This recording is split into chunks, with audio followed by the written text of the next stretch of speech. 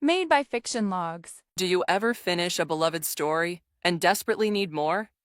Fan fiction is where the fans take over, giving those characters and worlds a second vibrant life. Welcome to Fan Fiction Audiobooks Telling.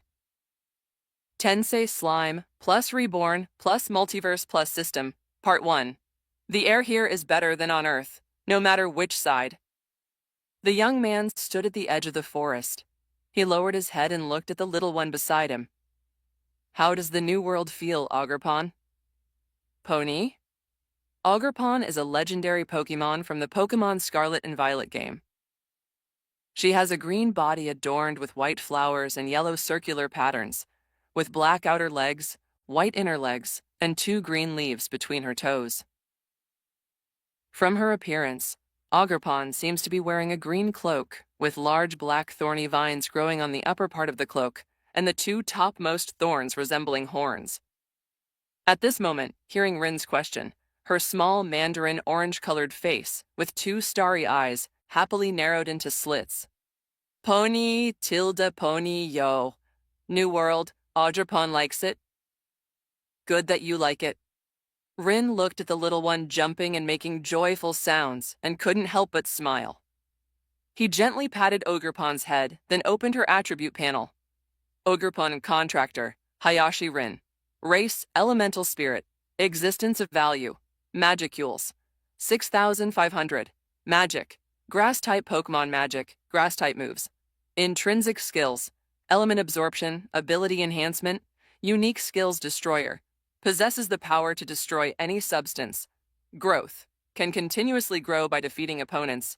Destroyer and growth, huh? What appeared before Rin was not a Pokemon's attribute of panel, but a status bar unique to this world. A month ago, Rin awakened his memories from his previous life. In this life, he was a farm boy from a village on the outskirts of the Falmouth Kingdom. The Falmouth Kingdom is located northwest of the Jura Great Forest, with a population of 30 million citizens, plus 10 million free guild members, totaling 40 million people, making it one of the largest nations among the Western nations. However, the lives of ordinary commoners in this country were not good. Falmouth is a feudal country ruled by nobles, and commoners can only ensure they don't starve to death. Their purpose is to be exploited and bled dry by those high and mighty rulers. From the initial confusion and helplessness to the excitement under the world's voice. In just a few tens of minutes, Rin learned what kind of world he had transmigrated into. Falmouth Kingdom, Jura Great Forest. Aren't these place names from that time I got reincarnated as a slime? The young man looked exactly like Rin in his previous life, just younger, about 15 or 16 years old. As for the reason for transmigration, Rin's last memory stopped at a dirt truck flashing white light. So, did I soul transmigrate or reincarnate into another world and only now awakened my past life's memories? If it were the former, Rin did not detect another soul. His former self's memories from childhood felt as if Rin had experienced them firsthand, with no sense of incongruity whatsoever. No matter which one, being able to live again is a gain anyway. Rin, with a when in Rome mindset, began to accept his new identity. Soon, Rin discovered that his identity in this world was very delicate. Although he was a half-demon, his former self did not inherit much of the demon's power. Instead, he suffered discrimination from normal humans and was very unwelcome in the village. Fortunately, Rin was not without anything. As a transmigrator, he regretted not awakening a system, but Rin did have a unique cheat. Returning to the present, Rin closed Ogerpon's attribute panel. Open panel. Then, Rin's thought moved slightly, and a new panel appeared in his mind. Hayashi Rin. Race, half-demon, human and demon hybrid. Existence value, 3,500. Magic, energy cube creation, spirit space appraisal. Intrinsic skills, adaptability. Your body can adapt to the power of any system. Unique skills, traveler, exceptional. You can open a door to an unknown world and traverse it. Leader. By recruiting followers, you can increase your own existence value. Capturer. Sign contracts with other creatures and convert them into dependents. Dependents. Ogerpon. Marked World Pokémon World. In the world of Tensura, there exists a peculiar power called the World's Voice, which provides feedback from the World's Voice when an individual changes, gains skills, or evolves skills. In short, the World's Voice can be understood as the rules and system of this world. Whenever you acquire a new skill or undergo a new change, as long as its impact can pluck the string of the world and leave a mark on it, you will receive a gift from the world. Rin has 3 unique abilities: Traveler, Leader, and Capturer. The first one, Traveler, perhaps due to Rin's identity as a transmigrator, received the exceptional suffix. Unique Skill Traveler. Possesses the ability to allow an individual to leave the cardinal world and traverse between planes and planets within the Tensura worldview. Rin's unique skill goes a step further, capable of breaking through worldviews and traveling to other worlds. The worldview of Tensura is not small. It can primarily be divided into 3 parts. A material world without magicules. A spiritual world of pure magicules. A chaotic world with both matter and energy. While examining his own attributes, Rin also explained the common knowledge of the new world to Ogerpon. The chaotic world, depending on the abundance of magicules, also has distinctions of high concentration, medium concentration, and low concentration. For example, Rimuru's Earth, before his reincarnation in the original work, was a material world without magic. And the world Rin is currently in, where demon lords and the World's Voice exist, is the top one among the chaotic worlds. It is also known as the Cardinal World, the cornerstone and hub of the 3 major world systems: material, spiritual, and chaotic. Furthermore, because the Cardinal World has always been bathed in high concentrations of magicules, its essence has undergone tremendous changes. Po? Ogerpon bent down. She poked at the dirt and stones on the ground with her small hands, then tilted her small head. Pony feels that the things here are no different from the original world. That's because you've also become stronger, Ogerpon. Rin said, every blade of grass, every tree, even a grain of sand here, possesses a solidity and density incomparable to other worlds. To make a simple analogy, although humans in the cardinal world and humans on Earth look and function physiologically the same, there is a dimensional gap in their physical capabilities. What could destroy an area with a radius of several kilometers on Earth might only create a 100-meter-wide pit in the cardinal world. This is also Rin's confidence in daring to travel between worlds without fear of sudden death. Although he is just an ordinary E-rank human boy in the cardinal world. But put him in the Pokémon world he just traversed. He's definitely a super true newcomer. Pa no. Ogerpon suddenly understood. She stood up and looked at Rin with admiration. That's why Rin is so amazing. He helped Popon defeat those bad guys in a flash. What Ogerpon was referring to was Rin's first journey. Traveler's world hopping is mainly divided into 2 types. One is going to worlds already visited, and the other is opening a new world's passage. The Pokémon world was the first world Rin traversed, and so far, the only one. For this traversal, Rin made ample preparations. He spent half a month arming himself as much as possible before daring to open the door to a new world. For his first traversal, Rin landed in the Sinnoh region. At that time, he was penniless and could only exchange the Cardinal World's ores he had prepared in advance with the residents of the local town. Fortunately, the first world Rin traversed was the Pokémon world. As is well known, most people in the Pokémon world are warm, hospitable, and simple-minded. This made Rin's process of acquiring travel funds quite smooth. With money, Rin began to plan his itinerary. The duration of the otherworldly gate opened by the traveler's ability is not fixed.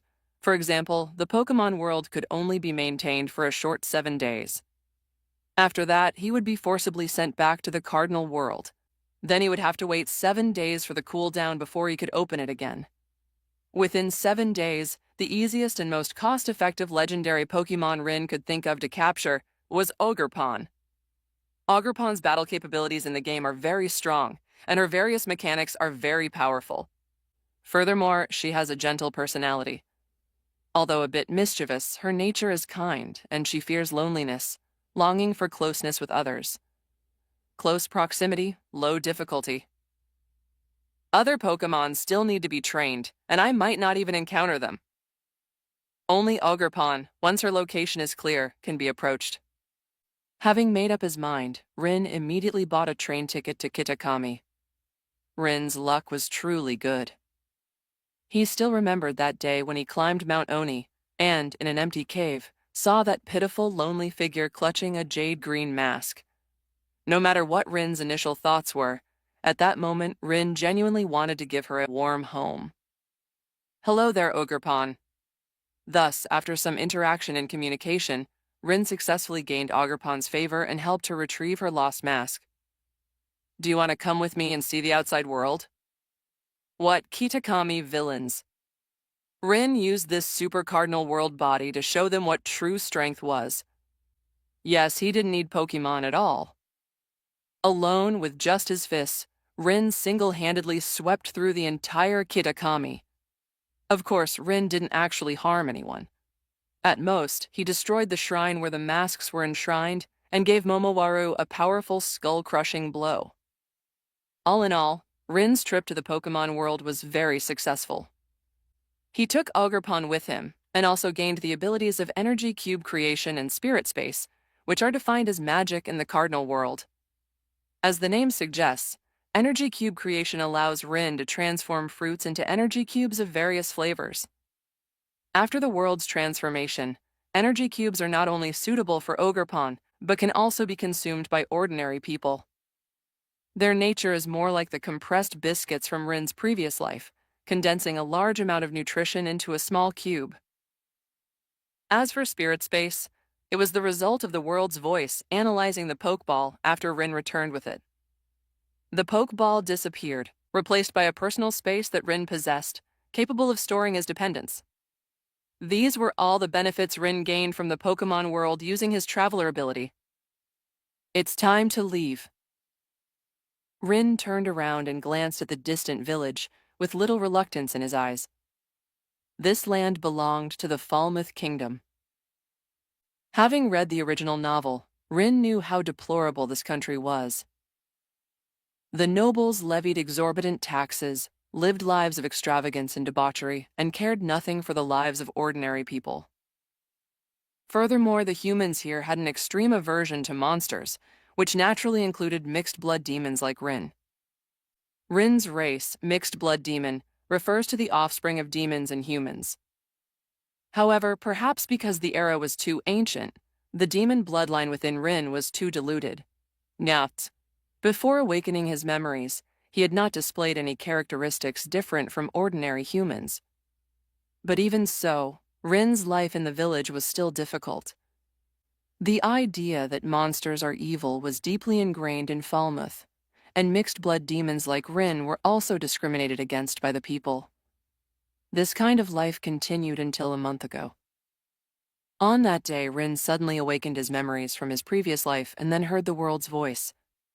The world's voice bestowed upon Rin the unique skills. And besides the extraordinary traveler, Capture allowed Rin to acquire dependents through contracts. This unique skill is somewhat similar to the beast tamer profession, only more convenient and powerful. As for leader, it has a complementary relationship with capturer. Whenever Rin gains a dependent, the latter's existence value will, to a certain extent, feed back to Rin, increasing his existence value. Similarly, as Rin's existence value increases, his dependents will also benefit. The so-called existence value is a special definition within the Tensura worldview. Existence value is somewhat like combat power, but it is not entirely linked to strength. Rather, it affects the individual's total magicules and the rank they possess. Like Ogerpon, after she came to the Cardinal world, she was automatically granted the unique skills of Destroyer and Growth by the world's voice. She also gained the energy system collectively known as magicules. If it were the original Ogerpon, even if she were a legendary Pokémon from Scarlet and Violet, mastering various Pokémon moves, in the Cardinal world, At most, she would only receive a D rank evaluation. However, because of Rin's capture unique skill, a master-servant relationship was established between Ogerpon and Rin. This allowed her to be recognized by this world upon returning to the Cardinal world. Ogerpon could also see her own status panel, and she pointed to a certain attribute and asked, "Is it this thing called magicules?" "Yes, it is." Rin praised, "Ogerpon is amazing. She has 6,500 magicules, which already meets the B rank standard in the Cardinal world." "B rank?" Ogerpon asked in confusion. "What about Rin?" As for me, Rin looked at his 3,500 magicules and said, "Probably C rank." In this world, apart from ordinary animals, races harmful to humans are collectively referred to as monsters. Based on the danger level of these monsters, a simple classification system has been freely combined for them. Special S, calamity level, a level that a single nation cannot handle. Humanity must unite various nations to deal with it, concerning the survival of humanity.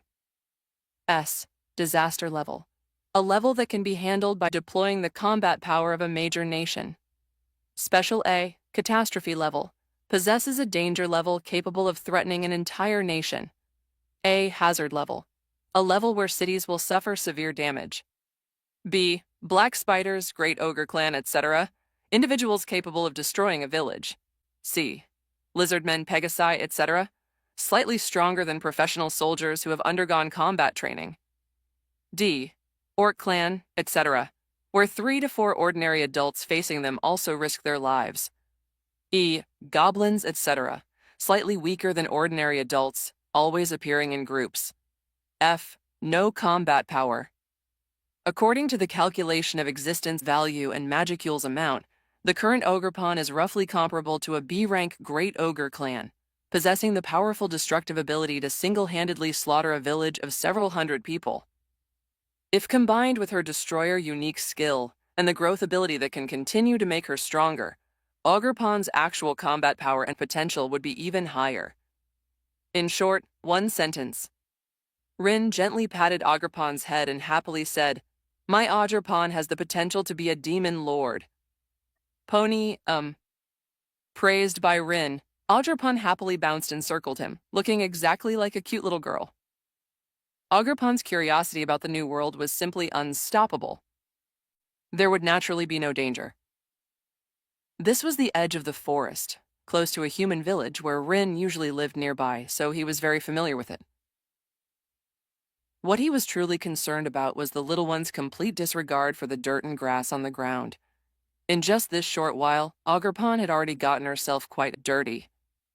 Pony, tilde, demon lord, Pony wants to be a demon lord. The little one had no idea what a demon lord was. But since Rin said a demon lord was powerful, it must be true. If Ogerpon wants to become a demon lord, she must first master her newly acquired power. Rin felt that this place was far enough from the village, so he found an open space and said, "Come, unleash the skills you've mastered and then get used to the changes in your body." Oh no. Without the slightest hesitation, Ogerpon immediately began her practice. Ogerpon has the potential to grow into a demon lord. But this does not mean that every Pokémon has Ogerpon's potential. To gain the recognition of the Cardinal world and be endowed with magicules, they must first be converted into dependence by Rin. And the upper limit of dependence Rin can have is closely related to the strength of his capturer unique skill. Currently, Rin can only contract with a maximum of 3 dependents. The scarce slots made Rin hesitant to easily capture Pokémon. It could be said that the poor little one from Kitakami, Ogerpon, was the easiest legendary Pokémon for Rin to acquire that he could think of. According to Rin's understanding, only second-level God, first-level God, and mythical Pokémon possess the potential to grow into a demon lord. Every contract slot is incredibly precious. It's not that Rin hadn't thought about capturing more Pokémon.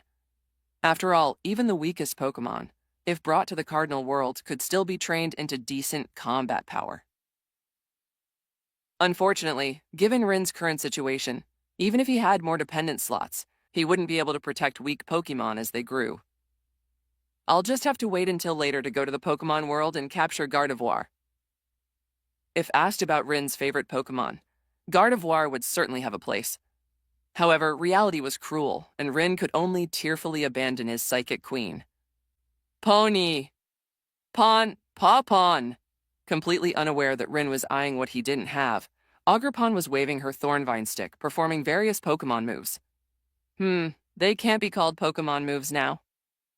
After the transformation of Magicules and Rules, all the Pokémon moves Ogerpon mastered had been converted into general skills. Because the moves are no longer simply released by the elemental energy within the Pokémon's body, but are now driven by magic power, they can also be seen as a certain type of special magic, Pokémon magic. Ogerpon feels so much stronger. Ogerpon looked at the large tree she had broken with a single strike, and comparing Kitakami with the place, she said, "My strength has increased several times, and my stamina has also improved a lot." It's not just a simple few times. Rin gently stroked the little one's head and explained, "The physical rules of the two worlds are different. The Pokémon world belongs to a low-magic chaotic world. The Cardinal world is even higher than high concentration. It's considered a super-concentration chaotic world. According to the simplest calculation, for every increase in concentration level, an individual's performance will increase by 1 tier. Like Ogerpon now, she can smash a large tree with 1 strike in the Cardinal world and receive a D rank evaluation. A single blow capable of breaking a giant tree is equivalent to D rank, which is generally universal across most worlds. At high concentrations, this blow would rise from D rank to C rank. If this were the Pokémon world, after Ogerpon returned, facing beings like Gruden and Rayquaza, she might only need to lift her hand to knock them out of battle. Ogerpon doesn't quite understand, but it sounds very powerful. Ogerpon looked bewildered yet impressed. She wasn't very smart, but since Rin said she'd become stronger, it must be true. For her only good friend in hundreds of years, now her family, Ogerpon had absolute trust in Rin. Try to adapt to your newly acquired power as soon as possible. Rin looked into the depths of the forest. To find a suitable location to build a new home, we'll probably have to travel quite a distance. He had already decided to leave the human village and develop in the Jura Great Forest. Possessing the abilities of leader and capturer, Rin decided to emulate Rimuru's path and turn this ownerless forest into his own territory. Ogerpon is super strong. Ogerpon held her Thornvine stick high and said happily, "Don't worry, you can leave the work of building a new home." Whoa. Seeing Ogerpon's confident and adorable appearance, Rin didn't wait for her to react and directly picked her up from behind. There are many powerful magical beasts in the forest, you know. Ogerpon isn't scared. Rin lifted Ogerpon high, and after her initial panic, the little one was now curiously looking at the Jura Great Forest before them. Rin, Ogerpon will protect him. Pokémon trainers, Pokémon travel battles. Ogerpon had only seen these things on people who traveled to Kitakami in the past. And now, Ogerpon also had her own trainer and was about to start an adventure. Whoosh tilde, whoosh tilde. With Ogerpon's protection, Rin didn't have to worry about the threat of monsters. Thus, Rin left the village where he had lived since childhood and entered the Jura Great Forest. Along the way, the two encountered many magical beasts that emitted dangerous auras. Fortunately, their strength was not great. Facing Ogerpon, who was B rank but whose combat power was enough to contend with A rank magical beasts, almost none could last a single move. These magical beasts all turned into Ogerpon's experience points, Magicules, becoming the nourishment for her to grow stronger. Thump, thump, thump. Suddenly Rin, who was exploring forward in the forest, felt the ground beneath his feet shake. Something big is coming, Ogerpon. Po? Without Rin needing to say more, Ogerpon had already summoned her Thornvine stick and stood in front of him. Roar! Soon, a dark figure nearly 4 meters tall like a wall appeared before the two of them. It was a black giant bear exuding a brutal aura. Its arms and legs were covered with tough bristles, and black energy faintly flowed over its body. A pair of blood-red eyes were currently fixed on Ogerpon and Rin behind her. Clearly, this guy was coming for them. Most monsters in the forest have extremely strong senses of smell and hearing, and two obvious targets like Rin and Ogerpon couldn't escape the magical beast's perception at all. Are we being seen as food? Rin had already recognized the identity of this black bear. C-rank magical beast, bombing terror bear. Do you have confidence to deal with it, Ogerpon? No problem. Ogerpon was not fighting the magical beasts of this world for the first time.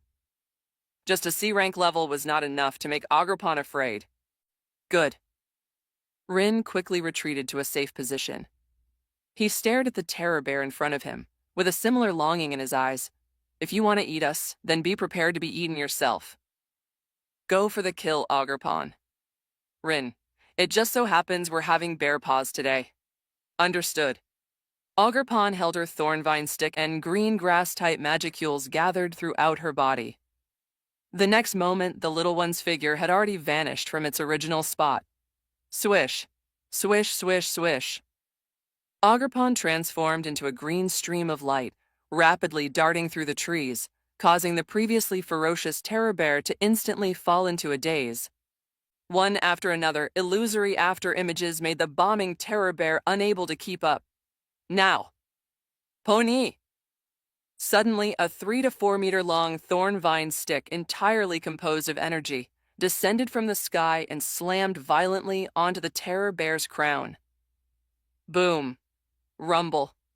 Its skull shattered, blood splattered, and along with it the terror bear's massive body, comparable to a house, collapsed.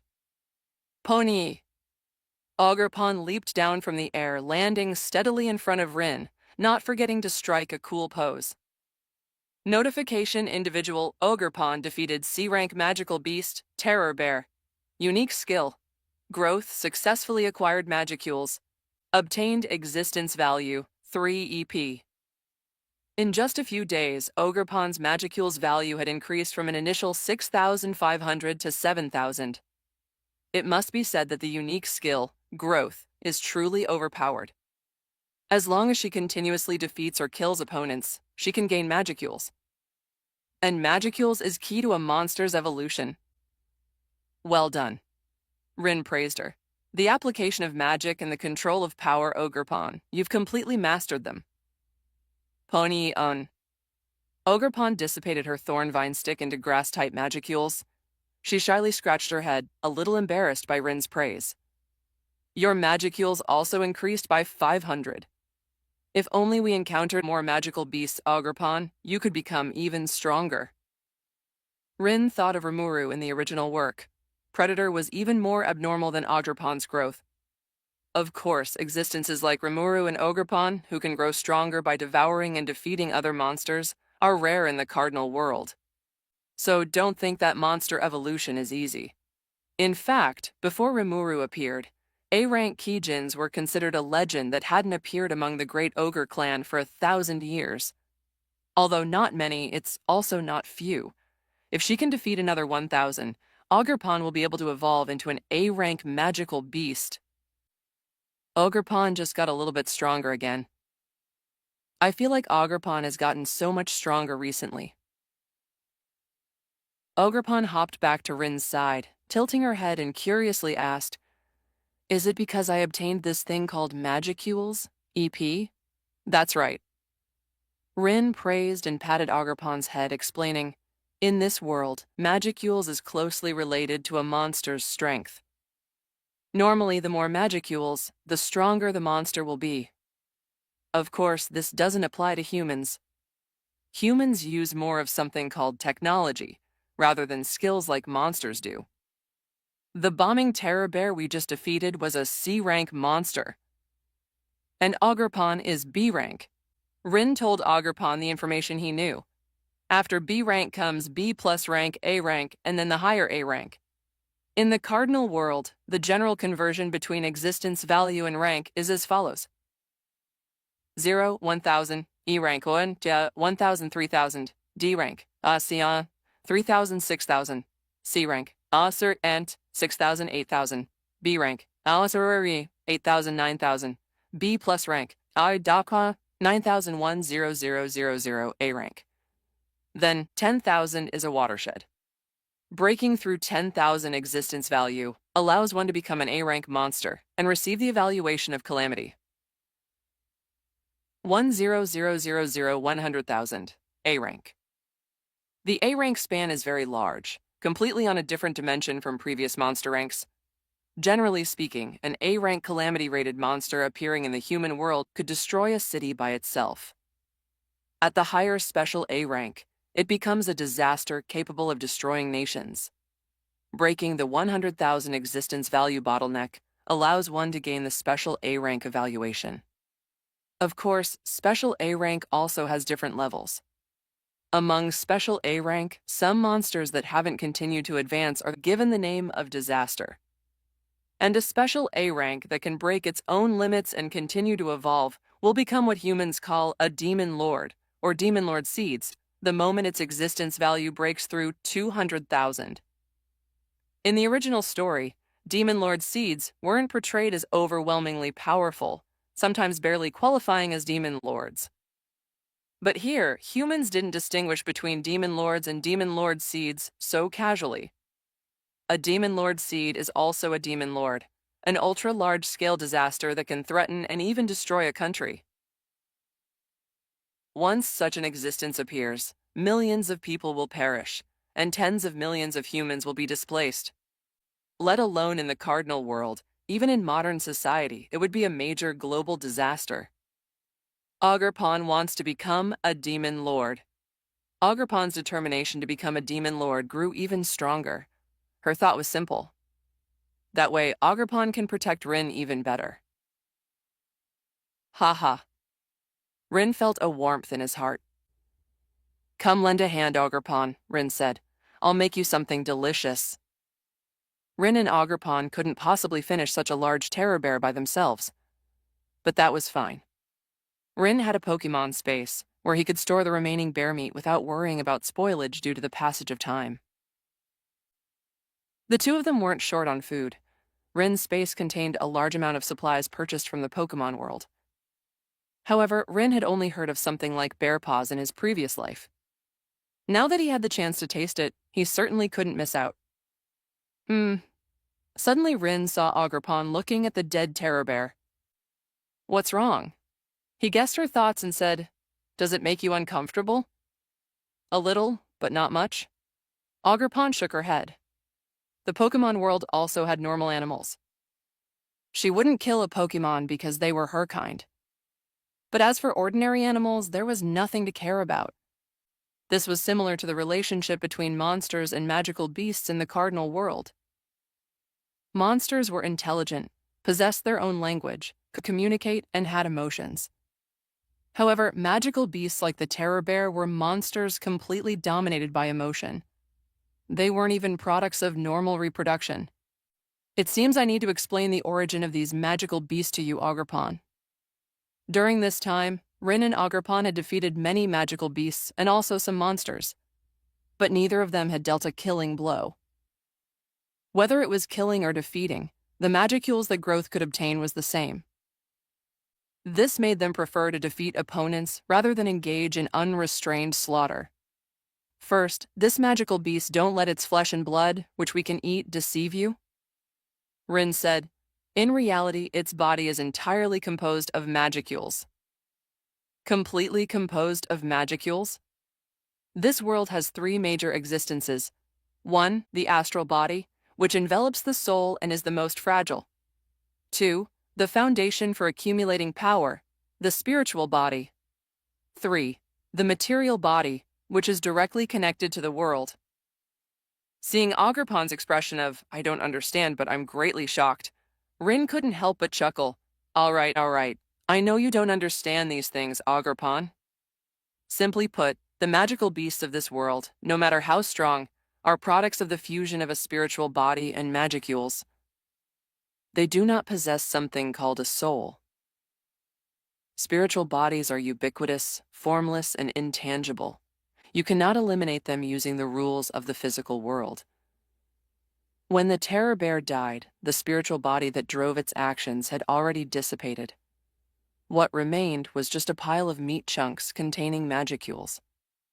And someone like you, Ogerpon, is called a monster, Monsters possess souls. They are not essentially different from humans. Ogerpon is a monster. Ogerpon tilted her head and asked, "Then what about Rin? Is Rin human or a monster?" If judged solely by appearance, Rin would definitely be identified as human. However, that was not the case. Rin was a half-demon, meaning the product of a union between a demon and a human. Here, it's important to distinguish that a half-demon is not equivalent to a demi-human. Demi-human generally refers to a human transformed into a demon, also known as a human-demon race, which is a completely different concept from Rin's half-demon. Demi-human, half-demon. Ogerpon scratched her head, still not fully understanding, but she generally grasped some of it. Actually, I'm not very clear about this either. Rin said, "As far as I know, half-demons should be extremely rare in this world." Humanoid monsters were called demons. And when demons combined, if they left offspring, a large portion of the parents' magicules would be inherited by the progeny through transmission. This was for reproduction between demons.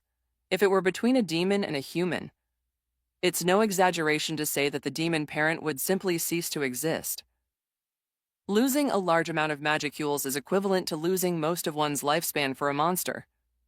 Even the Star King dragon, the ceiling of this world, was like that. The origin of my predecessor is indeed a bit strange.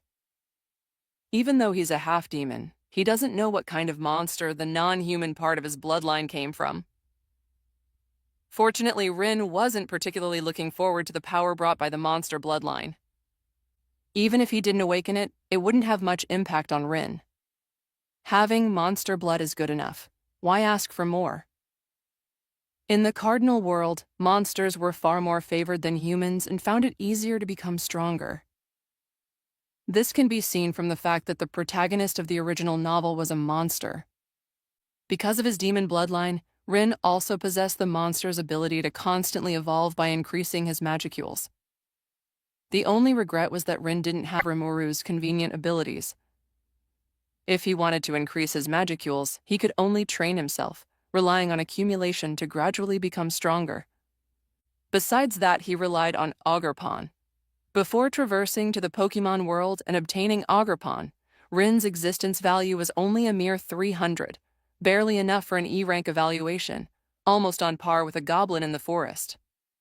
And as Ogerpon's existence value increased to 7,000, Rin's existence value also underwent a drastic change. From 300 to the current 3,800, a total increase of 3,500 points, which is half of Ogerpon's increase. An existence value of 3,000 to 6,000, according to the Cardinal World standards, has already reached the evaluation of a C-rank monster. As for specific combat power, unlike Pokémon like Ogerpon, who are naturally skilled in combat, Rin, having lived 2 lives as a human, had not received professional combat training. His 3 unique skills did not involve combat-related boosts. If it came down to a real fight, Rin simply couldn't unleash the combat power of a C-rank monster. He could only rely on brute force, performing at the level of a D-rank orc. As mentioned before, existence value is related to the quantity of magicules. The more magicules, the greater the magical power. The relationship between magicules and magical power can generally be understood as the relationship between max mana, current mana, and mana recovery speed. The original work does not have magical power. It is still magicules. But for ease of understanding, the settings of magicules and magical power are separated here. To give a simple example, 1,000 magicules and 1,000 magicules seem to have only a 10-fold difference. However, the former can recover 1% of magical power per second, while the latter recovers 5%. Converted into values, the former can waste 10 points of magical power per second, while the latter can waste 500. With one increasing and one decreasing, just the basic magical power output has a 50-fold difference, and this doesn't even count the latter's additional magic, inherent abilities, unique skills, resistances, and so on.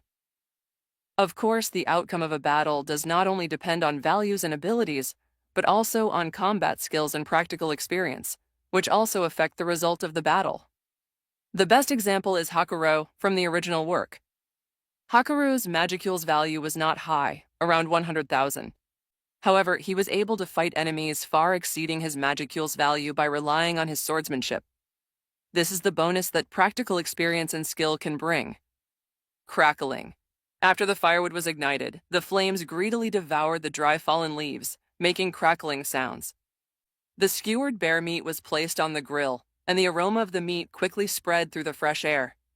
The meat slices gradually turned from bright red to golden yellow under the heat of the flames, and oil droplets fell into the fire, stirring up bursts of smoke. Gulp tilde. Seeing Ogerpon drooling, Rin picked up a skewer of bear meat and handed it to the little one. Here, eat it. Ogerpon took a big bite, and her eyes immediately narrowed in happiness. So delicious. Rin also took a skewer for himself. It had to be said that everything in this world, whether mushrooms from the forest or animal meat, was incredibly delicious. Is this the change brought by Magicules? Rin could only say that things from a high-level world were indeed extraordinary. While eating, Rin wasn't idle. He took advantage of the break to ponder his future path. Combat skills, magic, practical experience. I have absolutely no way to acquire magic and combat skills. Practical experience is too dangerous. Indeed, the trainer profession suits me well. Rin's positioning for himself was very clear. He was a summoner, the type who just needed to stay behind his summoned beast and cheer them on. Coincidentally, Rin's leader and Ogerpon's growth were the best partners. Ogerpon could gain growth, meaning an increase in Magicules, by defeating or killing monsters and enemies. Of course, this defeat was not without limits. Firstly, each individual could only be defeated once before they had a major breakthrough. Repeatedly defeating the same individual would not yield experience points. Moreover, this Magicules increase had an upper limit and was not endless. No matter what, growth was only a unique skill. It was already remarkable that it could allow Ogerpon to grow into a demon lord, and to break through special A rank and reach S rank, which is the true demon lord level. The unique skill growth would need to advance further. As for how to improve further, Rin cast his gaze towards the cooling system. I wonder if the next world will have a way for Ogerpon and I to become stronger. Time passed quickly. A week had passed since the two entered the forest. And on another morning, 7 days later, Rin and Ogerpon finally found a good place to build their new home. Deep in the forest, a clear stream gurgled, like a delicate thread of great nature, quietly outlining a secluded sanctuary. Sunlight filtered through the gaps in the leaves, scattering into the stream, sparkling like countless tiny golden diamonds dancing and shining on the water's surface. On both banks of the stream, green grass was like a carpet, dotted with wildflowers, emitting a faint fragrance. From now on, are we going to live here? Ogerpon squatted down, her small hand gently playing with the flowers at her feet, her mood quite good. What does Ogerpon think? There are many fruits in the forest and there are fish in the water. Ogerpon likes it here. As long as you like it. Rin patted Ogerpon's head. It wasn't that he didn't want to stay in the village. His previous self hadn't had a good life in the village, and after awakening his memories, Rin naturally wouldn't tolerate being looked down upon by others anymore. So, after making preparations, Rin taught a lesson to those who had discriminated against and bullied him.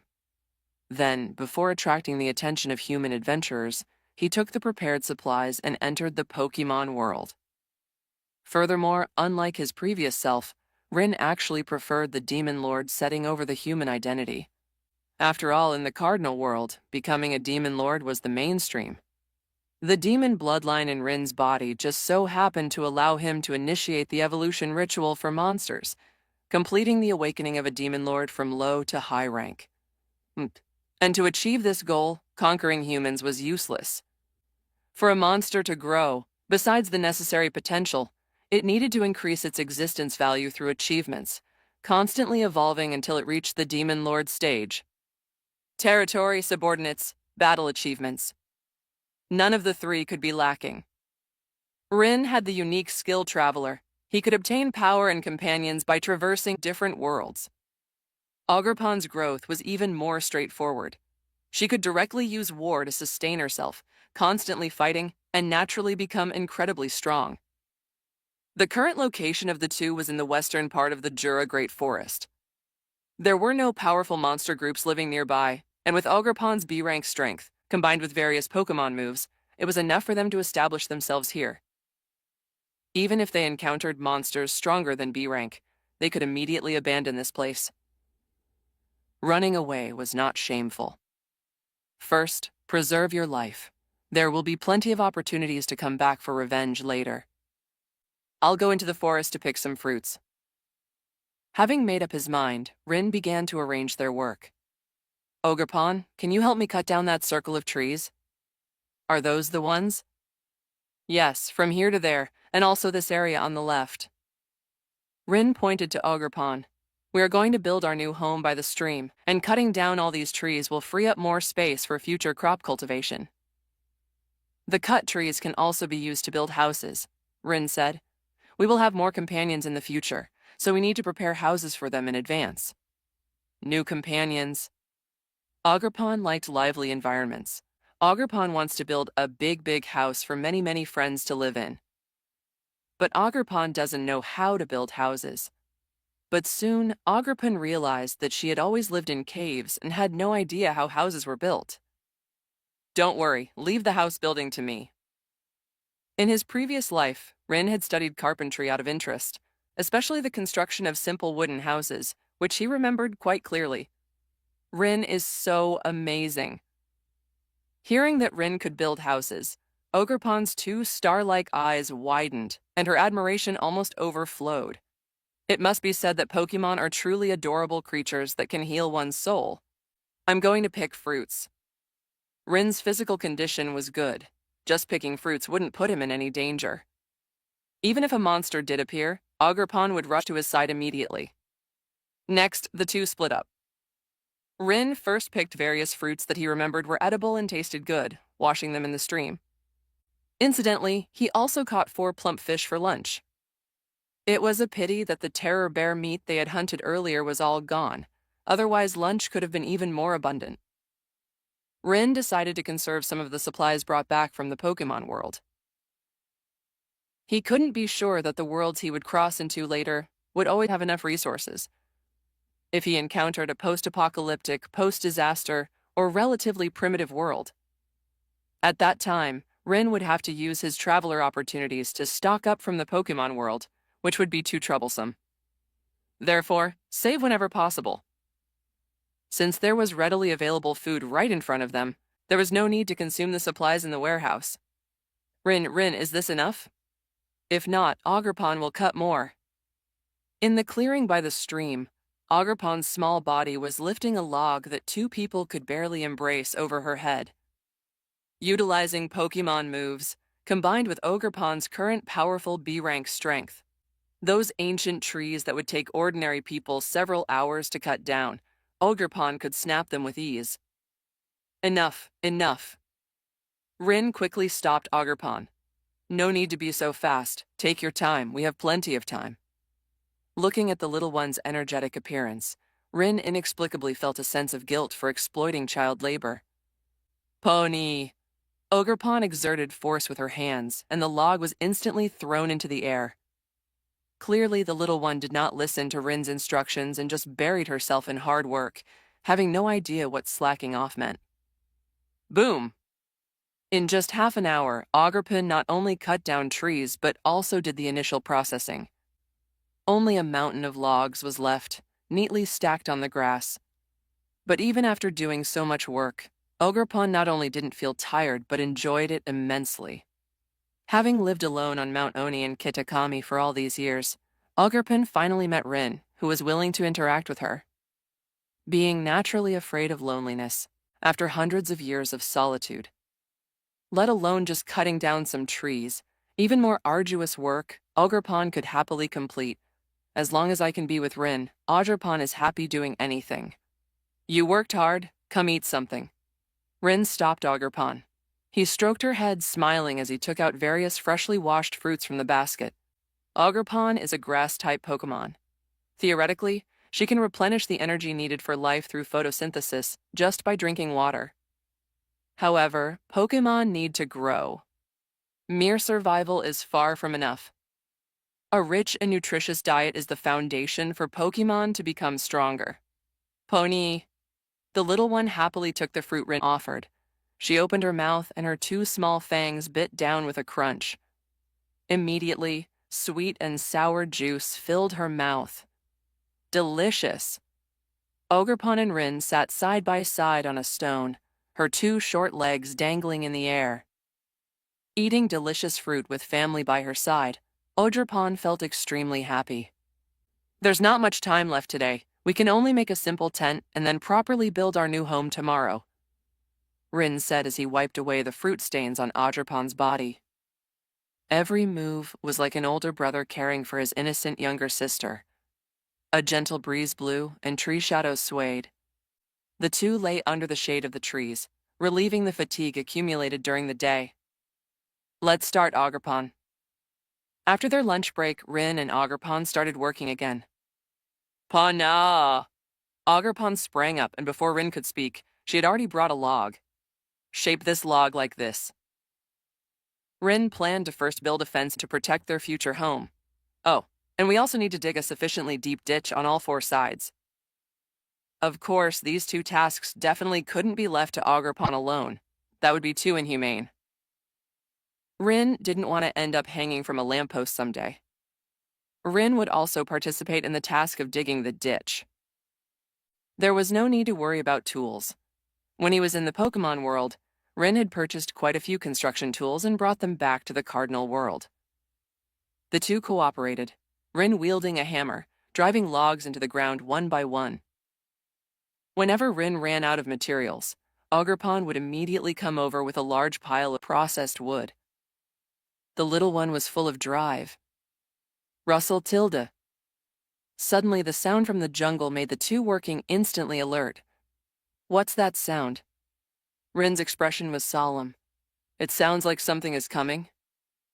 7 days of forest exploration had given Rin much experience in dealing with danger. He didn't go closer to court death, but wisely retreated a few steps. Oh no! Ogerpon dropped the wood in her hand, flashed to shield Rin, and in her hand, a thorn vine stick emitting a green glow materialized. Soon, a bizarre creature like a combination of a centipede and a spider appeared before Rin and Ogerpon. What kind of monster is this? Rin had purchased a monster encyclopedia sold by the Free Guild in the village.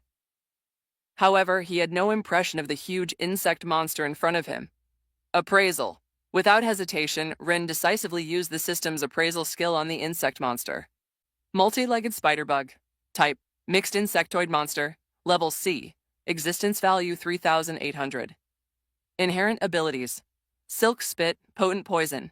Description: a monster that recently appeared in the Jura Great Forest. After poisoning its prey, it uses its mouth parts to suck its blood and flesh. Danger level low. Is this really a monster? In the original work, were there such monsters? As soon as this thought surfaced, Rin immediately dismissed it. The original work is just a novel, and this is the real world. There are so many species in the forest. It's impossible that there are only those described in the book. Moreover, if it's a monster, it should be possible to communicate, right? But looking at the spider bug, it didn't seem capable of communication at all. It was even more monstrous than any other monster Rin had encountered on his journey. For a moment, Rin could only retreat with Ogerpon, maintaining a safe distance from the opponent. Hey. Rin still intended to communicate with the insect monster in front of him. Can we calm down? We mean no harm. If this is your territory, we can leave. Both Rin and Ogerpon were, at their core, people with principles. If this area was already occupied, then their actions of destroying trees and arbitrarily building fences were indeed somewhat offensive. Squeak, squeak, squeak. However, the multi-legged spider bug seemed to completely misunderstand Rin's words and directly sprayed a large amount of venom at the location of the two. Damn it. Rin and Ogerpon quickly dodged. Hiss, hiss, hiss, Tilda. Turning their heads, they saw that the trees and ground covered by the venom instantly turned black and foul-smelling, as if corroded by sulfuric acid. Undoubtedly, the other party intended to kill them. Po? Ogerpon awaited Rin's command.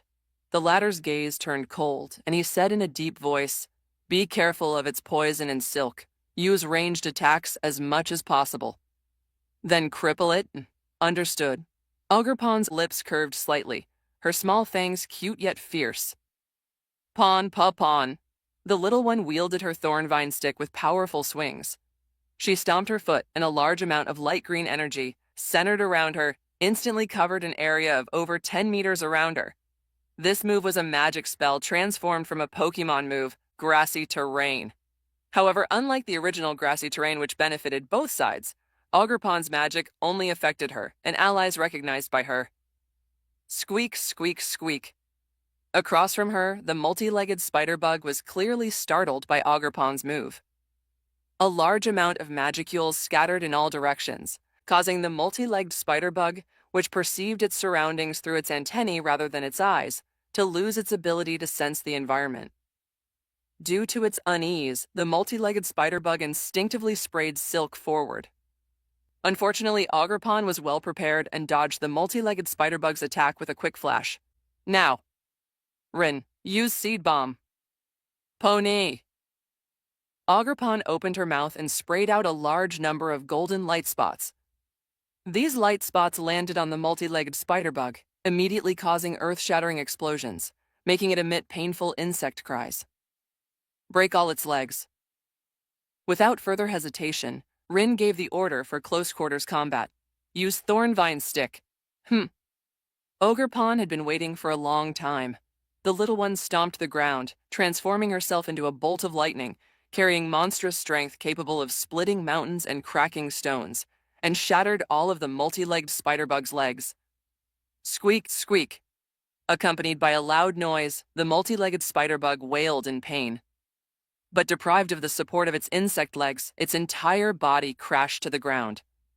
A large amount of dark green blood emitted a foul stench, making Ogerpon retreat repeatedly.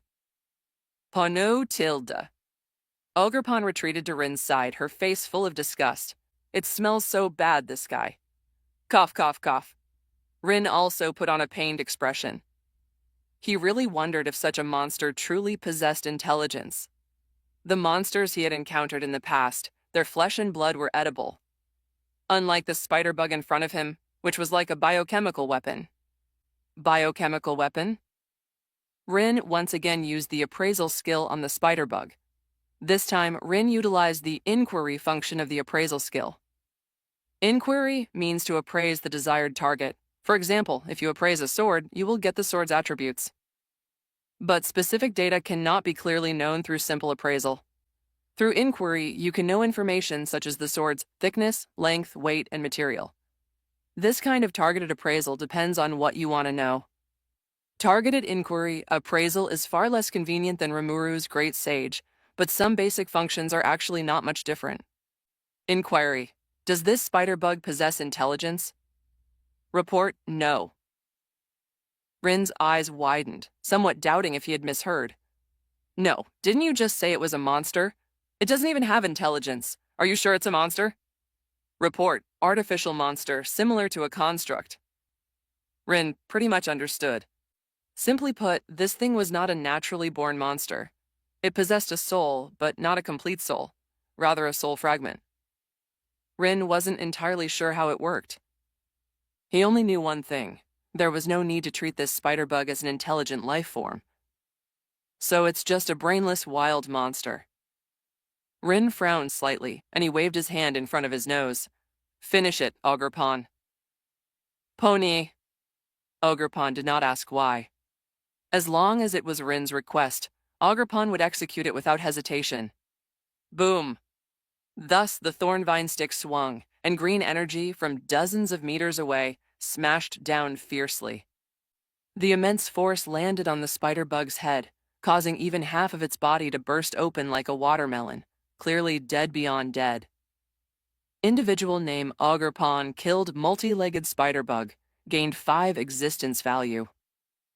The experience acquisition prompt that came with Ogerpon informed Rin of the existence value the multi-legged spider bug could provide. 5 existence value, 2 points higher than Terror Bear's 3 points. Rin didn't pay too much attention to the magicules obtained from killing the spider bug. He was more concerned with the term artificial monster. I always feel like I've fallen into something bad. Rin shook his head, dispelling these unnecessary worries. Strength. As long as I become strong enough, no conspiracy or trickery will be a cause for fear. Ogerpon, who do you think is stronger, this spider bug or the terror bear from before? Ogerpon thought for a moment and said, Ogerpon feels the spider bug is so weak. Don't let Ogerpon's combat style, which involved using grassy terrain to confuse the spider bug's senses and seed bomb to disarm its defenses, deceive you. These were just tactics Ogerpon specifically developed for caution. If it came down to a direct comparison, Ogerpon could finish off the spider bug with one hit. Well, the bombing terror bear was the same in that regard. But Ogerpon still thinks the bear is stronger. This was Ogerpon's intuitive feeling. She couldn't explain why, but she just felt that the bombing terror bear was more threatening. Intuition? Rin believed Ogerpon's feeling was correct, and he looked down at the shattered spider bug. After all, it's an artificial product. It can't compare to a genuine C-rank monster. Of course, a part of the reason was also that Ogerpon had become stronger than she was not long ago. When she encountered the terror bear, Ogerpon's magicules were around 7,000.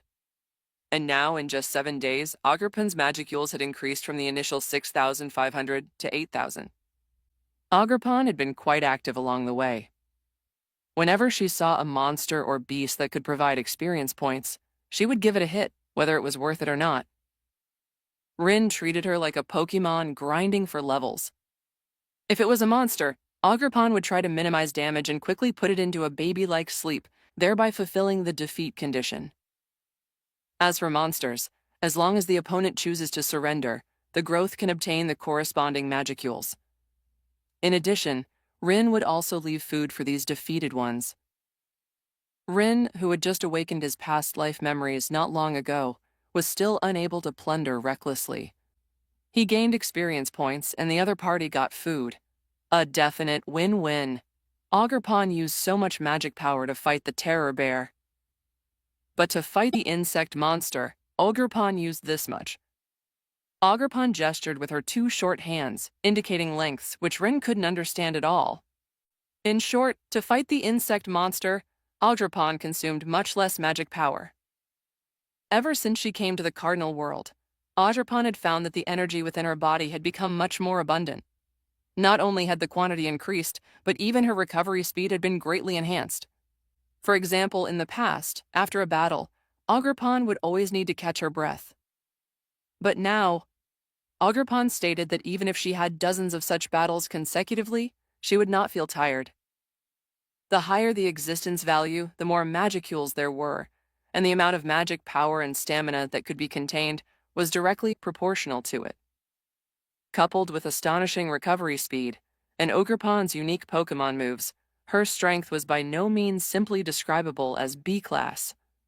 Rin felt that even if Ogerpon faced A-class or even A-plus level monsters, she would have a considerable chance of winning. All right. Rin didn't say much more about other things.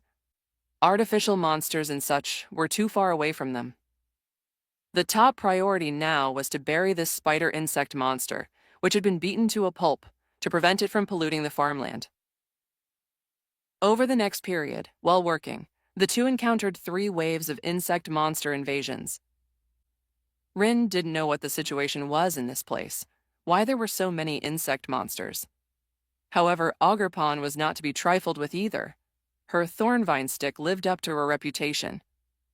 After adapting to Pokémon-type magic, Ogerpon's combat became even more effortless. Often the enemy was killed before they could even make a move. There isn't an insect monster nest nearby, is there? Rin watched Ogerpon manipulate tree roots to drag the remaining remains underground for burial. He held a dagger in his hand, and on the ground nearby, there were materials Rin had collected from 3 insect monsters. Resisting the foul odor emanating from these items, Rin was clearly disgusted but still began to clean these materials, determined not to waste anything. Should we go investigate? While cleaning, Rin secretly pondered.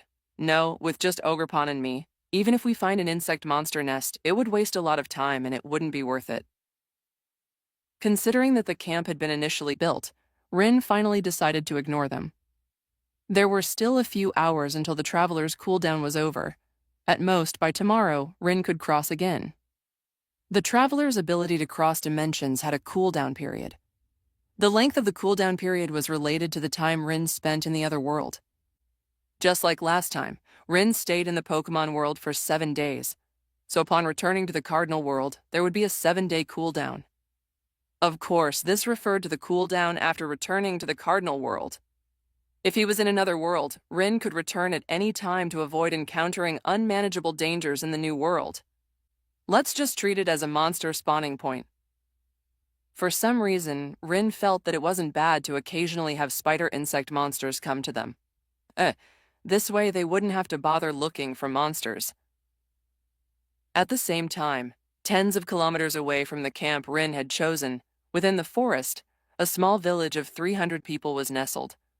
The figures coming and going, men mostly dressed as samurai, while women wore kimono-like cloth garments, and each was tall with horns on their foreheads. If Rin were here, he would surely recognize this village as the Ogre Village, which was destroyed by the orcs led by footmen in the original work. The Ogre clan had an average combat power of B class, possessing the powerful military strength to destroy human villages by themselves. The Ogre Village had a population of around 300, and its overall strength was such that even if it encountered an A-class monster attack, it could easily win. In the assessment of human adventurers, it was a terrifying force capable of destroying an entire city. However, the Ogre clan in the Great Jura Forest was not as fond of destruction and slaughter as their appearance suggested. On the contrary, although the Ogre clan was combative, they upheld loyalty and never attacked the weak or innocent.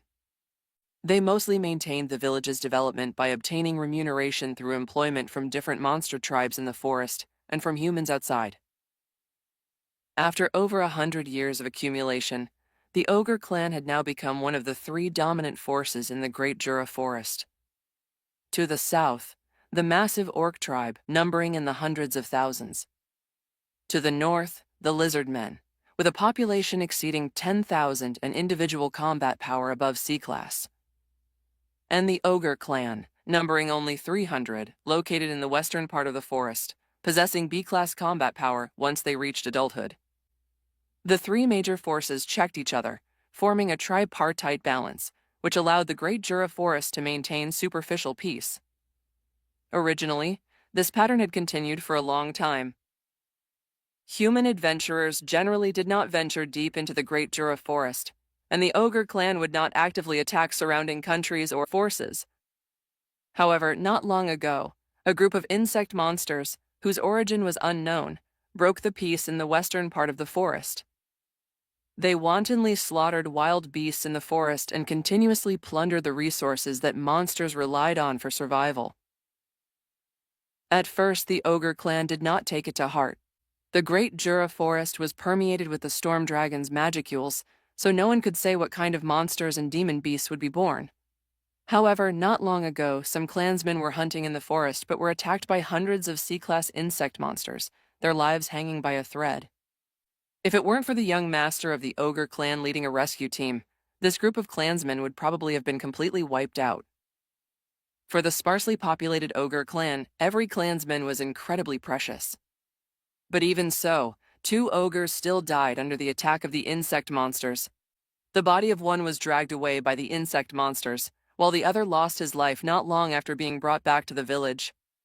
"We can't let this continue," the robust red-haired ogre said to the elderly red ogre sitting in the leader's position. "Father, gather the warriors in the village and go exterminate those disgusting insect monsters." This red-haired ogre was Benimaru, who would later follow Rimuru in the original work and be granted a name and become the commander-in-chief of Rimuru's country.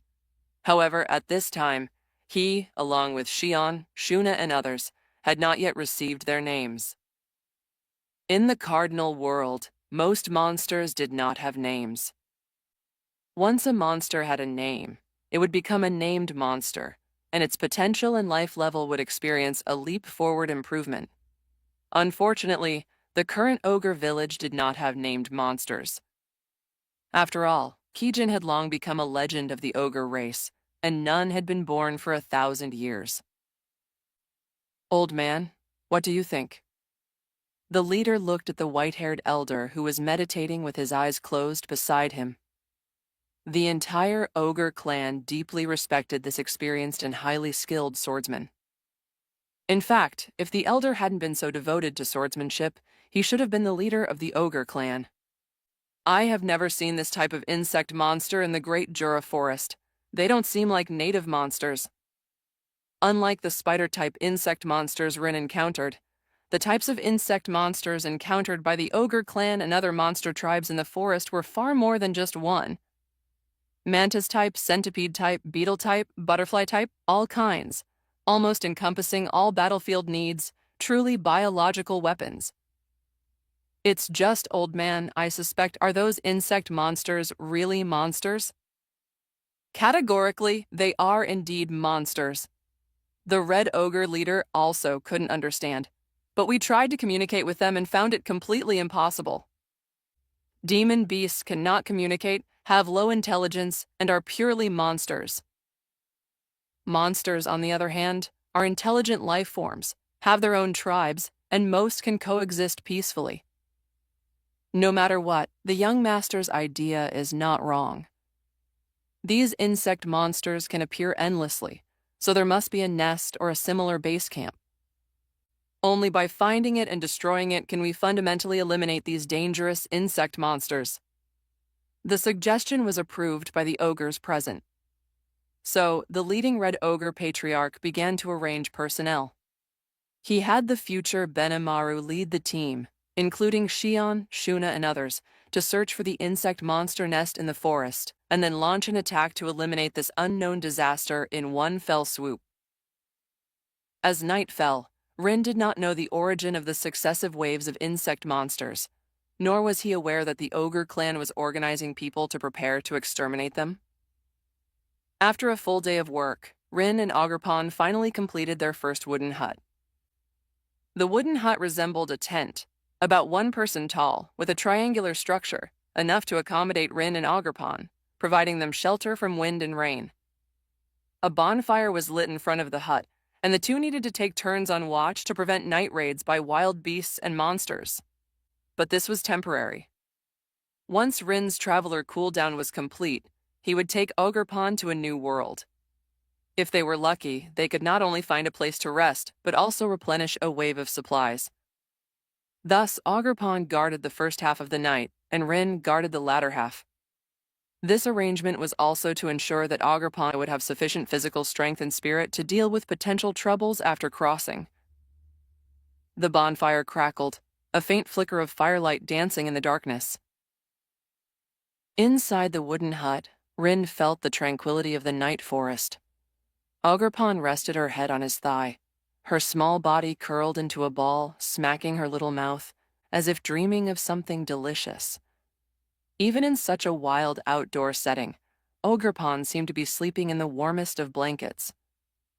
As long as she stayed by Rin's side like this, Ogerpon would feel incredibly secure. What a little glutton, she's even drooling. Wiping away the moisture from the little one's fangs, Rin stroked Ogerpon's hood-like body. His hand brushed over the pointed horn on her hat. It was part of her body, not just a simple decoration. However, Ogerpon's body felt very soft. Even the ogre horn, which should have been sharp, felt soft and yielding in Rin's hand. And so, Rin watched over her like a younger sister until dawn, without encountering any more insect monsters attacking them. The morning light first broke, and a hint of fish-belly white appeared on the horizon. In the haze, the mist in the forest drifted like a light veil, and faint light filtered through the sparse treetops, dappling the moist ground, where dewdrops were faintly visible, shimmering with silver light on the tender green leaves. Ponyo? Waking up from her sleep, Ogerpon rubbed her sleepy eyes, then instinctively began to look for Rin. And upon seeing Rin, the worry in Ogerpon's eyes immediately dissipated. In its place was pure joy and dependence. Rin, are we still building a house today? With yesterday's experience, Ogerpon already had some insights into building houses. She wanted to challenge herself to build a bigger wooden house and then construct a large house that could accommodate 2 people. Let's pause for now.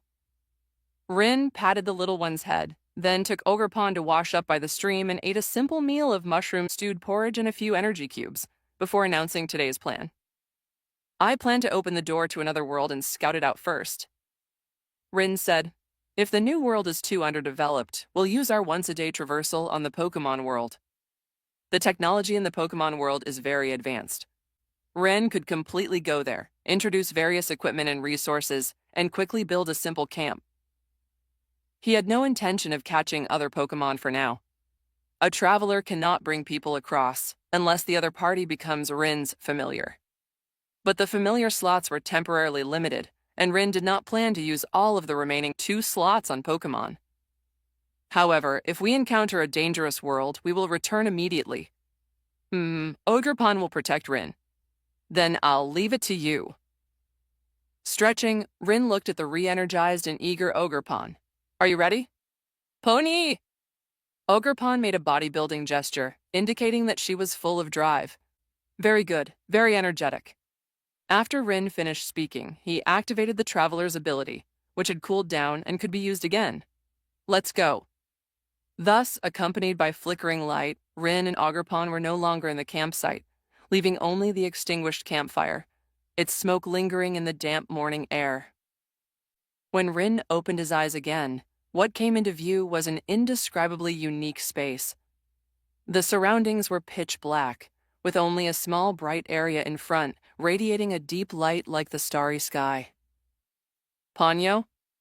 Ogerpon held Rin's hand, her small face filled with shock. The little one had no idea where this was. What about the promised otherworld? How did they end up in such a dark place? Don't rush. Let me think.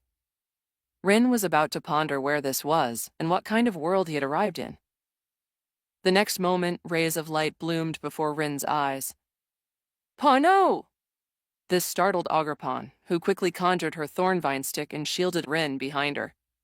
Don't let Pon's shyness, fear of loneliness, and small appearance fool you. In critical moments, she truly dared to act. Wait a moment. Rin calmed Ogerpon, and he looked closely. What appeared before the 2 of them was a chair, a small round table, and tea and desserts placed on the table. At this moment, a blue-haired girl was sitting on the chair. This was a girl of 15 or 16, beautiful beyond Rin's comprehension. How to describe it? For some reason, the moment Rin saw the girl, the word goddess popped into his mind. Yes, besides a goddess, there could simply be no woman in the world with such beauty. Her clear aquamarine hair gave an impression of lightness and softness. Her perfect body, neither too full nor too lacking, was covered in a loose, light purple garment, commonly known as a feather robe. Suddenly, the blue-haired girl who was reciting her lines seemed to sense something. She blinked her aquamarine eyes, as clear as her hair color, and stared intently at Rin, and at Ogerpon, who was in front of him, her small mouth open, 2 small fangs showing, and her expression incredibly cute. At this moment, the girl stared back at the 2 of them. Oh my! Oh my! Gradually, the beautiful, long, aquamarine-haired girl's expression began to change, as if she hadn't quite grasped the current situation. Rin and Ogerpon also did not act rashly. Especially Rin, for some reason, he had a strange sense of déjà vu about this scene, feeling as if he had seen it somewhere before. Blue hair, goddess-like beauty, and this attire... Hold on a minute. Before Rin could speak, a certain idiotic goddess had already exclaimed, "No, who are you 2?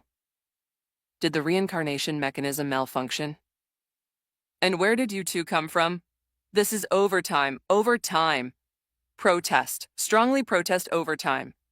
Aqua had clearly discovered the special nature of Rin and Ogerpon. As the goddess who managed the destination of young Japanese people's souls after death, no matter how brainless Aqua was, she could tell that Rin and Ogerpon were still alive.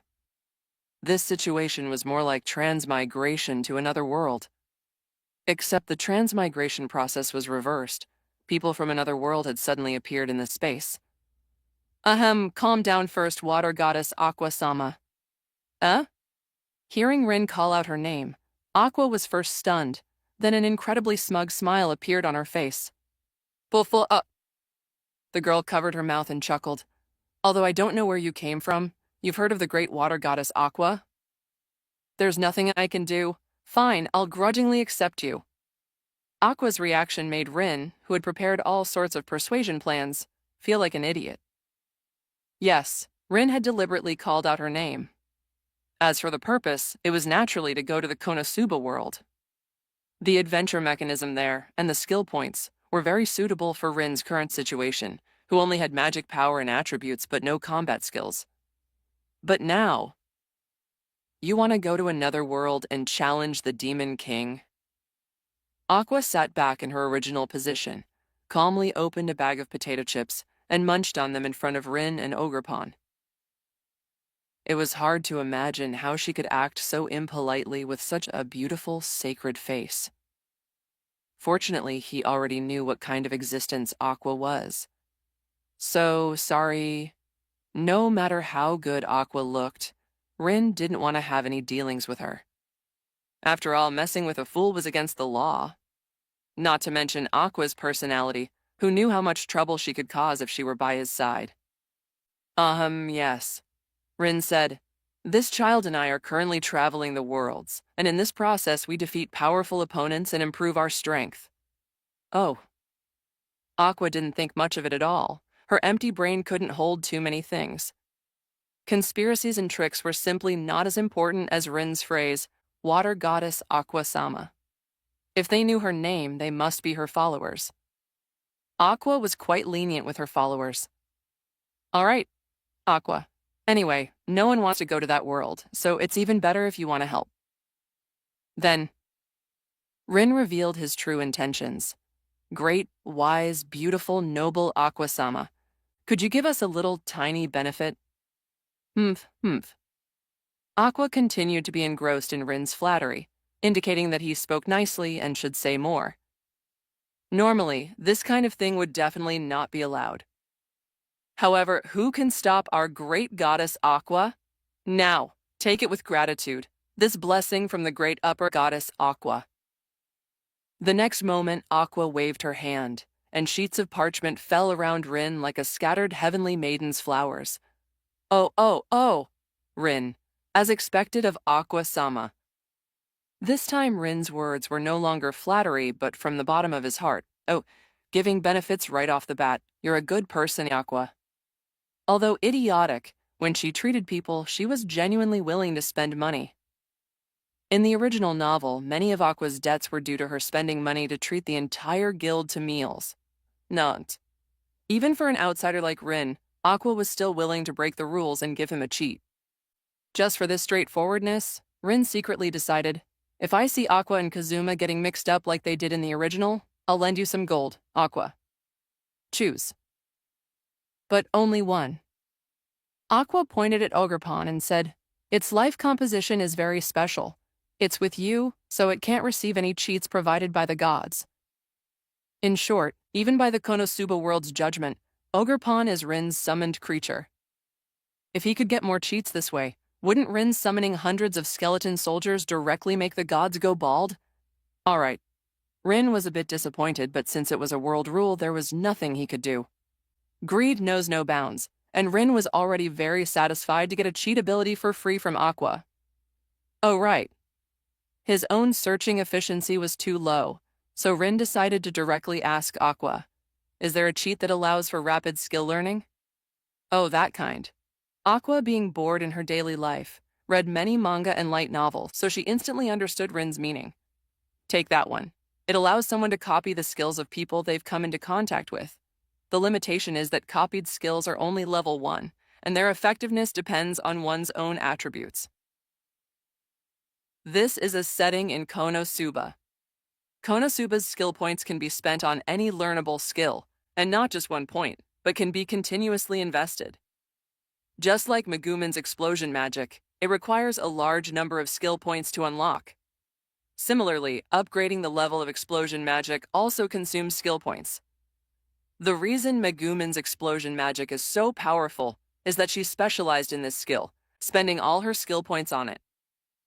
So, according to Aqua's meaning, if Rin were to copy Megumin's explosion magic, he would indeed get explosion magic, but it would only be a level 1 explosion magic.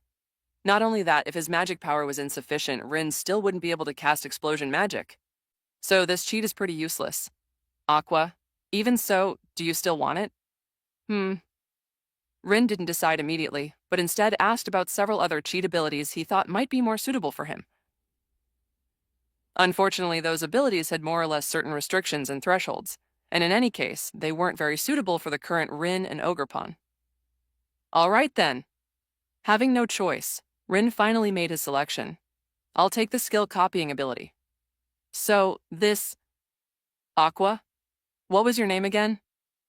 My name is Hayashi Rin, and this child is Ogerpon. Popon. Ogerpon was completely confused throughout. Her mind was filled with, who am I? Where am I? What am I doing here? Rin-san, and your familiar Ogerpon, you are about to go to another world to become one of the reserve heroes to defeat the Demon King.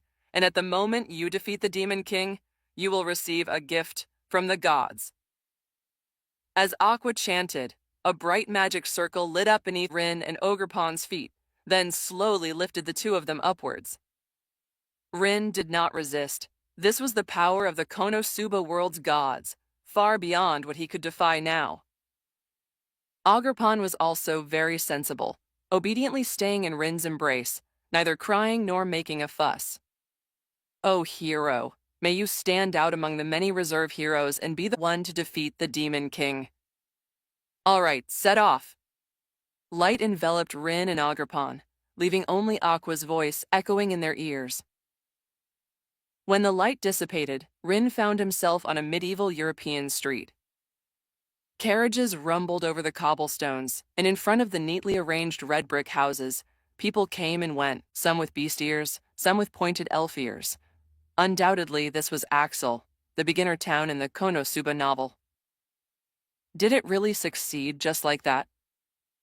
Rin was still a bit dazed at this moment. He had thought about gaining more benefits in another world, but he hadn't expected things to go so smoothly, regardless of the Konosuba world's strength. But the adventurer skills here, and the mechanism of leveling up by fighting monsters, were indeed of no small help to the current Rin. As expected of Aqua. Thank you very much. Rin quickly sensed the gift from the gods, that ability called Copy. Hayashi Rin. Race, half-demon. Existence value, 3,505. Magic energy cube production. Spirit space appraisal. Intrinsic skills, adaptability. Unique skill, traveler, broken. Returnable, leader, capturer, duplicator. Analyzes and copies abilities held by others. Familiar, Ogerpon. Marked worlds, Pokémon world, Konosuba world. Duplicator. Looking at the description of duplicator that appeared in the unique skill column, Rin knew that his crossing this time was not in vain. The world's voice of the cardinal world does not exist in the Konosuba world. The two belong to different worldviews and cannot influence each other. But because of the traveler's unique skill, Rin was like an anchor point cast by the cardinal world into the Konosuba world. Similar to a signal station, Rin could receive and feedback from the cardinal world and interact with the world's voice at any time. This interaction did not only apply to Rin, it also had an effect on his familiars within a certain distance around him, such as Ogerpon. Therefore, the moment Rin obtained the copy ability, the cardinal world analyzed it and made a new judgment. The final result was that Rin's copy cheat ability disappeared. In its place was a powerful, unique skill called Duplicator. Let me see the effectiveness of this unique skill, Rin said, focusing his attention on the words duplicator. Soon, information related to this skill emerged in Rin's mind. The duplicator's copying is not an instant process. Rin secretly thought, it will consume different amounts of time for analysis, depending on the strength of the ability to be copied. Only after the analysis is complete can I truly learn the skill and make it my own. Theoretically, as long as it's not an ability with uniqueness or biological nature, Rin can copy it. Uniqueness means only one can exist in the entire world. Biological nature, for example, refers to moves that require a tail, a third hand, or special body organs to release. Of course, if a biological ability can be solved with magic power. For example, if spider silk is purely a product of physiological structure, Rin cannot copy it. Conversely, if the silk is essentially a product of magic power, Rin can simulate it through magic power. Specifically, the limitations and extremes of the duplicator are still unclear to Rin due to the short time he has had it. I need to find a few targets to test the effect of the duplicator. As Rin thought this, Ogerpon gently tugged on his hand. What's wrong, Ogerpon? Where are we, Rin? Ogerpon had seen similar Western fantasy-style buildings before, back when Rin was still in the village on the edge of the forest. However, Rin's original village definitely couldn't compare to this beginner city for adventurers. Compared to the prosperous Axel, that village was completely rural. This is the other world we're going to explore next. Rin stroked Ogerpon's little head and smiled. Don't worry, I know a bit about this world. Just follow my lead. Ogerpon was very curious about the new world. The dazzling stalls and the clothing of the passers-by made the eyes of the inexperienced Ogerpon sparkle. Now let me think. First, we'll go to the Adventurers Guild and register as adventurers. Rin recalled the Konosuba plot and knew that only by becoming an adventurer and getting a skill card could he truly integrate into this world. Rin, who possessed the adaptability inherent ability, was not worried about being unable to acquire the Konosuba world's abilities. However, Ogerpon might have some trouble adapting. Without adaptability to integrate into the Konosuba world, Ogerpon would still be using the cardinal world system. And according to the principle Rin mentioned earlier, the strength of the cardinal world far exceeds that of ordinary worlds. Although the Konosuba otherworld also has magic factors, and every plant and tree here is also infused with magic, possessing strength and resilience beyond the material world. However, the magic concentration here is far too low compared to the cardinal world. Calculated by the Chaos World rating, it roughly only reaches a medium concentration level. To put it simply, Ogerpon, who only had a B rank evaluation in the cardinal world, would at least be 2 major ranks higher, reaching Special A, when placed in the Konosuba world. Rin could also do this, for example, by actively closing adaptability, and then gaining A-rank combat power. But in that case, Rin wouldn't be able to acquire the new world's power system. Oh right, Ogerpon, in this world you must control your strength. You absolutely cannot use more than B-rank magic. Eh? Ogerpon looked at Rin in confusion, only to hear the latter explain, our method of crossing over this time is different. In the Pokémon world, I entered with my true body. But this time, the situation is a bit different from then. Cutting into the reincarnation ritual that Aqua was in charge of was actually the cardinal world exploiting a loophole in the Konosuba world's rules, making it treat Rin as one of its own. Essentially, Rin's action was more like a hidden identities smuggling. I have power I want to obtain in this world. So, you must hide your identity as much as possible to avoid being rejected by the rules of this world. Otherwise, if Rin actively closed the Traveler and stepped out of the framework of the current world, the Konosuba rules would blacklist Rin. The worst-case scenario would be being driven out, and Rin would never be able to return to the Konosuba world. A slightly better outcome would be losing the opportunity to acquire the Konosuba world's rules and strengthen the cardinal world. Rin didn't want to face either of these outcomes. Pony. Ogerpon raised her small hand. Ogerpon understands. Ogerpon will be careful. You don't need to be that careful, Rin said with a smile. Just control your power to around B rank, and that's fine. If you really encounter danger, saving your life is definitely more important. Ogerpon has a question. Ask away. Why B rank? Ogerpon felt that she was very powerful now, and she wasn't quite sure what level of B rank Rin was referring to. Hmm, in that case, let me explain simply. Rin, first is expressive power. Ogerpon, can you understand? Expressive power? That's right, Rin explained. Worlds are different. The cardinal world is stronger. A rock there might be harder than steel in this other world. Ogerpon, in the cardinal world, a normal attack from you can destroy a house. This is called B-rank expressive power. So here's the question. Rin pointed to the road beneath their feet and said, "What kind of destruction can your full power cause in this world right now?"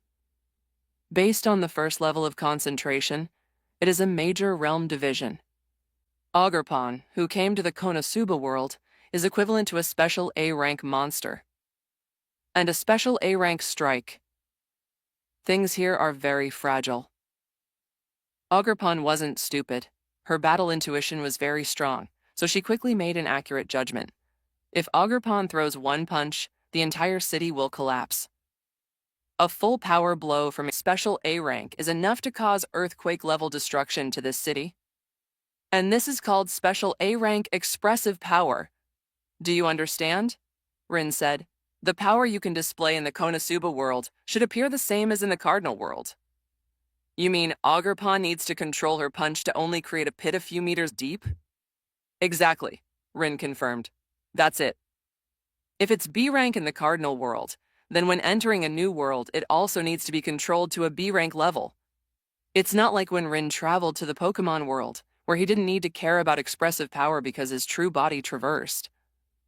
At that time, Rin, who was only E rank, directly increased his expressive power by 3 levels to B rank in the lower Chaos world. The mere Kitakami villagers, in front of B rank Rin, were naturally one-punch KOs. Worlds have memories. We can trick her, but we cannot use the same method to trick her twice. Therefore, unless Ogerpon also gains an ability similar to the adaptability in the future, she should ideally maintain the same expressive power in other worlds as in the Cardinal world. Ogerpon understands. Ogerpon understood. She was not a Pokémon who would cause trouble for her master. Excuse me, could you please tell me where the Adventurers Guild is? Rin stopped a passerby and asked for the location of the Adventurers Guild, and under their guidance, he found the guild. The Adventurers Guild in the city was a rather large building. Before even entering, Rin and Ogerpon smelled the aroma of food wafting from inside. Pony? Ogerpon. What a fragrant smell. Is this a restaurant? The guild here also functions as a tavern. Adventurers can order food here. While explaining to Ogerpon, Rin led the way and pushed open the guild's large door. Upon entering the guild, the first thing that came into view was a hall large enough to host a banquet, with neatly arranged long tables. Although it wasn't yet mealtime, many adventurer parties had already gathered there, starting to drink and boast. The bustling sounds made the atmosphere of the entire guild very lively. Ah, welcome. If you need job introductions, please go to the counter inside. If you need to dine, there are still plenty of empty seats. Feel free to sit anywhere. As soon as the two entered, a female waitress with short red hair kindly greeted them. Upon seeing the new faces, adventurers clad armor, leather, and mage robes all turned to look, their gazes falling on Rin and Ogerpon. What is that? A monster? It must be some kind of familiar. It looks so cute. Ah, it is indeed quite cute. Rin didn't mind. Ogerpon, however, was quite eye-catching. There are no creatures like Pokémon in the Konosuba world. The monsters here, apart from the Demon King's army, have almost no intelligence and are purely beasts. Additionally, familiars in other worlds can generally be understood as summoned beasts. Among the adventurers in the guild, there were also summoner professions, but no one had ever seen a familiar like Ogerpon. Ponyo? Being stared at by so many people, Ogerpon shyly hid behind Rin. And this reaction attracted even more attention. Especially the exquisitely beautiful young girls, who instantly fell in love with Ogerpon, who resembled a small loli. Unfortunately, they didn't know Rin and didn't dare to directly come up and ask. Let's go, Ogerpon. Rin took Ogerpon's hand. He ignored the discussions and gazes of the crowd. The adventurers had no ill intent. They were purely curious. Soon, Rin and Ogerpon crossed the hall and arrived at the counter. There were 4 counter staff, 2 of whom were female employees, and the one Rin chose was the mature blonde older sister from the anime. Both of you. Luna, the counter receptionist, curiously sized up Rin and Ogerpon. How may I help you?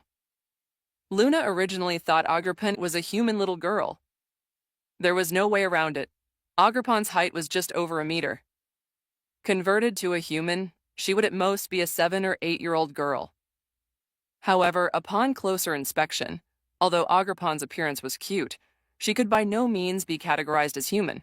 Instead, she looked more like some kind of intelligent monster. But considering that Ogerpon was very well behaved, and this was the adventurer's base camp, Luna didn't think too much of it, simply assuming she was Rin's familiar or summoned beast. I want to register as an adventurer. Ah, a newcomer who wants to join, of course. No problem. Luna said with a smile. As long as you pay a 1,000 Eris processing fee, you can proceed with the attribute detection. Processing fee. Cough. Rin realized he didn't seem to have this world's money. Fortunately, Rin wasn't as nervous as Kazuma and Aqua, but very calmly took out a dog-headed gold nugget he had dug up in the Great Jura Forest from his spirit space and placed it on the counter. We came here from a very far place and have spent all our reserved Eris along the way. I wonder if the guild can directly trade with gold. Gold is a precious metal in most worlds. So, to prevent the current situation, Rin specially prepared enough gold, minerals, and gems. Of course, Rin's dog-headed gold nugget had been processed. Rin analyzed the magicule's concentration in the material, lowering it by several levels before taking it out to exchange for the Konosuba world's currency. Otherwise, this item in the Konosuba world would only be some unknown metal that looks like gold. There was no other way.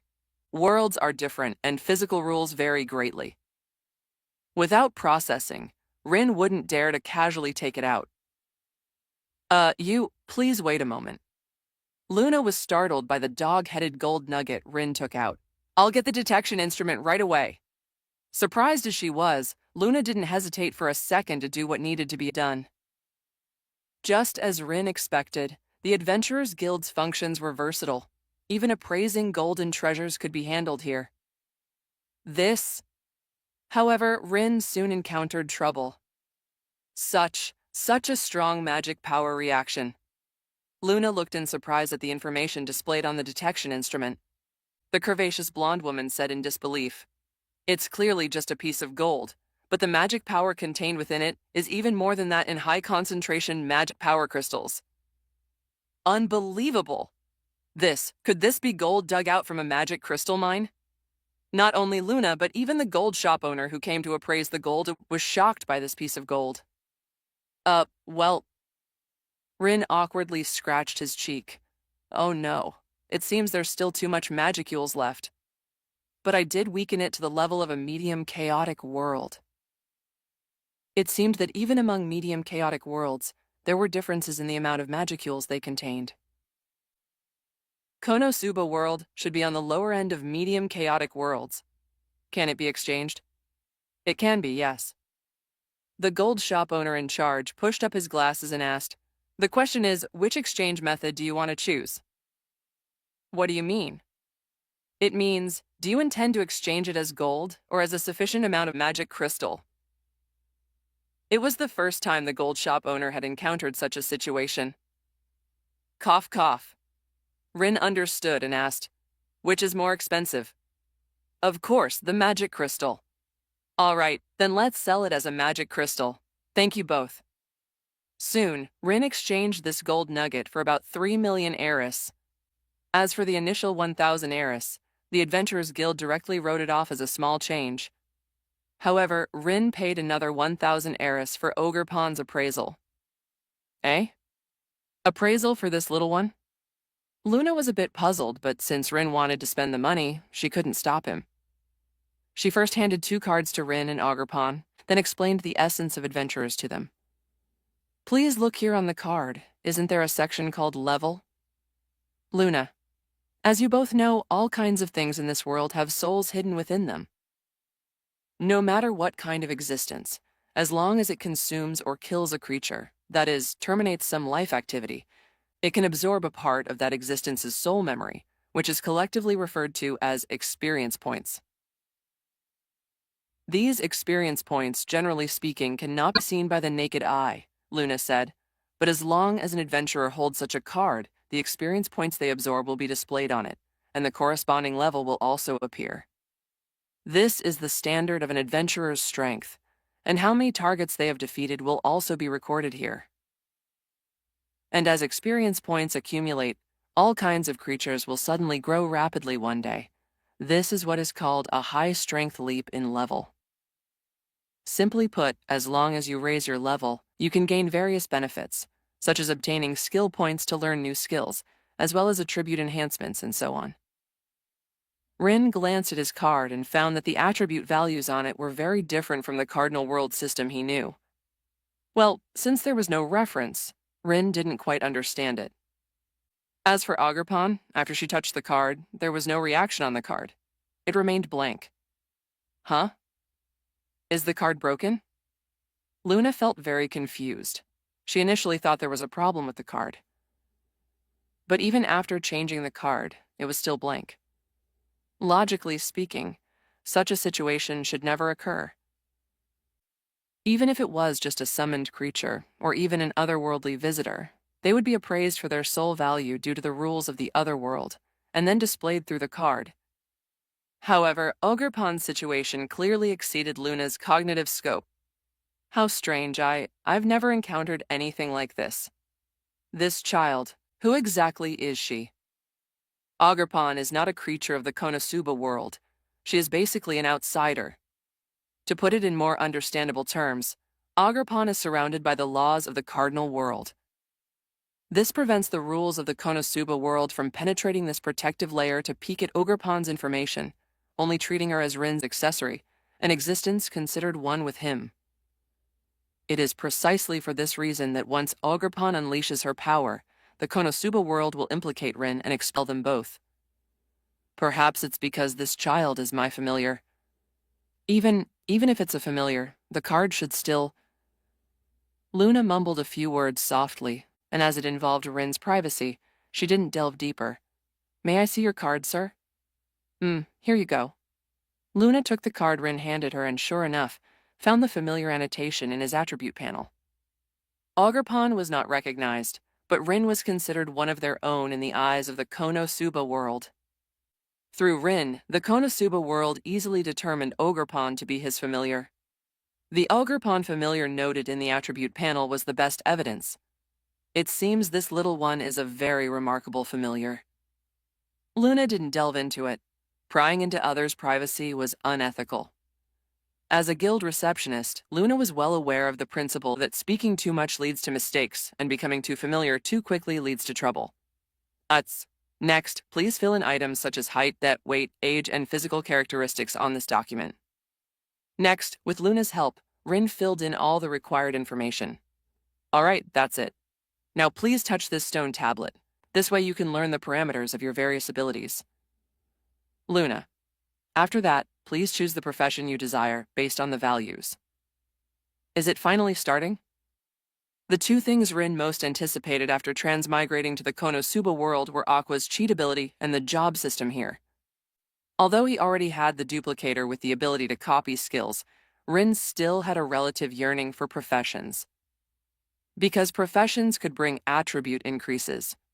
The cardinal world had given Rin magicules, and the duplicator had allowed him to acquire skills. But magicules only affected existence value. It had little relation to an individual's strength, speed, and other attributes. Apart from physiological armor and skin, the demons of the cardinal world relied on various passive traits. There was no setting where higher levels meant more abnormal physical strength. Rin could only seek this kind of power in other worlds. And his first stop was the Konosuba professions. Your muscular strength, vitality, magic power, flexibility, and agility are all very good. Luna recommended, with such attributes you can directly choose those advanced professions. The basic attributes brought by a C rank in the Cardinal world were considered elite in the Konosuba world. The advanced professions Luna mentioned referred to things like Crusader, Swordmaster, Archpriest, Archwizard, and so on. Rin didn't make a direct choice, but carefully asked Luna about information regarding these advanced professions. Luna, as expected of a professional counter-receptionist, patiently and meticulously told Rin the pros, cons, and characteristics of each profession. Are you sure you want to become a martial artist? Luna, begging your pardon, but among physical professions, a martial artist's defense is inferior to a crusader's, and their attack is not as good as a swordmaster's. Yes. Rin's final choice was a physical melee profession called martial artist. The reason for this choice was that the attributes a martial artist could improve with each level up were precisely what Rin needed most at the moment: HP, strength, agility, flexibility. While a martial artist's every improvement was not as good as other advanced professions, it excelled in balance. In Rin's plan, he could increase his existence value through Ogerpon and other dependents, thereby continuously increasing his magicules. Just now, when activating the skill card, Rin noticed something. Every adventurer, when first changing professions, would accumulate a certain amount of initial experience points. After all, a person living to adulthood couldn't have never gained experience. For example, Aqua in the original work had accumulated a large number of skill points when she first became an adventurer. The reason for this was that Aqua herself was already very high level. Just like Rin now, his stored experience points were over 30,000, roughly 10 times his existence value. And using magicules to increase the level in the Konosuba world would not make the magicules in Rin's body disappear. The magic power originally brought by the magicules remained unchanged. Instead, it was as if an extra set of attributes and skills appeared out of thin air, stacking on top of the Cardinal world's attribute panel. Additionally, the Konosuba world's experience point system was different from traditional online games. The information obtained from Luna indicated that to reach level 100, approximately 1 million experience points were needed. Of course, while the maximum level was fixed, due to each person's starting point, choices made, profession, skills learned, and growth potential being different, the gap between two level 100 individuals could be even greater than the difference between a human and a dog. Leader increases magicules. Magicules convert to experience points, which are then used to increase the martial artist profession level and gain attributes. And those skill points can all be used on the most cost-effective skills.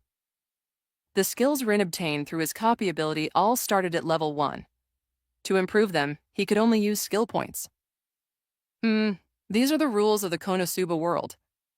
I just don't know what changes will occur when I bring these skills back. However, these things weren't very relevant to Rin. He didn't choose the copy ability for the sake of Konosuba skills anyway.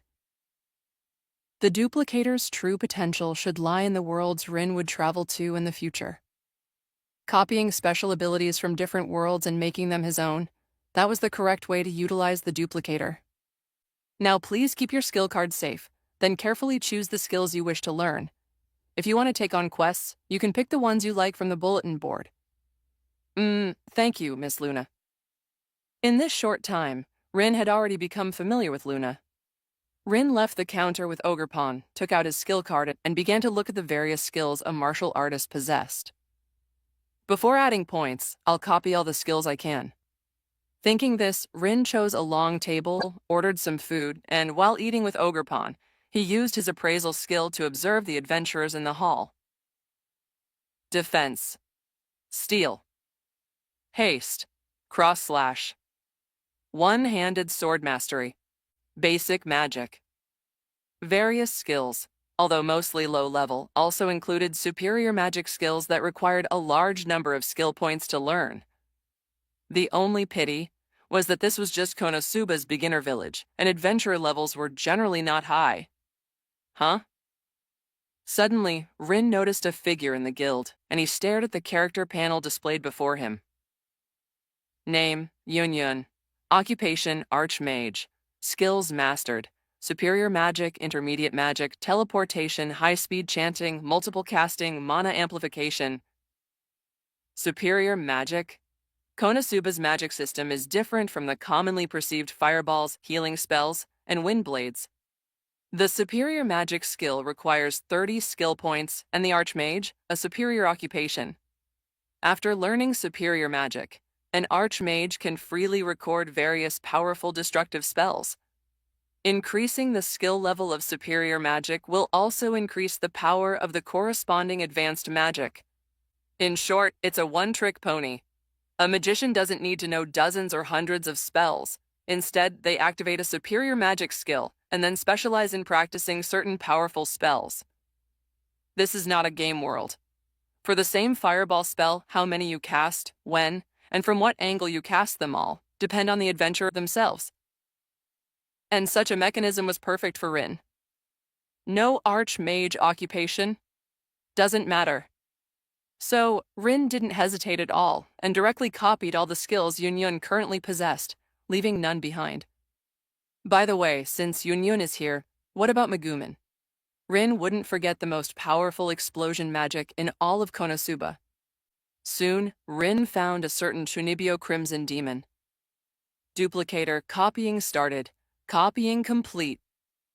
Rin gave himself a mental thumbs up, thinking that this crossing was truly a huge gain. More than a dozen occupations, over 100 skills. Rin even found a fellow adventurer who had switched to a martial artist among the crowd and copied all of the martial artist's skills, saving him a large number of skill points. As expected of Konosuba's beginner village, it's full of talent.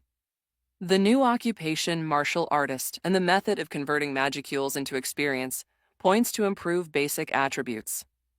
And the duplicator's unique skill, which is a bug. Next, let me think about which skills to level up.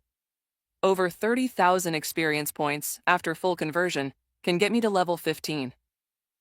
Martial artist is a superior occupation. In addition to the basic 15 skill points, each level up grants an additional 2 skill points. Basic occupations have no bonus, intermediate occupations get 1 extra point, and superior occupations get 2 extra points. This way, the gap between adventurers becomes apparent. 45 skill points to be used for skill leveling. The number of times different skills can be leveled is limited and will be displayed in the form of LV1, LV2, etc. When a skill reaches max level, it will display max, meaning it has reached its limit and cannot be leveled further. Skill points are limited. It's best to use them where they count most. Rin scanned the skills he already possessed. Excluding non-levelable passive skills, his attention was mainly focused on those skills that provided percentage amplification. For example, the magic type, high-speed chanting. High-speed chanting LV1 reduces casting time by 10%. A simple description, but very effective. It doesn't increase casting speed. Instead, it reduces casting time. A spell that originally took 10 seconds to cast could be shortened to 9 seconds after acquiring this skill. If it could be raised to LV10, it would be instant cast. This skill must be leveled. Similar to high-speed chanting was multiple casting. Multiple casting LV1 can cast 2 spells simultaneously. Raising it to LV2 allows casting 3 spells simultaneously.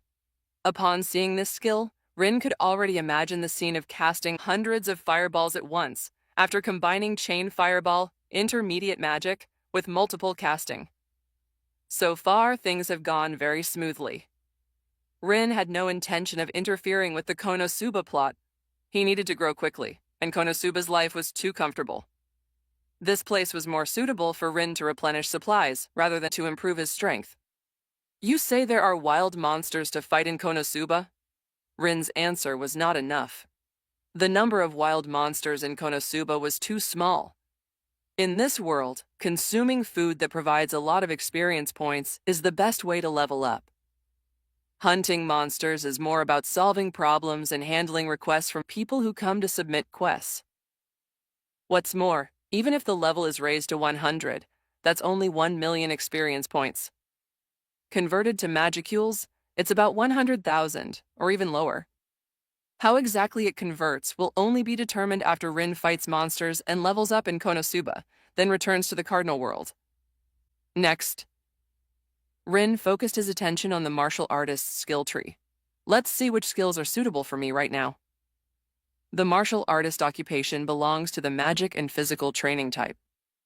However, compared to a pure ranged mage, a martial artist's magic is more often used for support and self-enhancement. This is quite similar to the spell blades often seen in Western fantasy novels. Passive enhancement skills once learned are permanently effective. These are good, I'll take them. There's no need to add these active skills. Rin thought to himself, the LV1 skills copied from others are already enough. Strength Enhancement LV1. Basic Strength Attribute increased by 15%. Robust Physique LV1. Max HP increased by 15%. HP Recovery Speed increased by 50%. Agility LV1. Gains a 15% increase in basic agility attribute. Among the martial artist's skill tree, what Rin favored were these skills that could increase strength, HP, agility, and recovery speed. Most of these skills are related to basic attributes. And basic attributes are obtained by Rin through Konosuba's level-ups, which can reach a maximum of level 100. Of course, this is only Konosuba's level. However, Rin will also travel to other worlds to gain more methods of converting magicules into physical strength. According to Rin's guess, the amplification these skills provide is not just for Konosuba's attribute values, but for Rin himself. To give a simple example, if the HP gained at Konosuba level 100 is assumed to be 10,000 points, then even if Rin maxes out the robust physique skill, at most it will only increase HP by 1.5 times, reaching 25,000. Other skills follow the same principle. There is a certain limit. But what if these skills strengthen Rin himself, rather than just the fixed 10,000 GP? Then, when Rin accumulates through several worlds and increases his vitality to 1 million, the maxed out stamina skill will bring an additional 1.5 million increase. This is an improvement beyond Konosuba's professional panel. It's equivalent to a permanent effect on Rin himself, rather than simply a level 100 character obtained in Konosuba. What is there to hesitate about? Rin decisively put 9 skill points into stamina, raising it to robust physique Max. This feeling, it's quite something. At this moment, Rin could clearly feel the surging vitality emerging within his body. Not only that, Rin's body's recovery ability was also greatly enhanced. Described in data, it increased basic HP by 150% and basic recovery speed by 500%. What an overbearing skill enhancement method. Rin clearly felt the power of the robust physique skill. This is an exclusive skill of the superior occupation martial artist. Other occupations might have similar ones, but there are certainly differences in numerical bonuses. Besides that, among the many copied skills, there was one from the Paladin's exclusive skills that gave Rin a huge surprise. Lifelink. LV Max. The Paladin's exclusive skill can bind a teammate, allowing both parties to share HP. Equally simple and effective. Lifelink. Shared HP. The only drawback is that the method of HP deduction is based on the party that takes the damage. Between a Paladin and a squishy mage, the former's defense is obviously higher. But if the mage is attacked, the HP pool will greatly decrease. In other words, this is like adding a weakness to the Paladin. By continuously attacking the squishy mage, one can bypass the Paladin's armor and defense, dealing direct damage to him. Of course, the benefits are also obvious. That is, it can protect companions, prevent accidents, and gain extra HP. It seems to add a weakness to the Paladin, but it's not actually the case. Mages are always in the back, and under normal circumstances, they won't take damage at all. The Paladin, who is at the front, can instead gain the mage's HP bonus. So, as long as the team's synergy is high enough, this skill can be called a divine skill. If the front line doesn't fall, the back line won't take damage. Even if an accident occurs, it can avoid the predicament of losing the main damage dealer all at once, improving the fault tolerance rate. For the lifelink skill, the first person Rin thought of was naturally his Ogerpon. Ogerpon, as Rin's subordinate, naturally met the prerequisite of being a teammate. So, after Rin told Ogerpon about the effect of lifelink, the little one unhesitatingly chose to accept. This way, Ogerpon can protect Rin even better. Ogerpon was already meant to protect Rin. If Rin had an accident, Ogerpon would definitely go crazy. Now it's good. With this skill, Ogerpon doesn't have to worry about anyone being dishonorable and ambushing her trainer. Link complete. Target, familiar, Ogerpon. Rin opened the skill card and found that his health had not received any additional bonus. Is it because the Konosuba system can't detect Ogerpon's attributes? Rin thought of this possibility, but he could also clearly feel a certain connection between himself and Ogerpon. So the health sharing brought by the link existed. It's just that the method might be a little different from what Rin knew. Rin didn't delve into these details. As long as he knew they could protect each other, that was enough. A mage girl wearing a witch's hat and dressed lightly, cautiously looked at Ogerpon beside Rin. Can I hug her? Pawn? Ponai. Ogerpon could clearly distinguish between people's good intentions and ill will. She didn't dislike the humans here, because they seemed to like her very much. Pony. However, Ogerpon also had her own requirements. What did she say? The mage girl stood there timidly, both nervous and expectant. Girls can, but men can't. They'll be attacked. Rin didn't want his little darling to be touched by those rough men. No problem. The mage girl immediately patted her chest and guaranteed, "We'll protect this child well, and we definitely won't let those stinky men get close." Then there's no problem. Pony!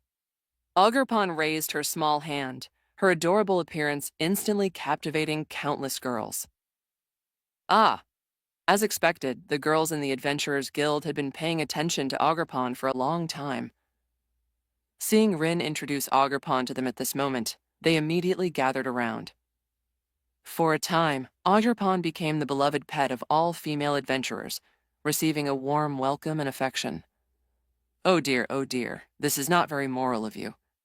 Suddenly, a fierce-looking burly man sat in front of Rin. Sorry? Rin showed no sign of backing down.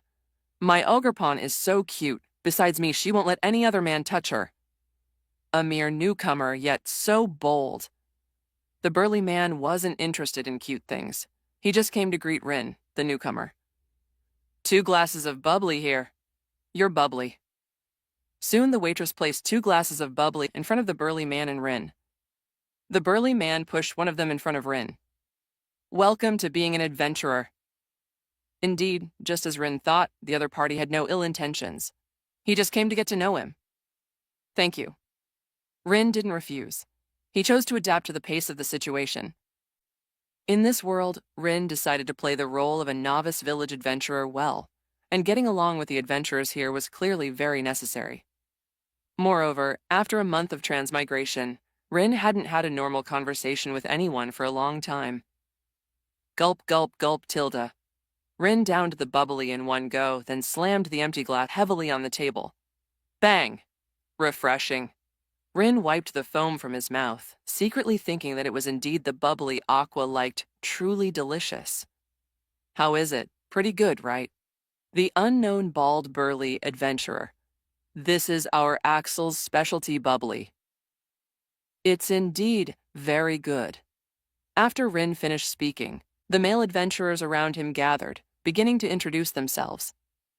The adventurer circle in Axel was just that big. Most of the people here knew each other.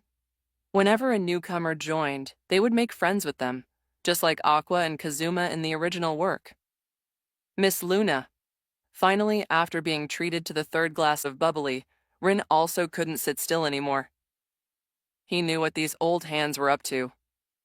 Nothing more than seeing that he had just received 3 million Aries, so they wanted him to treat them to a meal. But Rin didn't care. He's a man, after all. How could he dwell on such minor gains and losses?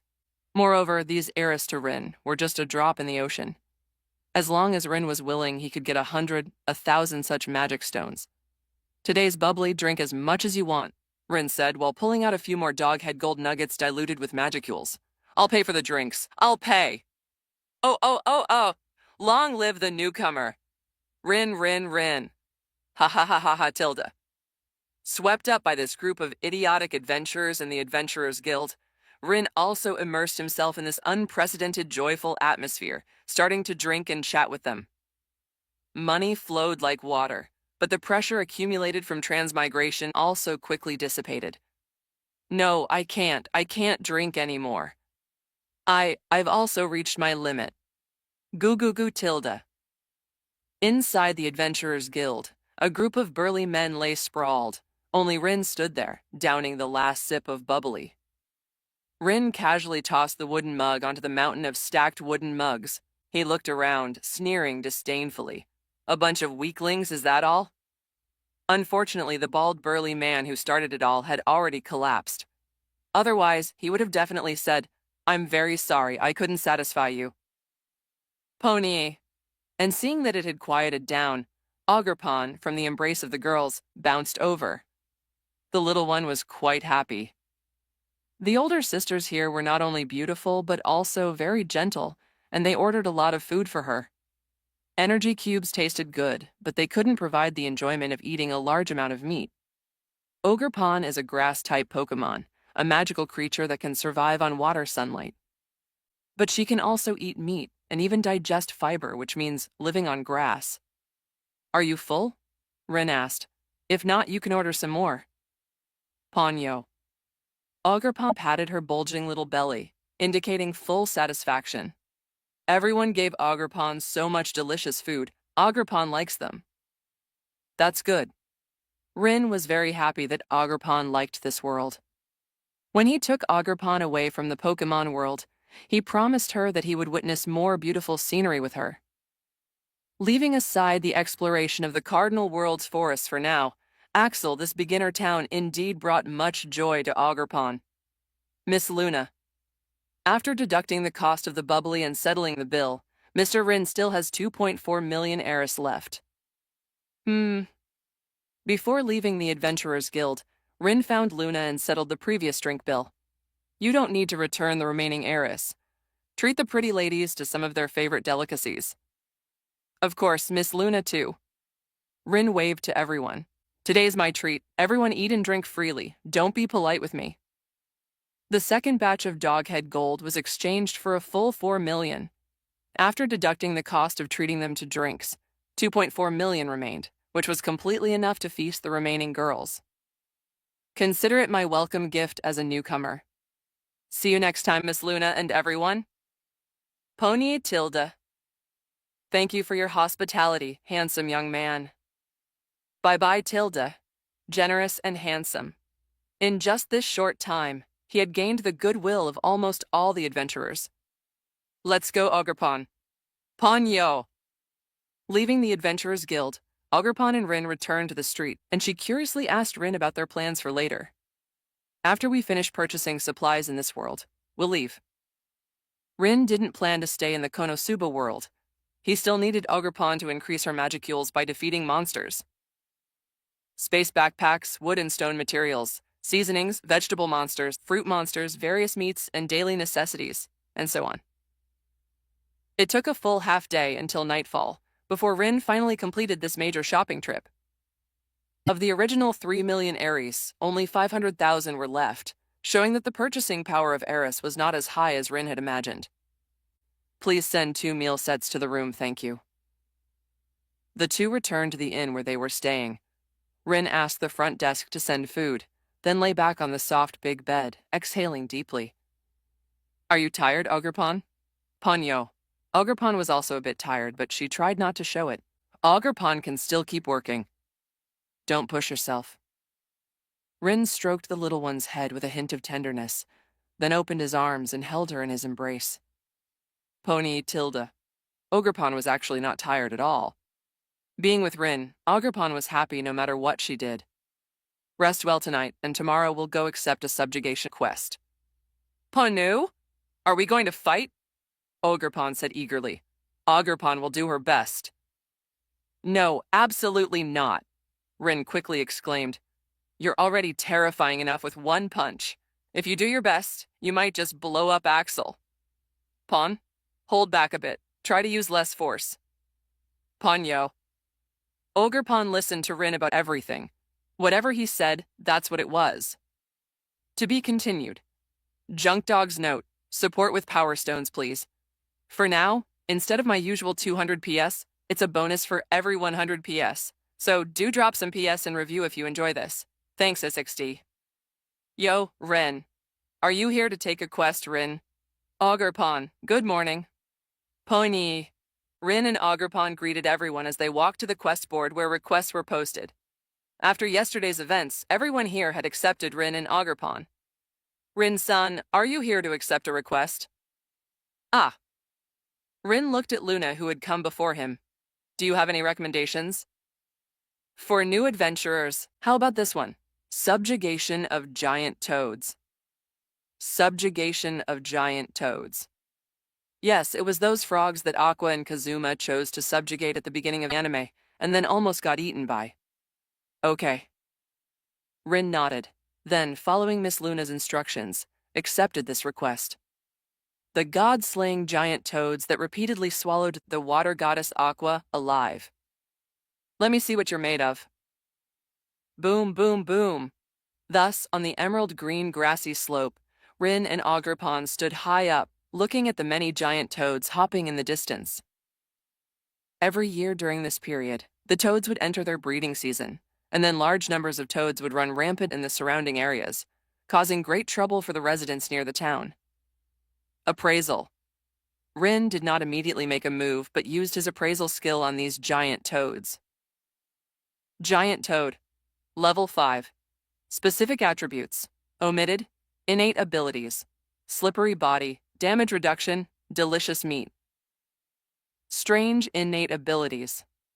Rin didn't know how to complain about the delicious meat setting, but the level is only 5, so it doesn't seem very strong. Rather than saying the giant frogs weren't strong, it's more like Kazuma and Aqua in the original work were incredibly weak. Ogerpon, remember the precautions I told you. We'll use these giant frogs here to conduct an experiment on strength control. And then, after Rin finished speaking, he began to look around. Take out that big blue guy over there for me. Pon? That one? Yes, that's the one. Rin pointed at a certain blue giant frog that was flirting with 2 other giant frogs, one pink and one yellow. With 2 on its arms, so arrogant, I've tolerated it for a long time. Get it? Ponai! Ogerpon accepted the command and leaped out without the slightest hesitation. Her speed was very fast. In the blink of an eye, she had rushed from the hillside to the hopping blue toad. Croak. The blue toad seemed to notice something approaching. It lowered its head, its nearly 10-meter-tall body appearing like a mountain of flesh in front of Ogerpon. Unlike the bewildered blue toad, Ogerpon wouldn't wait for it to react. She immediately conjured her ivy cudgel and struck towards its abdomen. Boom! As the ivy cudgel stick swung, blue fluorescent light, like a storm, scattered, causing the surrounding air and ground to twist and shatter in an instant. A deafening roar, like dozens of bombs exploding simultaneously, and that terrifying explosive force surged into the blue toad's body before it even knew what was happening. Croak? Amidst the painful croaking, the giant toad's body burst open like a balloon. The next moment, the toad's shredded flesh and blood mixed together, enveloping Ogerpon's entire body, then dyed the surrounding cracked earth a vibrant red color. But that wasn't the end. Along with Ogerpon's strike, the surging wind pressure that followed instantly crushed the hill beneath the giant frog's feet. Also crushed were the rather innocent pink giant frog and yellow giant frog. The 3 giant frogs didn't even have time to react before they followed their lover. Rin stared blankly at the scene before him, immediately taking a sharp breath.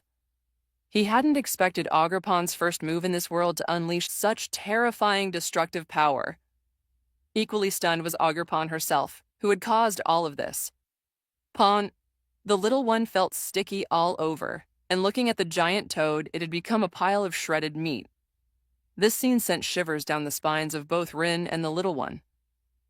Ogerpon's strike was no different from pricking a water-filled balloon with a needle. Ogerpon, are you all right? Rin quickly ran to Ogerpon's side. He summoned water elements and began to wash the blood off the little one's body. Ogerpon isn't hurt. It's just, is this okay? Ogerpon was a bit worried that she had ruined Rin's experiment. She also hadn't expected the toad, despite its size, to be so fragile. This was unavoidable. Ogerpon, a B rank in the cardinal world, could already display A rank destructive power in the Konosuba world. What is the concept of special A rank? In the original work, Benimaru, Shuna, and others, after receiving their names, evolved from B rank ogre to A rank Kijin. When fighting the orc army, Shuna could effortlessly cleave a chasm hundreds of meters deep with a single downward strike. Benimaru, even more so, could casually unleash a black flame prison, slaughtering hundreds of orcs. With similar performance, it was perfectly normal for Ogerpon to explode a level 5 giant toad with one strike, along with the small hill beneath its feet. And this was with Ogerpon holding back her strength. Otherwise, at full power, she could probably shatter a mountain hundreds of meters tall into dust. Special A-rank monster, truly terrifying. After seeing Ogerpon's performance, Rin no longer dared to let her casually make a move in the Konosuba world. He took out his skill card and found that the experience value on it had increased by 2 points. Through this, Rin confirmed one thing. That is, the experience points from monsters defeated by Ogerpon would also be counted towards Rin. It makes sense. After all, a summoner couldn't possibly let their summoned beast half-kill the enemy and then step in to deliver the finishing blow, right? Ogerpon, you rest for a bit. Rin had Ogerpon cover for him, then stretched his body and began to choose his opponent. The quest requirement for subjugating giant toads was to defeat 5 of them. Of course, the more of this quest, the better. Rin had no desire to waste time on such a low-level quest. What he truly wanted to do was calculate the conversion ratio between Konosuba experience points and cardinal magicules. Do you ever finish a beloved story and desperately need more? Fan fiction is where the fans take over, giving those characters and worlds a second, vibrant life. Welcome to Fan Fiction Audiobooks Telling. Multiverse Traveler, arriving in the Tensura world with my Pokémon Ogerpon Part 2. You're the one. Targeting a massive pink toad, Rin pushed off the ground, launching forward like an arrow loosed from a bow. I'll finish you. Dropping from above, Rin descended like a meteor, delivering a flying kick to the pink toad. Splat! And once again, a familiar scene unfolded before Rin's eyes. The moment his foot touched the toad's head, there was no resistance. His entire body, like diving into water, passed right through it. Boom! The earth shattered, rocks blasting in all directions. Rin stood at the center of a massive crater, drenched in blood, his clothes soaked with thick chunks of flesh and internal organs. Behind him, the exploded remains of the giant toad lay scattered. What the hell? Feeling the slimy mess all over his body, Rin shuddered in disgust. I didn't use magicules, right? Can a pure physical body really be this strong? No, something's off. He opened his attribute panel and looked at the extra skills, especially the passives. Leaving the magic-type passives aside, the physical ones included Lancer, Knight, Swordsman, Crusader, Dragon Knight, Martial Artist, Pugilist, and Thief. With that many class enhancement passives stacked, even if each was just LV1, that was already more than a 100% increase. And that was assuming all his magicules had been converted into experience and used to reinforce his body. A body strengthened with magicules as the foundation, plus all those passives and the martial artist's enhancements, my stats must have been boosted by at least 300%. With that kind of amplification, Rin's already A-rank physique had been pushed to the level of Special A. In the cardinal world, existence value didn't have a direct correlation with actual combat power. The Storm Dragon with 80 million existence value wasn't necessarily stronger than an awakened Demon Lord. But right now, Rin was something else entirely.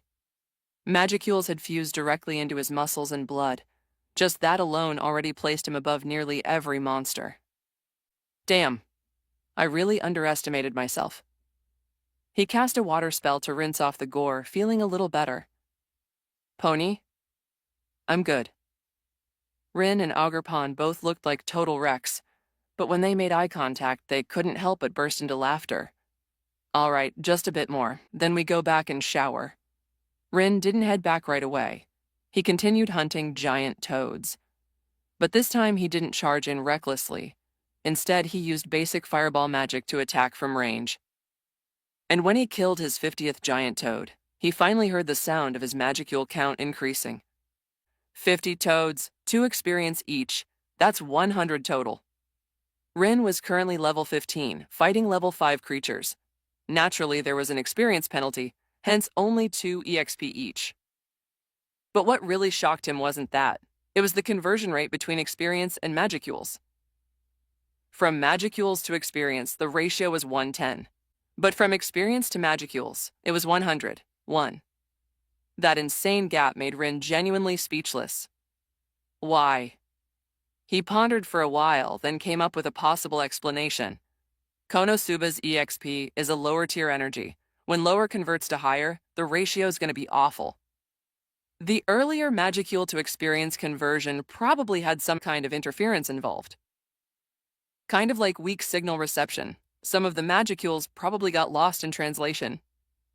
If that's how it works, then EXP's cost effectiveness is terrible. Even if I hit max level, that's only 1,000,000 experience points. Which means just 10,000 magicules. And how many monsters he'd have to kill. How much experience-loaded food he'd need to consume to hit max level in this ridiculous world. Rin couldn't even begin to estimate. Whatever, even if it's just 10,000, it's still magicules. No complaints. He shook his head and tossed aside all those stray thoughts. Turning to Ogerpon, he said, "Let's go, we're heading back." Boom! Just as the two were halfway there, a blinding light shot down from the sky, landing just outside Axel City. Seeing the oddly familiar sight, Rin immediately thought of something. Satu Kazuma just brought Aqua here, didn't he? As for his opinion of Kazuma, how to put it, it was kind of abstract. Rin didn't dislike him. As a protagonist with no cheat, stuck leading a group of problematic teammates, who still managed to take down the Demon Lord. Honestly, that guy was impressive. Of course, Rin had zero plans to make contact with the original party. Right now, he was completely focused on one thing, getting stronger. He didn't have time to waste getting dragged into Konosuba's slapstick daily life plot. Let Aqua and Kazuma go work on a construction site for 2 weeks first. This way, Ogerpon. And with no hesitation, Rin pulled Ogerpon along and walked in the opposite direction, away from Aqua and Kazuma. Getting close to them now would be a disaster waiting to happen. Especially Aqua. Even with the past favor of a cheat, Rin wasn't dumb enough to get near that one. The two of them returned to the inn and cleaned up there. No one along the way really cared about their blood-soaked and battered appearance. Adventurers couldn't afford to look clean anyway. But neither Rin nor Ogerpon realized. On the other side of the stream, a certain blonde girl in Crusader armor was staring at them, trembling violently, her face flushed bright red. Huff tilde, the girl called. Darkness clenched her fists tightly. That man, he didn't even spare his own familiar. Guhahaha tilde. Suddenly Rin shivered. Pawn? Nothing. He scratched his head in confusion. I feel like something creepy is watching me. A ghost? Don't know. He looked left and right, but saw nothing suspicious. He didn't bother using detection spells either. There was no need. In Axel, there was nothing that could pose a threat. No need to worry. If anyone really tries something, Rin said casually, I'll show him what it means to blow up a giant toad in one hit.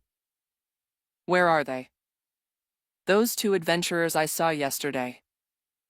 The next day, the blonde Crusader girl, Darkness, burst into the Adventurers Guild.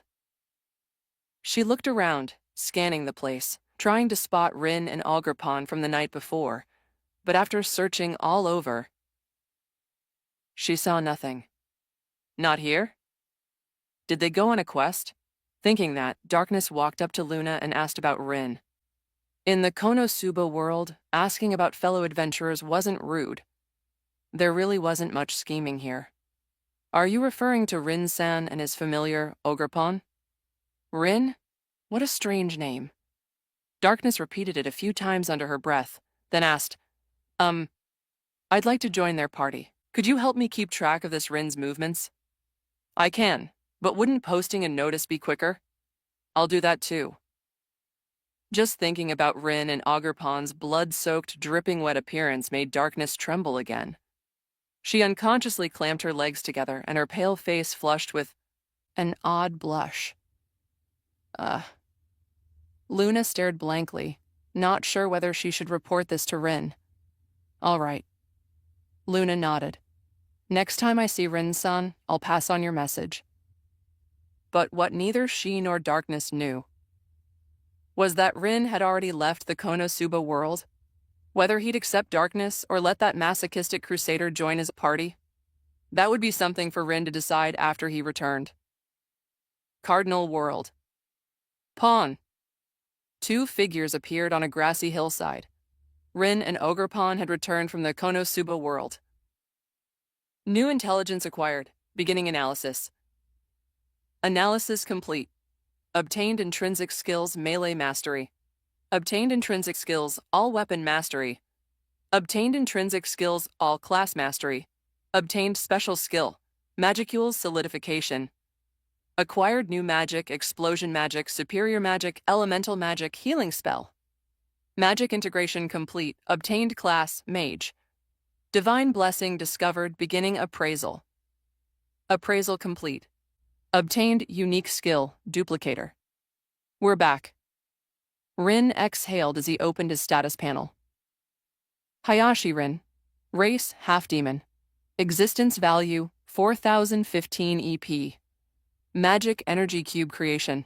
Spirit space, appraisal, explosion magic, superior magic, advanced healing spell, etc. Class mage can directly construct magic using magic power.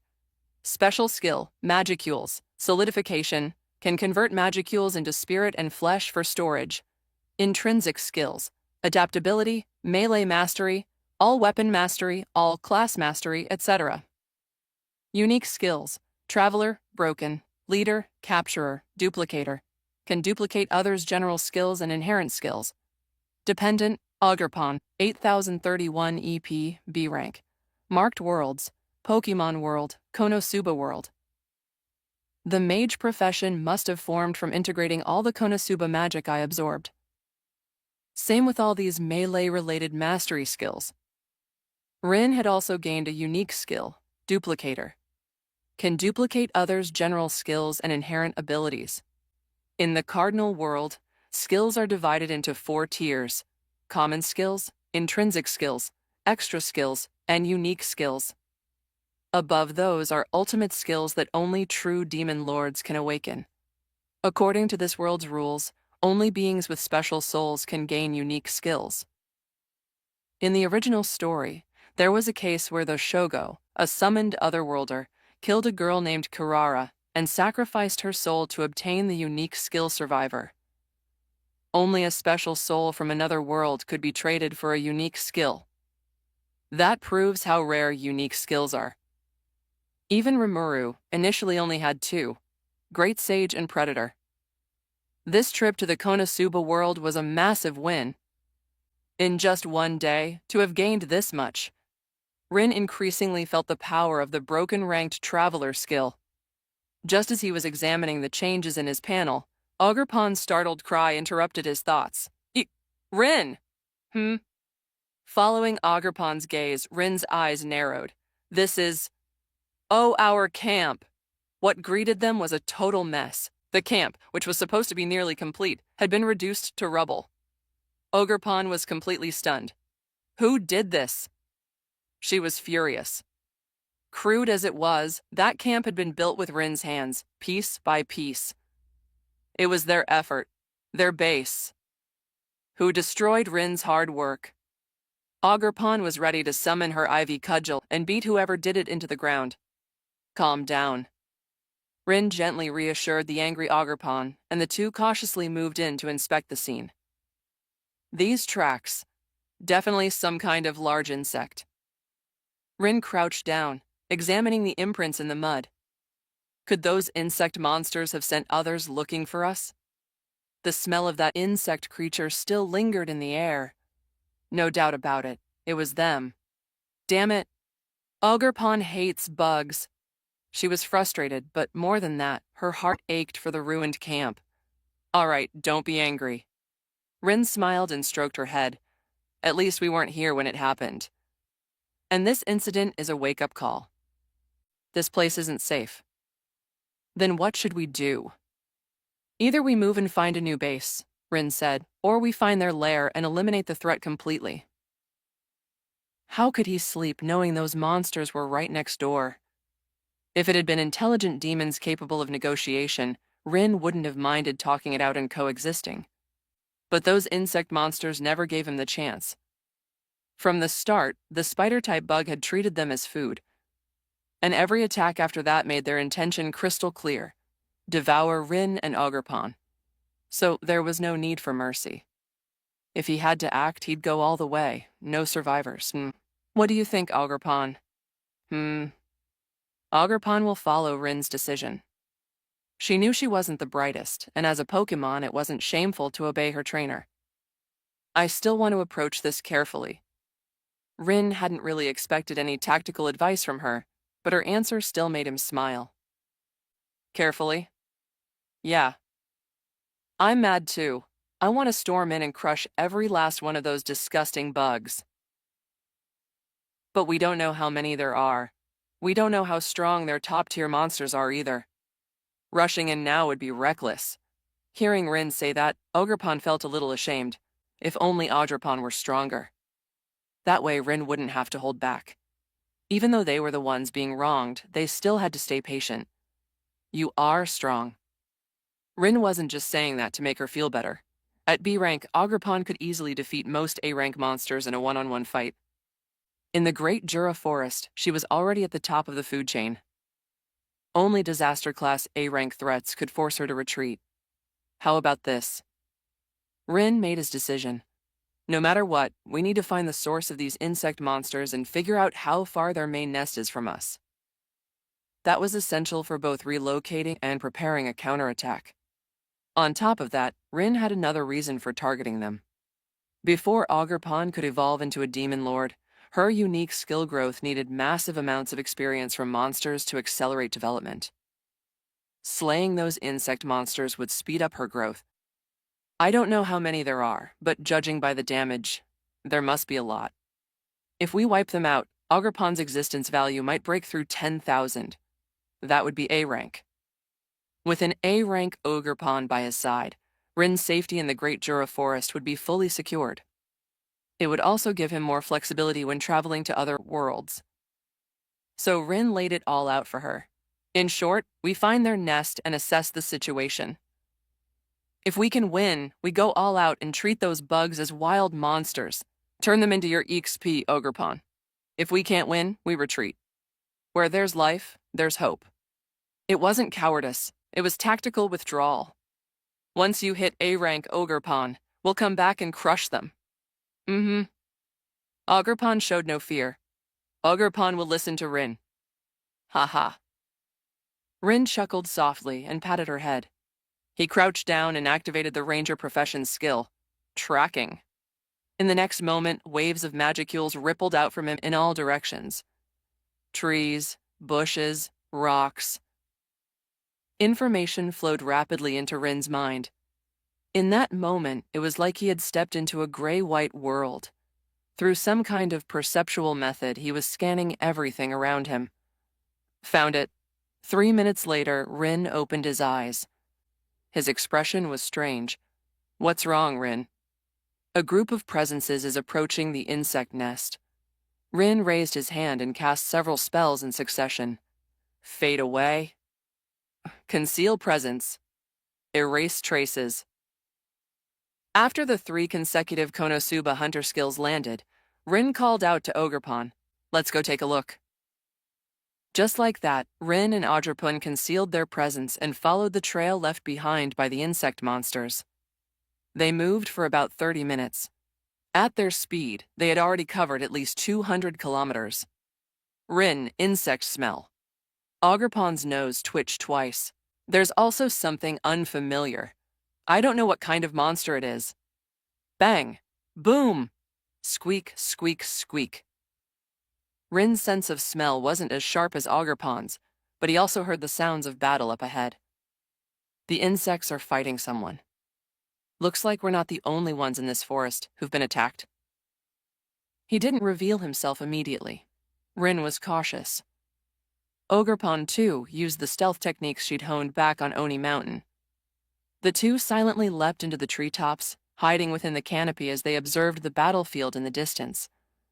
There, more than 30 tall, humanoid beings were locked in combat.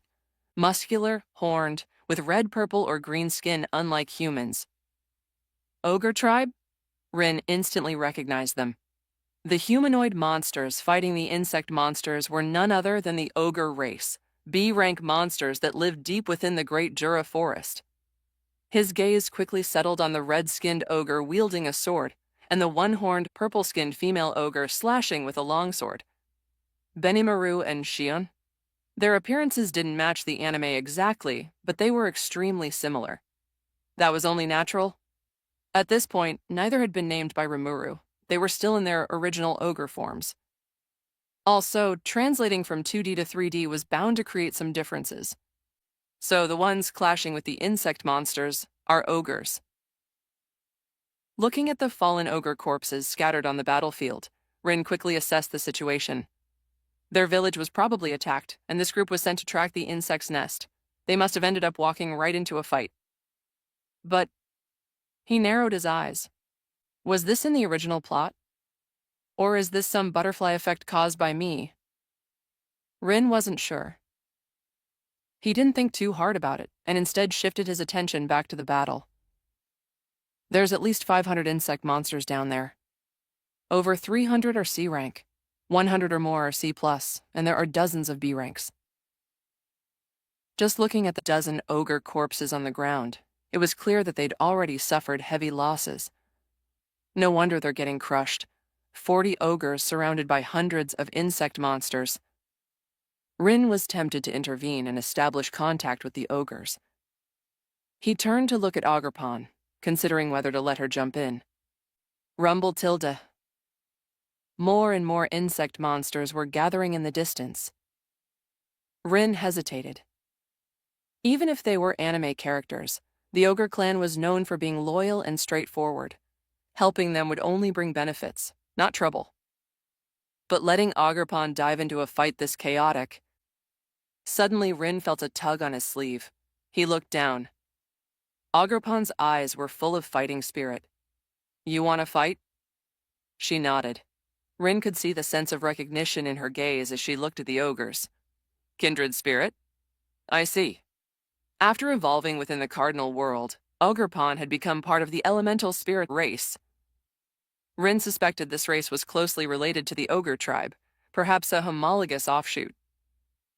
For the usually solitary Ogerpon, meeting others with a similar aura stirred something inside her. She wanted to help them. All right. Rin quickly formed a plan. Don't get drawn into prolonged combat. Lead them out of the encirclement. I'll cover you from the rear. Pon. Ogerpon nodded firmly and leapt from the tree. Meanwhile, the ogre unit encircled by insect monsters was in dire straits. Damn it! These disgusting insects are being led by something. The red-haired Benimaru slashed a centipede-type monster in half, then immediately retreated to rejoin his companions. That thing's underground. We can't force it out.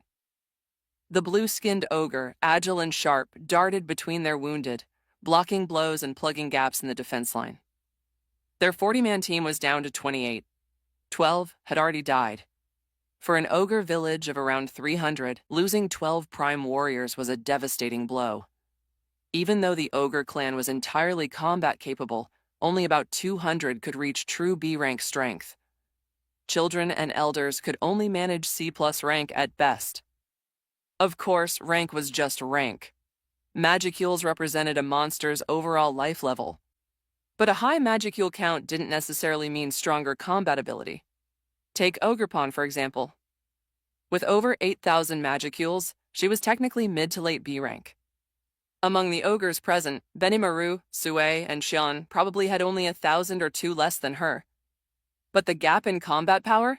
Massive.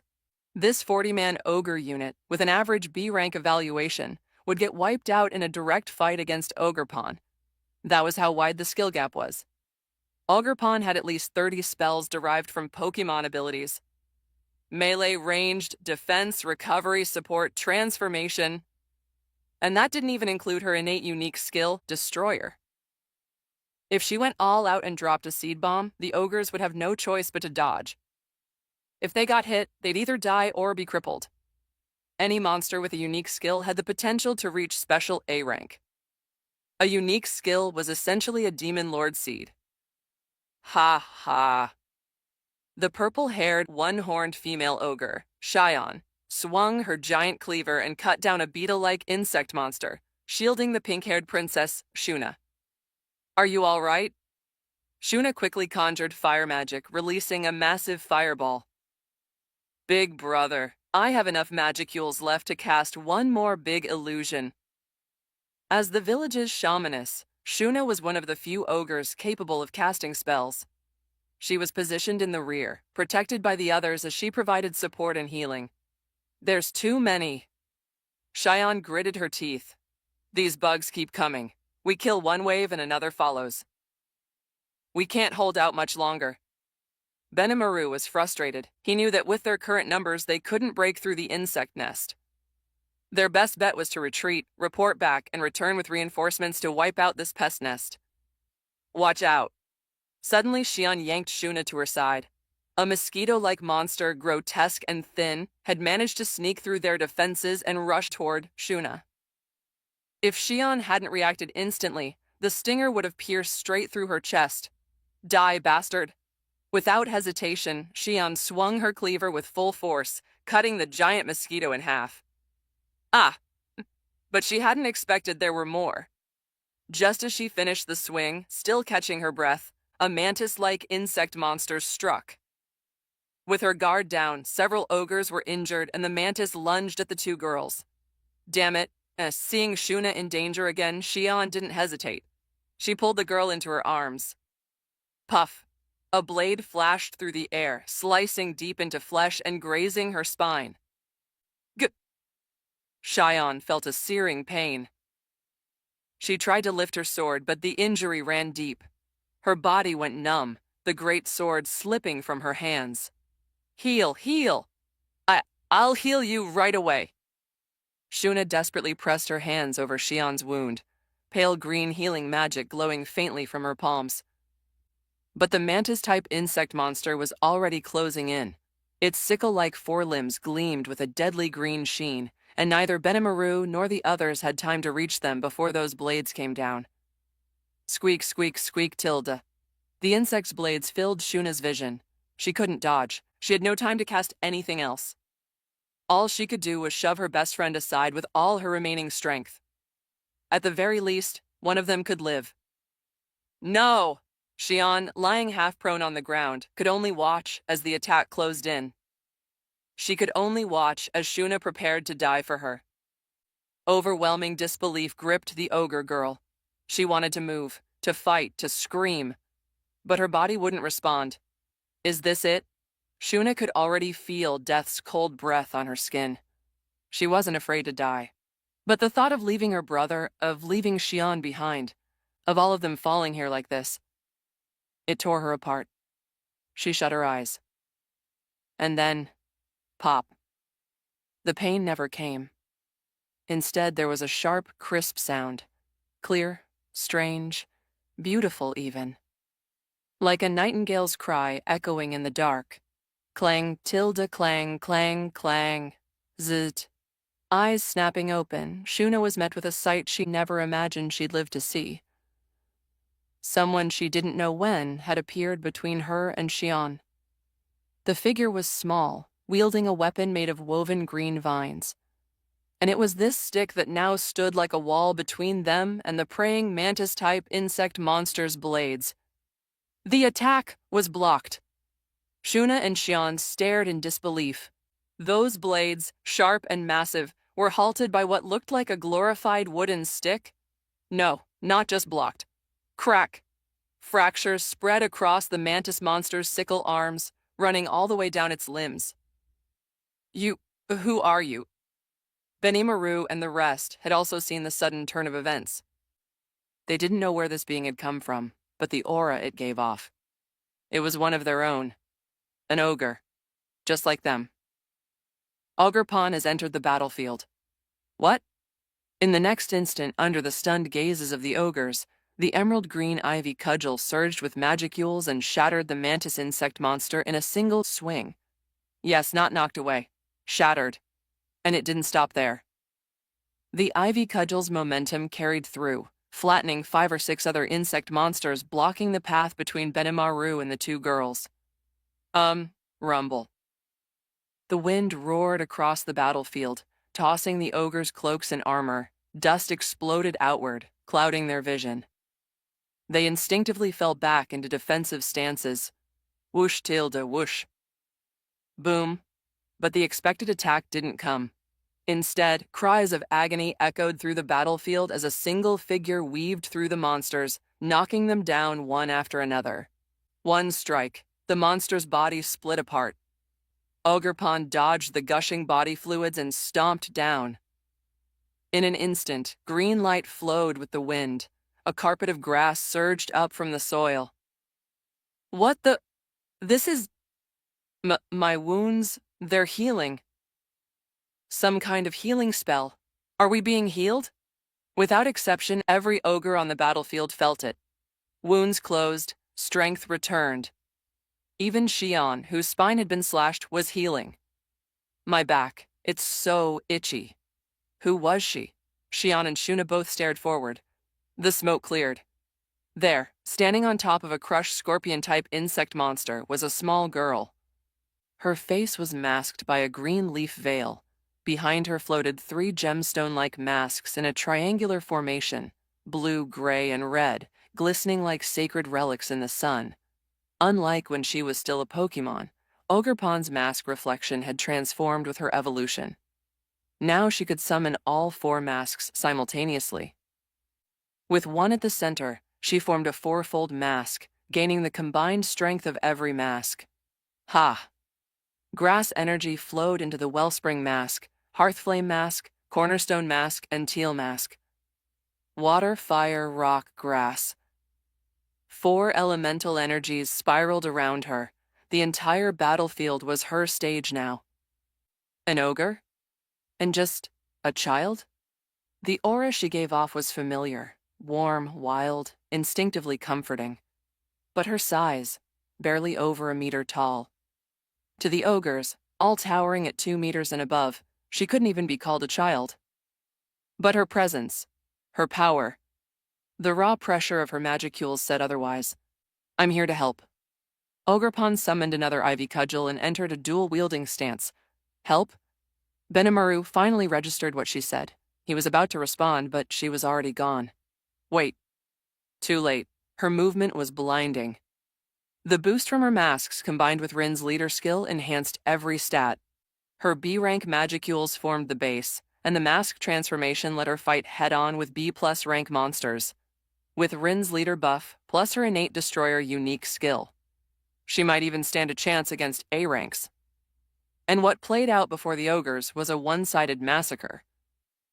What rank is this monster? This kind of strength? She's one of the legends, right? A true Oni. She was tiny, but every strike she landed caused earth-shattering impact. Destroyer. Anything hit by her would break. Weapon, armor, flesh, it didn't matter. Unless the opponent possessed a unique skill of equal or higher tier, it was a guaranteed effect. A rule. Hit destruction. No defense mattered. Boom. Ogerpon spun mid-air like a horizontal tornado, twin ivy cudgels turning everything nearby into dust. Her destructive power. Her explosive burst. The entire ogre force was slack-jawed. What a brutal fighting style. She's that small, and she's that strong. Giant bugs with armor thicker than steel, and she breaks them in one hit. They'd never seen anything like it. Young master, what do we do? The one who would won to be Sue, now still just a young blue-skinned ogre, reported in. The clan has regrouped. The retreat path has been cleared by that little girl. Just mentioning her left Sue shaken. That wild presence. That fearless charge. This was the violence an ogre was born to wield. We can't let our righteous companion fight alone. Benimaru naturally couldn't just retreat like this. At the very least, he had to leave together with Ogerpon. Rumble. But before he could give any order, the ground in front of them began to quake. The mud collapsed inward, revealing gaping sinkholes beneath the battlefield. In the next moment, an enormous swarm of insect monsters surged from the depths like a tidal wave. Holy shit. Even Rin, watching from a distance, twitched his lips. What the hell are these things? There's way too many of them. Just a glance showed at least 5,000. Nah. And Rin was certain even more were still underground. As for their levels, under Rin's appraisal, these insects weren't as strong as the previous wave. They were smaller, too. Mostly D rank. About 20% are C-, a few hundred C rank, maybe 100 C+. Rin completely ignored the D ranks. For growth to function, the defeated enemies couldn't be too far below Ogerpon's level. In general, if the monster's magicules were lower than C-, even if Ogerpon killed it, she wouldn't gain any existence value. So, despite the overwhelming numbers, only around 1,000 were actually worth consuming. Still, that should be enough for her to push into true A rank.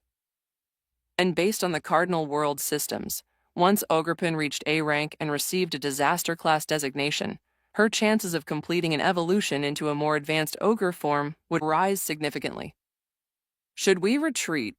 Rin didn't care about the D rank fodder. They weren't strong enough to even scratch Ogerpon's defenses. More importantly, defeated C rank monster X1 gained 4 existence points. Defeated C- rank monster X2 gained 3 existence points. Defeated C+ rank monster X1 gained 8 existence points. Since Ogerpon had joined the battlefield, every time she felled an enemy, she gained existence value. In just 10 minutes, she had already jumped from over 8,000 to more than 8,500. At this rate, and with the remaining C-rank monsters, Rin calculated, she should be able to break 10,000 and reach A rank by the end of this fight. A rank was a turning point.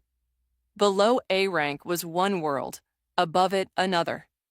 Even the most average A rank monster could single-handedly level an ogre village. Let's go. Rin made up his mind. He wasn't going to let this feast slip through his fingers. Ogerpon. Rin? Through their familiar connection, Ogerpon heard Rin's voice. Can you keep fighting? Ogerpon isn't tired at all. She was still smashing insect monsters left and right with her ivy cudgel. Ogerpon can fight them all day long. Great, she's Captain America now. Of course, that was a joke. But the elemental spirit race did have terrifying stamina and endless energy. More than that, the growth talent was working non-stop, converting defeated foes into magicules and energy. According to the Cardinal World's rules, the larger the magicule reservoir, the more power an individual possessed. So, instead of wearing out, Ogerpon's condition was actually better than when the battle started. Good. Then, knowing her state, Rin raised his hand and cast a loud-speaking spell. Friends of the ogre tribe, Ogerpon and I are here to help you. That voice? The gathered ogres looked up.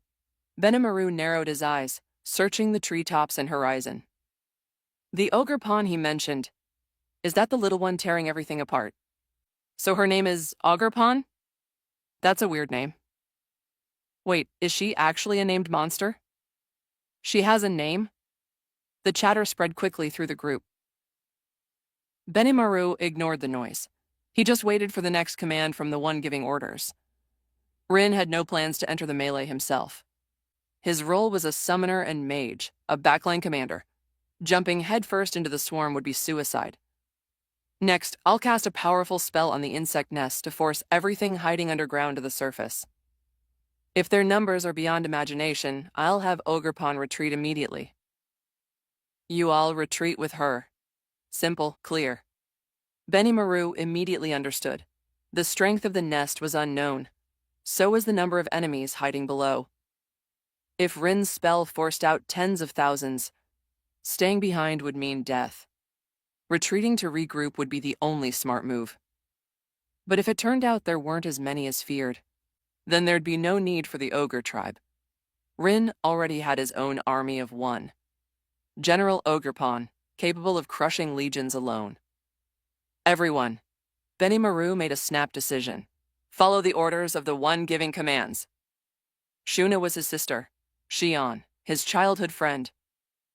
Both had just been saved by Ogerpon. That alone was a debt the ogre tribe could never repay. Running away and abandoning their benefactor? That would be the greatest shame. Not bad.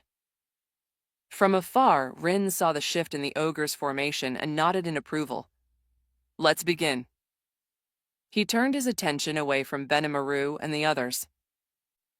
Raising both hands slowly, Rin began gathering all the magicules within his body. Thanks to Ogerpon's rampage, his own magicules had passed 4,500. That was more than enough to cast Konosuba's strongest magic. And what was Konosuba's most powerful magic? Obviously, explosion magic. The legendary spell from the crazy Crimson Demon girl Megumin. In the original world, Megumin had funneled every single skill point into explosion magic. By the end, her spell was basically a portable nuke.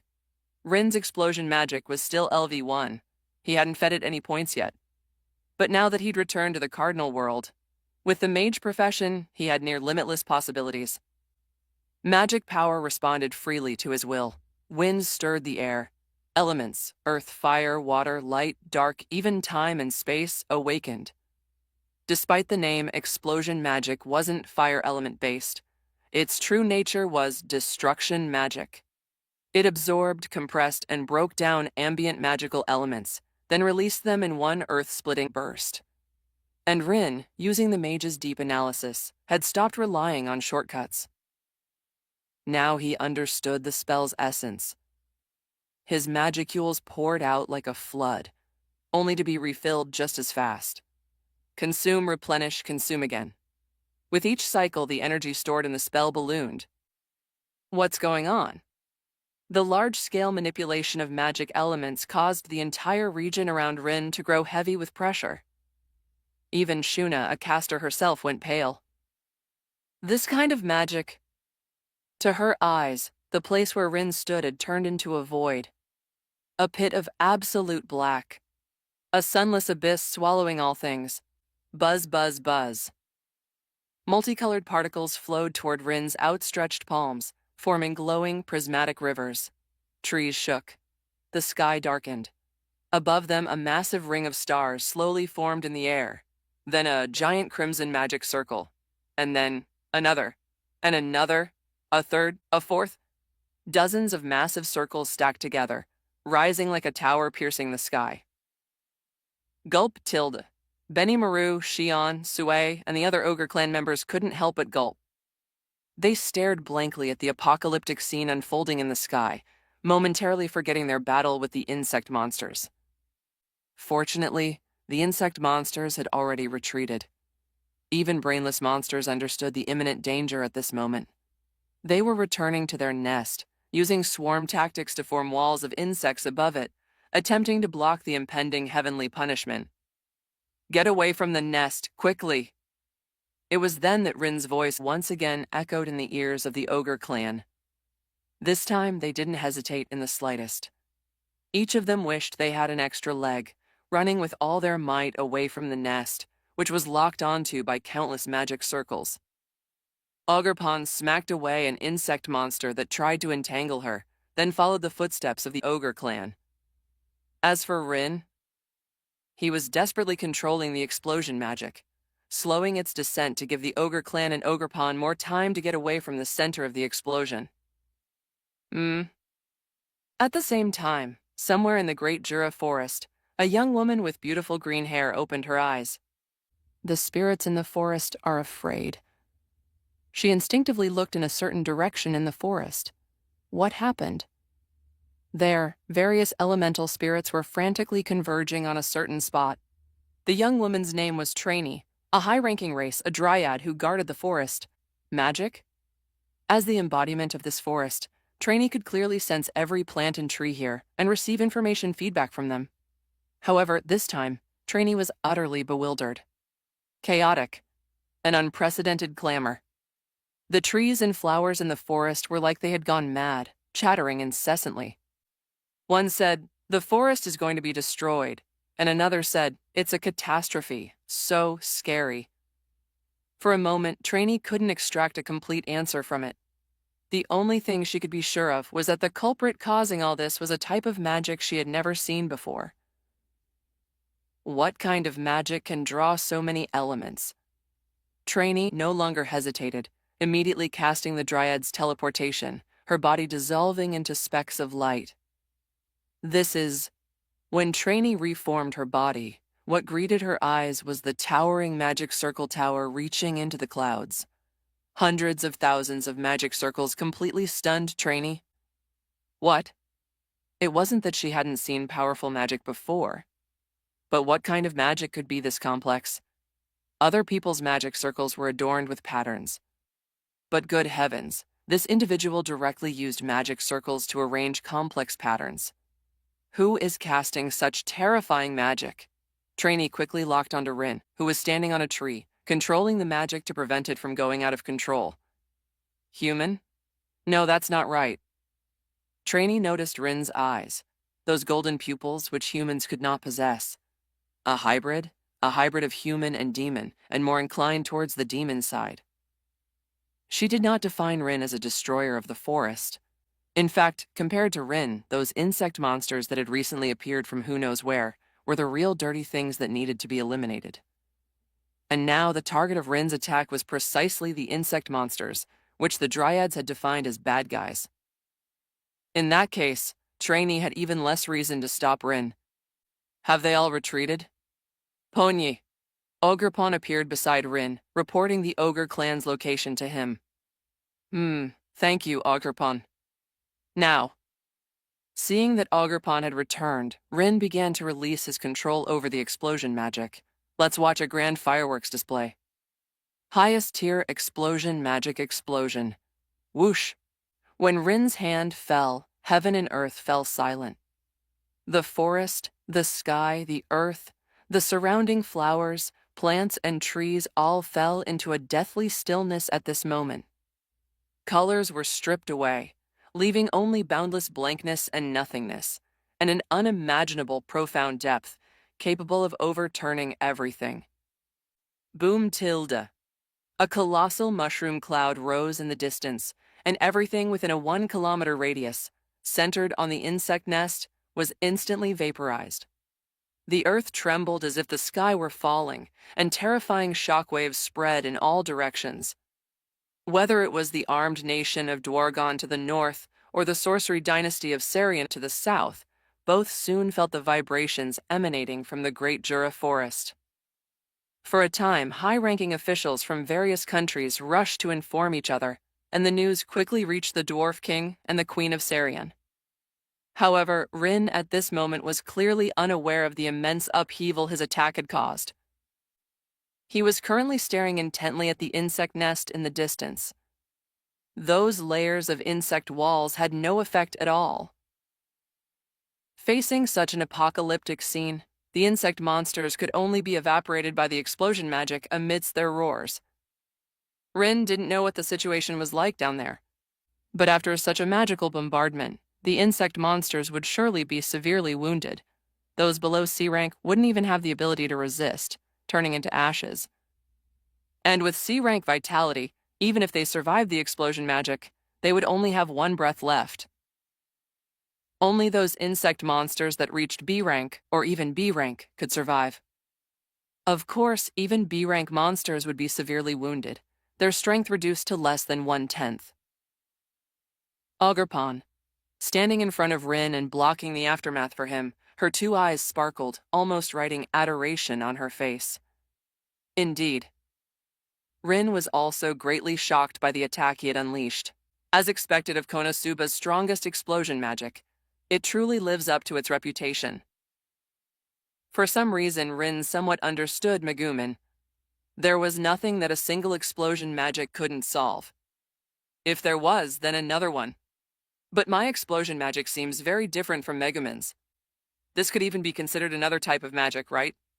Compared to the explosion magic Megumin cast in the Konosuba world, the one cast by Rin was even more terrifying. The explosion center alone reached 1.2 kilometers. As for the affected area, it reached the size of a large city in the cardinal world's human nations. Undoubtedly, if this magic landed in a human nation, the result would be no less than directly wiping a city and the tens or hundreds of thousands of people living in it off the map. Divided by monster destruction levels, the explosion magic that Rin condensed with all his might, spending nearly a quarter of an hour, had already reached the level of a special A-rank instant burst of all magicules. If it's hard to understand, one can consider Rin's explosion magic to be equivalent to the destruction caused by a special A-rank monster self-destructing. A special A-rank monster, with over 100,000 magicules, is a power far beyond what Rin can imagine right now. However, by relying on ultimate control over explosion magic, Rin, with a C+ rank foundation, managed to accomplish such an incredible feat.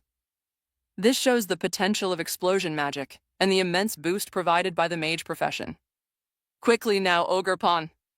So many monsters that had lost their combat capability were the best food for Ogerpon. Ponyo! Without Rin's command, Ogerpon seized the opportunity and directly used area of effect magic, Pokémon moves. Almost at the same moment, Seed Bomb and Leaf Storm swept across the battlefield, and energy balls rained down like drops, shattering the severely wounded insect monsters. Defeated C+ rank monster X15, gained 120 existence points. Defeated Brink monster X8, gained 160 existence points. Defeated B rank monster X4, gained 400 existence points. The notifications of gaining large amounts of magicules were like the most beautiful music in the world, almost making Rin unable to suppress the corners of his mouth and laugh out loud. Individual name Ogerpon existence points reached 10,000, triggering evolution. Evolution? Reaching 10,000 existence points so quickly was indeed somewhat beyond Rin's expectations. But what surprised Rin even more was the evolution notification triggered by Ogerpon. As a Pokémon, Ogerpon was already in her final form and could not evolve again. So the evolution here should be a monster, transforming into a higher-grade monster. Ogerpon, who was in the middle of the battlefield, glowed with dazzling light. Ponyo? The little one was a bit at a loss. Fortunately, Rin immediately sent a message, telling her about the monster evolution mechanism. Ogerpon is going to evolve? Any Pokémon holds hope for evolution. Ogerpon also really wanted to know what she would become after evolving. Evolution complete. Individual name Ogerpon evolved from elemental spirit to Kijin. Pony? Looking at Ogerpon again, the little one, who was originally only 1.2 meters tall, had now grown to just over 1.5 meters. In terms of appearance, her original orange face was gone, replaced by a delicate, pale face that looked slightly youthful. Her green cloak had become a jade-colored kimono, and the girl's hands were hidden beneath wide sleeves. She had long, light green hair, and the wooden clogs on her legs, wrapped in black silk, made a crisp tap-tap sound as she ran toward Rin. Rin! Rin! Ogerpon's grown so much. Ogerpon blinked her beautiful, light golden eyes, the star patterns within them sparkling as if possessing infinite magic, drawing Rin's gaze. This is a monster's evolution. Rin affectionately stroked Ogerpon's head, and she immediately showed a comfortable expression. At the same time, Rin opened Ogerpon's status panel. Ogerpon. Contractor Hayashi Rinne. Race Kijin. Existence value 12000, A rank. Magic Pokémon moves appraisal. Class skills, melee combat mastery, includes swordsman, knight, lancer, cross swordsman, hunter, thief, and other job skills. Intrinsic skills, elemental super absorption, ability super enhancement, super speed regeneration. Extra skills, image reflection, unleashes one's power, summoning masks of different attributes. Special skills, magicules, solidification, explosion magic, pseudo-nuclear magic that condenses a large amount of magic power. Oni transformation, all-around attribute boost. Unique skills, destroyer growth. The race has become Kijin. There's nothing much to say about this. According to the Cardinal World setting, elemental spirits and the Ogre clan are at the same stage, both B-rank demons. The first evolution will turn them into A-rank Kijin, and then special A-rank Wicked Oni or Fair Oni. Wicked Oni and Fair Oni are like the difference between a warrior and a mage. The former excels in melee combat, the latter in magic, but essentially they are still at the same level of existence. As Wicked Oni and Fair Oni continuously grow stronger, they will acquire the title of Demon Lord and be recognized by the world's voice, becoming qualified to evolve into true Demon Lords. Thus, as long as enough souls are collected, they can transform into Demon Lords, becoming Oni gods. Of course, this process is quite difficult, especially for someone like Ogerpon. Because she is Rin's subordinate, she cannot awaken on her own. Rin needs to collect souls and bestow them upon Ogerpon for her to become a true Demon Lord. Appraisal and melee skills? Ogerpon originally didn't have these two abilities, but now they've appeared. Is it because of me? Rin remembered that in the original work, there was a setting where Rimuru would randomly inherit Veldora's abilities after naming his subordinate monsters. Ogerpon's situation should be like this. During the evolution process, she inherited some abilities from me. Rin thought to himself, the appraisal skill allows Ogerpon to better understand her opponents, and the melee combat mastery from Konosuba makes Ogerpon, who is already skilled in close combat, even more formidable. Elemental super absorption, ability super enhancement, super speed regeneration. Super absorption and super enhancement are advanced forms of elemental absorption and ability enhancement, giving Ogerpon higher magic resistance and faster magicule absorption efficiency. Ability super enhancement should be a derivative of traits like never give up. As for the magicules, solidification and super speed regeneration that follow. Super speed regeneration needs no further explanation. It's a self-recovery ability even more terrifying than that of the Ogre clan. According to the feedback from the appraisal skill, super speed regeneration has the characteristic that as long as the head isn't severed, one cannot be killed. In addition, it also has powerful functions such as limb regeneration and internal organ repair. Magicules, solidification. Is it like me where I can convert magicules into various basic attributes in the form of levels? The magicules in the Cardinal World and their relationship with monsters is more like a pond and the water within it. The pond water does not reinforce the pond itself. So, an individual with 10,000 magicules facing an individual with 10 million magicules. The difference in their physical strength is not as exaggerated as imagined. In contrast, with the magicule's solidification ability, a situation will arise where a level 50 fights a level 100. Even if a level 100 monster runs out of magic power, its basic attributes are not something a mere level 50 weakling can contend with. With the special skill magicules, solidification. As long as Rin and Ogerpon continuously increase their magicules, their physical strength will also continue to increase, making magicules directly proportional to physical strength. Finally, there's explosion magic and Oni transformation. Explosion magic, in the Cardinal World's judgment, is defined as nuclear magic. Nuclear magic refers to magic with destructive power comparable to nuclear weapons, considered a classification system by the people of the Cardinal World for gauging magical destruction levels. For example, the explosion magic that Rin previously cast, which consumed a large amount of magicules and time, fell within the scope of small-scale nuclear magic. Of course, due to differing world levels. The soil, rocks, and gravity of the Cardinal World far exceed those of other worlds. So being able to cause nuclear explosion-level destruction in the cardinal world, when brought to other worlds, could potentially sink continents or even destroy planets. Has Ogerpon also mastered such a large-scale destructive move? Rin felt quite reassured about this. There was nothing he could do. His attributes ultimately couldn't compare to Ogerpon's. Although Ogerpon didn't have the passive buffs from Rin's mage profession, her A-rank Magicule reserve completely overwhelmed the current Rin. It's easy to imagine just how terrifying the power would be if the current Ogerpon were to cast explosion magic. Ogerpon. What is Oni transformation like? Rin was quite interested in this, so he asked Ogerpon to perform Kijin transformation once. Ogerpon's body erupted with fierce magicules.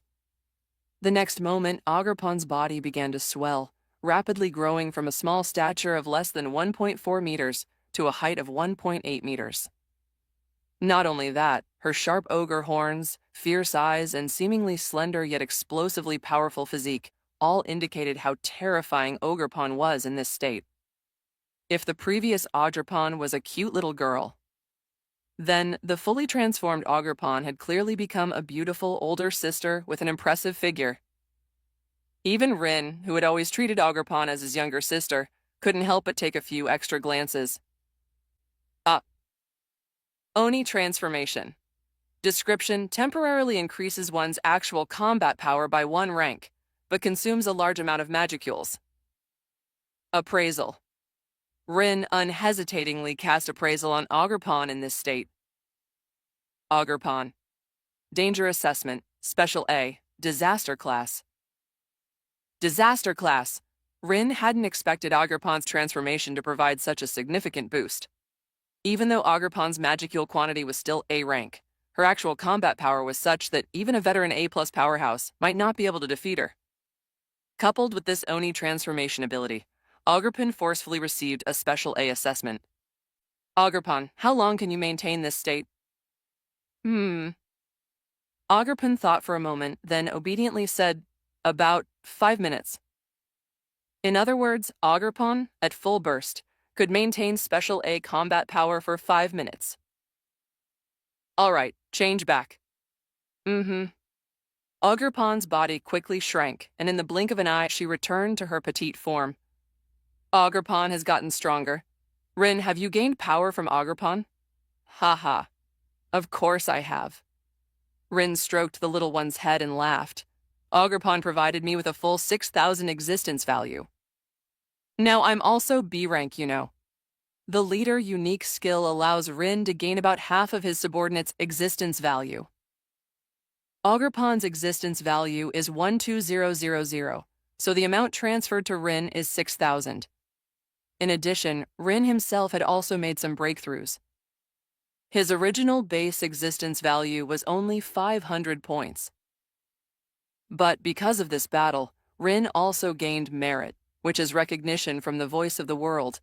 Although not much, it at least allowed Rin to escape the weakling category. To describe it numerically, it probably increased from 500 existence value to 1,500.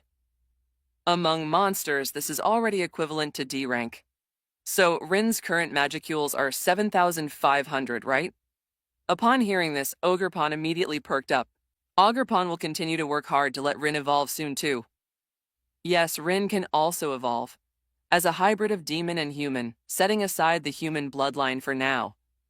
The demon bloodline also grants Rin the ability to evolve like monsters. However, Rin is not yet clear what his demon bloodline is. In addition, there was another piece of good news. That is, as Rin broke through from C rank to B rank, his subordinate slots also changed from the original 1/3 to the current 1/6. Do I gain 3 new subordinate slots every time I advance a rank? Rin originally thought that the upper limit of subordinate slots could not be changed, but he didn't expect them to continue increasing with his strength. In that case, there's no need to be too conservative with the subordinate slots. Ogerpon? Suddenly, Ogerpon, who was cuddling with Rin, seemed to sense something. She turned her head and looked in a certain direction but didn't see anything suspicious, which puzzled Ogerpon. What's wrong? Rin noticed Ogerpon's actions and asked curiously. A gaze. Ogerpon said, "Just now it seemed like someone was peeking at us, but Ogerpon couldn't find the peeping person. This is already the second time. The first was when Master used explosion magic." Peeking at us? Rin naturally wouldn't think Ogerpon was being overly sensitive. Ogerpon was a monster now, but she still retained her Pokémon abilities, and her perception of external dangers still existed. Someone is secretly observing us. Who could it be? Rin thought of many possibilities, such as Clayman, one of the 10 great demon lords.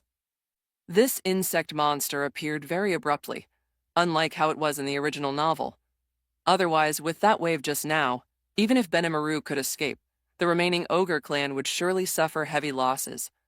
Besides Clayman, there are also the guardians of the Great Jura Forest, those dryads. Rin couldn't be sure which side it was. The dryads are fine. I don't have any fundamental conflict with them. Rin used explosion magic to destroy the insect monsters that were harming the forest's ecosystem. The tree elves wouldn't bear ill will toward him because of this. But if it's Clayman's strength in the original novel indeed seemed like a clown. But he was a demon lord after all, and Rin wouldn't truly underestimate him. According to the novel's setting, Clayman in his half-awakened state has an existence value of about 700,000. But he's definitely not that strong now. At most between 300,000 and 400,000. Such power for the current Rin and Ogerpon was indeed an unmatchable strong enemy. I can only hope that the next few worlds will allow Ogerpon to grow stronger quickly. Clayman was not an awakened demon lord, just a demon lord. And Ogerpon's growth skill, even after reaching the demon lord stage, could continue to grow. Using the Great Jura Forest as a nourishment, combined with abilities from other worlds. As long as Rin and Ogerpon were given time, surpassing Clayman would be a relatively easy task. And now? Rin looked at Benimaru and the others who were rushing toward them, and the corners of his mouth couldn't help but curl up slightly. It's time for you all to contribute your strength. Is it over? The pink-haired ogre girl, who would become Shuna in the future, was still somewhat lost in thought. Following her brother and clansmen, they had formed a search party and successfully located the insect monster's nest. Originally, they only intended to test the strength of these insect monsters and estimate how many more were still in the nest. But who would have thought that the insect monsters, initially judged to be without reason, would deliberately feign weakness, luring the ogres deeper and deeper? By the time they realized it, it was already too late. There was no other way. Faced with the encirclement formed by a tide of insect monsters, everyone could only break through under the leadership of her brother. However, the insect monsters seemed to have anticipated that reaction. Kill one wave, and the next would immediately fill the gap. They were endless, as if they could never be completely killed. Soon, casualties began to appear among the clansmen. Magicules and stamina were heavily consumed, weapons were damaged, and comrades fell one after another. For a time, the ogres, always known for their bravery and skill in battle, could only fight to the death with their backs against the wall. However, the disparity in numbers between the two sides was too great. When the girl's best friend fell protecting her, Shuna had already prepared for death. But death never came. Ogerpon, Shuna would never forget. At her most dangerous and desperate moment, what she saw was that small figure descending from the sky, saving her and her dear friend. Her appearance was different from theirs, but the blood that flowed within her was undoubtedly the same. The other party was an ogre. There was no doubt about that. The same ogre horns, the same ferocity, the same monstrous strength. Charging forward, invincible. That was an unparalleled bravery Shuna had never imagined before. Rumble. The ground trembled, and a deafening roar filled the air as Xian, who had recovered, pulled Shuna away. Shuna instinctively looked back. What she saw was a towering pillar composed of hundreds of stacked magic circles. Highest tier explosion magic explosion. Emerging from her earlier memories, Shuna gazed at the enormous crater in front of her, which seemed to pierce the earth. Can this really still be called magic? Explosion magic, so strong. Just as stunned as Shuna were Xian and the surviving ogres. including Benimaru. Look over there. Is that a human? As the smoke dissipated, everyone clearly saw the two figures at the edge of the giant crater. One of them was the small kinswoman who had just saved them. But what surprised the ogres was Rin, standing beside Ogerpon. Rin, they're coming over. Noticing the ogres approaching, Ogerpon instinctively stepped in front of Rin and looked at them warily. You are human? They looked at Rin with disbelief, not understanding how a human could be here. After all, the Great Jura Forest had always been a monster's domain. At most, humans hunted low-level monsters around the edges. No one had ever penetrated this deep. No, not human. His eyes, that's not a human eye color. And that aura. The ogres quickly noticed the oddities. Rin's golden eyes and the vast amount of magicules emanating from him were powers no human could possess. I apologize. My clansmen and I have been rude. Benimaru, as the leader of the group, quickly stepped forward and bowed to Rin in apology. May I ask, was the nuclear strike magic just now cast by you? If you're talking about explosion magic, yes, I cast it. Thank you so much for your timely help in our time of crisis. Hearing Rin confirm it, Benimaru lowered his posture even more. We are the ogres living in the forest. May I ask who you are? My name is Hayashi Rin, and this child is Ogerpon. Ogerpon? Hayashi Rin? They have names? Hearing their names, the ogres were even more shocked, not expecting to have the good fortune to meet two named monsters. It turned out that not only Ogerpon, but Rin was also a named being with his own name. Moreover, it was unclear if it was just their imagination. Benimaru felt that the pressure emanating from Ogerpon was several times stronger than it had been just moments ago. This pressure. Benimaru, Shion, Shuna, and Suei, the future core retainers under Rimuru, all looked upon Ogerpon with deep respect and solemnity, their gratitude transforming into awe.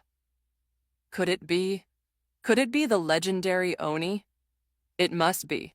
Only a high-ranking Oni could be this powerful. For a moment, the surviving ogres all showed expressions of admiration and longing. In the monster world, strength is everything. Ogerpon was stronger than them, had saved them, and was a higher-ranking existence within their bloodline. With all these factors combined, Benimaru and the others unhesitatingly extended an invitation. Please, both of you come to our village so we may repay your kindness for extending a helping hand in our time of need. All right, then we'll impose on you. Rin had no intention of refusing. He still needed Ogerpon to level up through fighting monsters, and a village of 300 ogres was simply perfect. It just so happens that my camp in the forest was destroyed by these insects. You had a camp in the forest? Darn insects. It's all right. Our village is very large. You can settle down completely. Also, may I ask what the relationship is between Mr. Rin and Lady Ogerpon? This last question was what the ogres were most curious about. They deeply respected Rin because it was the young man before them who had cast such a world-destroying nuclear strike magic. So, not only Ogerpon, but Rin was also their savior. Of course, compared to Rin, the ogres still felt a closer kinship with Ogerpon. This child is my family. Rin briefly explained his relationship with Ogerpon. He didn't tell the full truth, but instead described Ogerpon as a child he found in the wilderness. The two of them depended on each other in the forest, like siblings. Rin is Ogerpon's most important person. Ogerpon immediately took Rin's hand, expressing her closeness. So that's how it is. The ogres understood. They could easily accept this kind of relationship. Intelligent monsters meet and live together. This kind of thing, though rare, wasn't impossible. As for Rin himself, there was nothing to hide about his half-demon identity. Humans may dislike half-demons, but in the world of monsters, as long as you're strong, no one cares if you're half-demon or not. Since that's the case, why not stay in our village? Benimaru was very enthusiastic. That was how the ogre clan was. Loyal, righteous, and proud, disdaining the use of schemes and tricks. They were grateful to Rin and Ogerpon for saving their lives. Of course, there was another point: their strength. If a powerful spellcaster like Rin could join the village, and with Ogerpon, an A-rank ogre, the ogre clan's strength would undoubtedly leap to a whole new level. This we need to consider. Rin did not agree directly, but feigned hesitation. "Brother, you're being too rude." Seeing Rin's slight reluctance, Shuna quickly interjected, saying there was no need to rush and that they should first properly host the two of them. As for whether they were willing to stay, that could be decided after visiting the ogre village. Right, I was too hasty. Having not yet experienced the pain of clan annihilation, Benimaru was still a straightforward, big-hearted simpleton. All right then. With the ogre's warm invitation, Rin naturally wouldn't refuse. After all, he already had the intention of subduing the ogre clan. Rin had a good impression of them. He knew their future trajectory and didn't want them to be annihilated by the Orc Lord. 300 ogres, with an average rank of B.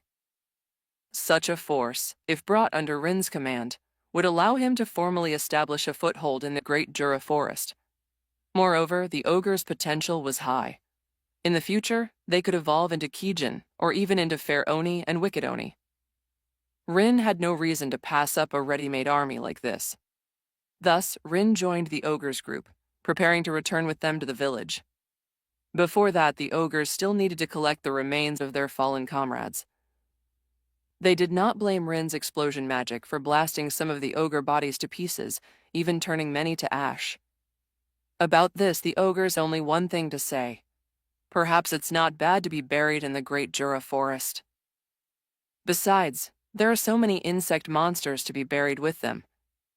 The ogres were very open-minded about life and death.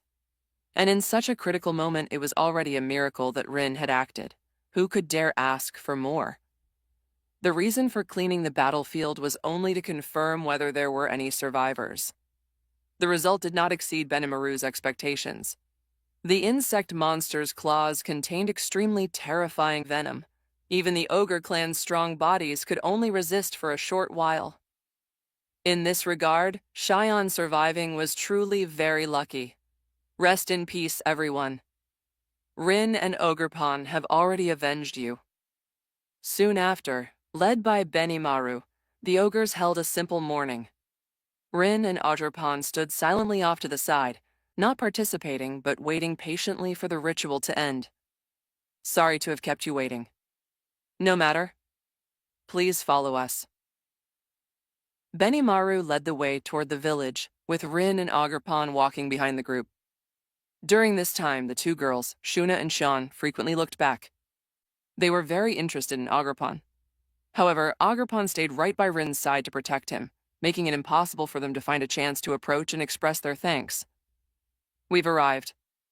Welcome to the Ogre Clan's village. Stepping out of the dense forest, what appeared before Rin's eyes was an ancient village. The village wasn't large, with architecture leaning toward Japanese style, mostly wooden structures, arranged along grid-patterned streets.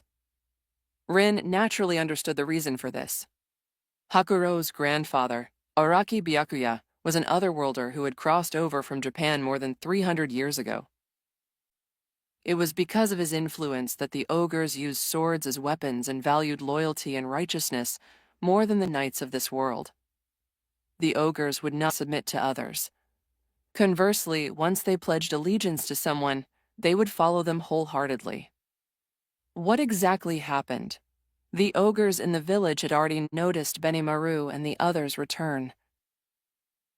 The families of the fallen wept, and the women and children sobbed softly. But sadness was meaningless. The world of monsters was not like the world of humans, where people could wallow in grief. Perhaps they had long since accepted life and death. The ogres who had lost loved ones took their family members or what remained of them and buried them in the cemetery near the village. Throughout the entire process, Rin showed no displeasure. He simply gave them the basic respect they deserved. Father? After dealing with the affairs of the fallen, Benimaru finally had time to introduce Rin to his father, a red-haired ogre much older than himself. Thank you very much for your assistance. Please accept our sincere gratitude.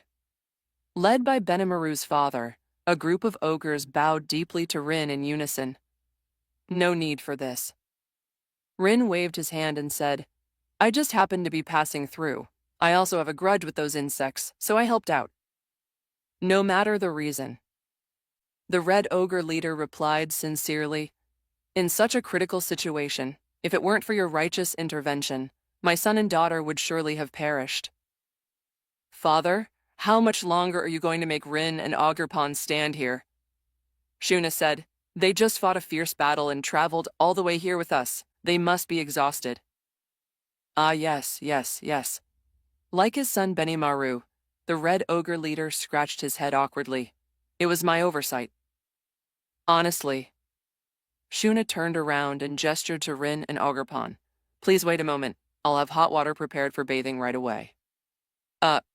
Rin initially wanted to say there was no need to go that far. But seeing Shuna's serious gaze, he and Ogerpon exchanged looks and could only nod. All right then. Thank you for the trouble. Shuna was right. They had been traveling through the forest all day, and the sun was already setting. Saying they weren't tired would definitely be a lie. Rather, the fact that Shuna could notice such details showed her thoughts were far more delicate than the other ogres. Splash, splash, tilde. Soon Shuna led the two of them to a slightly elevated area. There was a bathhouse there. The small section used by Rin and Ogerpon wasn't open to the public on regular days. It was reserved specifically for esteemed guests, a place to welcome them and wash away the dust of travel. This feels pretty nice. Leaning against the edge of the bathhouse, Rin let out a relaxed sigh. How are you feeling, Ogerpon? Ogerpon feels all squishy. Right beside him was Ogerpon. She was completely sunk in the hot water, with only half her head floating above the surface. Technically, she should have gone to the women's bathhouse. But Ogerpon was worried about Rin's safety and stubbornly insisted on staying with him. Rin didn't really have a choice and ended up letting her bathe with him. Honestly, it's not a big deal, right? There's nothing to see anyway. Rin, these are your clothes and Miss Ogerpon's. I've put them outside. While they were still soaking, Shuna and Sue had already prepared their change of clothes. Oh, thanks. Although Rin had plenty of clothes in his spirit space, this was a kind gesture from the Ogre clan, and it felt wrong to refuse. Soon after, both Rin and Ogerpon, having washed away their fatigue, changed into the outfits the Ogre clan had prepared. The style was reminiscent of Japanese yukata. Considering the Ogre clan's origin, Rin didn't find it strange for them to have this kind of fashion. Let's go. Walking out of the bathhouse, Rin saw Shuna and Xian already waiting for them. He didn't say much and followed the two women straight to the village square, where the ogres had prepared a banquet. They're here. Is that child the legendary Oni? She's so small, but the amount of magicules she has is terrifying. Don't you think she's cute? Hey, don't be rude. Ogerpon-sama saved all of us. Compared to Rin, Ogerpon was clearly way more popular among the ogres. There was no helping it. Ogerpon was an actual ogre after all. Among the ogres, she was a living legend. It had been who knows how many years since they last saw a high-ranking monster from their own kind. Go on, Ogerpon. Rin gently patted Ogerpon's back, signaling her to step up. Let them see what you've got. Ponyo? Ogerpon blinked, then after thinking for a moment, suddenly understood. No. The girl summoned her ivy cudgel, and several enormous shimmering masks floated behind her, glowing like brilliant gemstones and reflecting off one another. That dazzling, majestic sight instantly seized the hearts of every ogre present. Oh! What an incredible aura! Is this Ogerpon-sama's power? For a moment, the entire village square erupted in cheers. But she wasn't done yet. Ivy Cudgel Burst Strike! Ogerpon concentrated magicules into her ivy cudgel, then swung it fiercely toward the dark sky. Boom! A massive beam of light, woven from green, red, blue, gray, and other hues, shot into the sky, then exploded into a spectacular display of fireworks. Wow, tilde. The vivid, colorful fireworks reflected in the eyes of the ogre children. Meanwhile, the adult ogres were stunned by the overwhelming power radiating from Ogerpon's casual swing. While the adults stood dumbfounded, the kids had already surrounded Ogerpon, cheering and laughing. Seeing this, Rin gave her a subtle signal not to worry about him. After all, the two of them were connected by lifelink. If anything happened to one of them, the other would know instantly. Go have fun, Ogerpon. After saying that, Rin headed toward the Red Ogre Chief, who had been waiting for him. Oh, right. Rin turned to Shuna, who was walking beside him. Let me add some extra flavor to tonight's feast.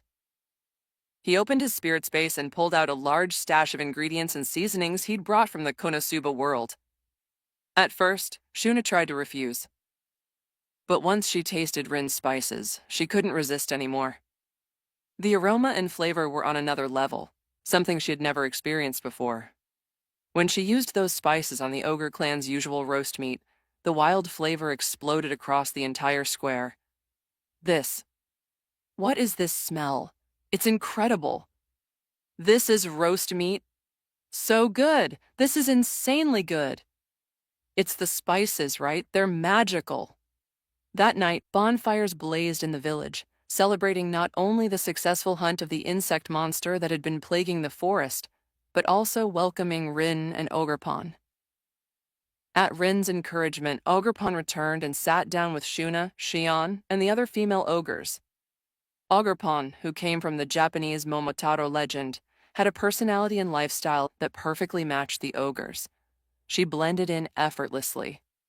Elsewhere, Rin sat with Hakurou, accompanied by Benimaru and his father. Old man, you're the eldest here, right? Rin poured the old man a cup of wine, then gestured for him to try it. He wasn't worried about any threats. Thanks to lifelink, even fatal attacks were meaningless. Even if Hakurou tried to slice his neck open, the damage would just be transferred to Ogerpon as numerical loss. In the past, Rin would have worried about Ogerpon being drained to death because of him. But now? With super speed regeneration, Ogerpon could recover from full damage within minutes. That's why Rin could sit across from a swordmaster like Hakurou without flinching. Thank you, young man. Hakurou smiled, picked up the cup, and took a sip. His eyes immediately widened. What a sweet, mellow wine. Even someone as calm as Hakurou couldn't help but get lost in the flavor of Rin's drink, and he began speculating about Rin's origins. Rare spices, exquisite wine, and unmatched power. Is he a reincarnator from another world? Still, Hakurou held no ill will. Rin had saved the younger generation of the village. That alone was a debt too large to repay. So the danger Rin had feared upon arriving in the ogre village simply didn't exist. The ogres were a race that valued loyalty and repaid kindness. They would never harm their benefactor. Rin-san, your kindness is more than we ogres could ever repay. If you're willing to settle down in this village, it would be our greatest honor. The Red Ogre Chief knew Rin still needed time to think, so he suggested gently, you and Ogerpon-sama can stay at my house for now. Tomorrow we'll begin construction on a new place for you. If you'd prefer to live somewhere outside the village later, we'll do our best to help you find a suitable spot. Even though he said that, the chief was clearly hoping Rin would stay. This temporary stay would be a great trial run. Then I'll be in your care. That night, Rin and Ogerpon slept at the Red Ogre Chief's house. Even though they were deep in the Great Jura Forest, Rin was able to enjoy all the comforts of a civilized life: food, clothes, and shelter. It was undoubtedly far more comfortable than building a camp from scratch. Quick, move everything over. The house must be built today. The next day, early in the morning, the ogres, led by Benimaru and Sue, began construction on Rin and Ogerpon's new home. The process of building the wooden house was fast. The ogres, with their natural monstrous strength, were basically walking construction machines. With dozens of them working together, it only took a single morning to finish building the house for the two of them. It was a 2-story Japanese Edo-style house with a small garden out front where some children had already planted wildflowers picked from the forest. What do you think? Shuna was assigned as the liaison for Rin. Whatever Rin needed, he could just tell Shuna and they would do their best to accommodate him. Very good, I'm very satisfied. Rin and Ogerpon both expressed their thanks to Shuna, while also experiencing firsthand the simplicity and sincerity of the ogre race. If they received kindness, they repaid it. They acted without hesitation and were generous, straightforward, ideal friends, really. Pony. And that very night, just as the new house was finished, an unexpected guest arrived at Rin and Ogerpon's door. The visitor wore a long green dress. Tender sprouts and branches swirled around her body. Her face was so stunning that even Rin, who had grown up amidst an internet-saturated world full of celebrity images, couldn't help but be impressed. Fortunately, Rin already knew who this person was. That alone kept him from getting caught up in her presence and beauty. Instead, Rin became wary, standing with Ogerpon, both of them watching her with serious expressions. It seems you already know of my existence. The girl was none other than the guardian of the Great Jura Forest, Dryad Trainee. She bowed elegantly toward Rin and introduced herself. My name is Trainee, and I am the caretaker of this forest. A dryad? Rin didn't pretend otherwise and directly acknowledged her identity. May I ask, mysterious dryad miss, what brings you to visit so late at night? It wasn't that Rin was nervous. It was just that Trainee's strength was hard to pin down. First off, Trainee's true form was actually a great spirit tree deep within the forest. Her current dryad appearance was more like a projection. In terms of monster rank, Trainee was near Special A rank. In a direct confrontation, she wasn't far off from Ogerpon's current level. And if you factored in things like Destroyer and Explosion magic, Ogerpon had a solid chance at beating her in a one-on-one. But Trainee's situation was unique. A large portion of her strength came from her contracted spirit, the greater elementals of Wind Sylphide. Sylphide had over 1 million in magicules and possessed combat power on par with an awakened demon lord.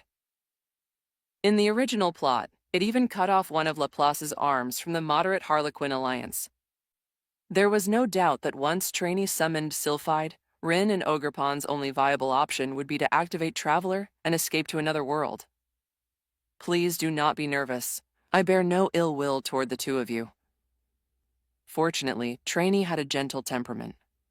As long as the ecosystem of the Great Jura Forest remained intact, she wouldn't interfere. No need to worry. Trainee smiled and said, Rather, I came to thank you both for resolving a major crisis in the forest.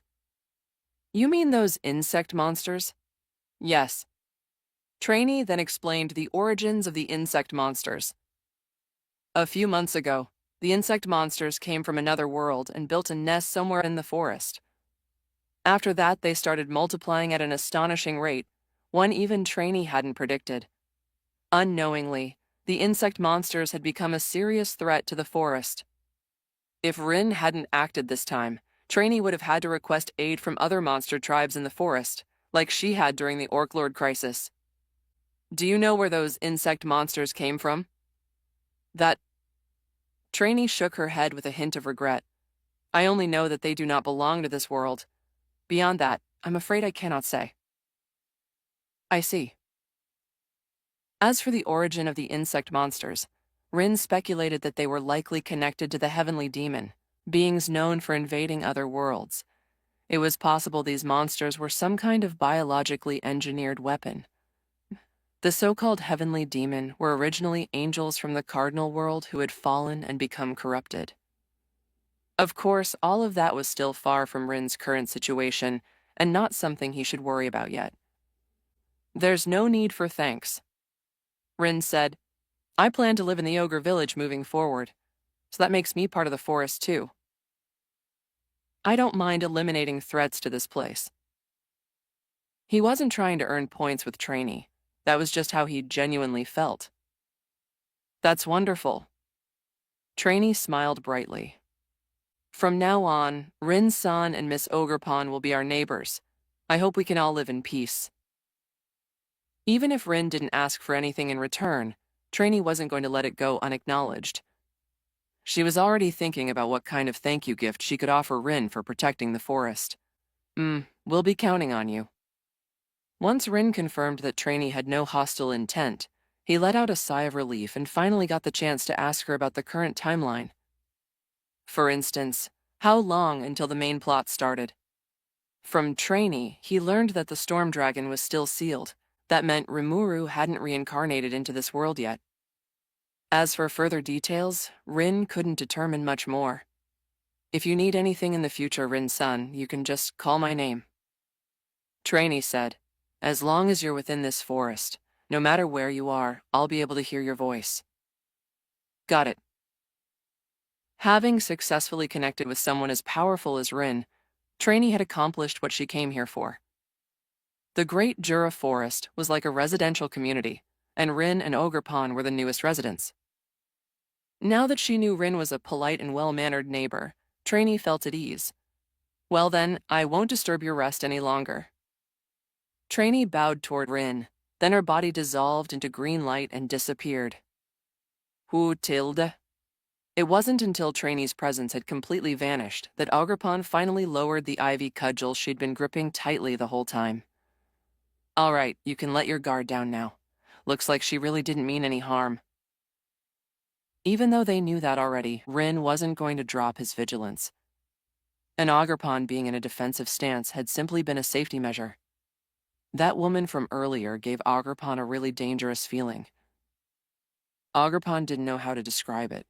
Trainee didn't have the overwhelming pressure of a powerful being. But Ogerpon just had the sense that if a fight broke out, it would definitely be her and Rin's side that would end up dead. It's probably because of the Spirit King. Rin explained to Ogerpon that Trainee could summon the Wind Spirit King. This once again reignited Ogerpon's drive to grow stronger. The path to getting stronger is right in front of us. We've got to seize this chance. Rin was referring to the Ogre Village. His Ogerpon was currently A rank.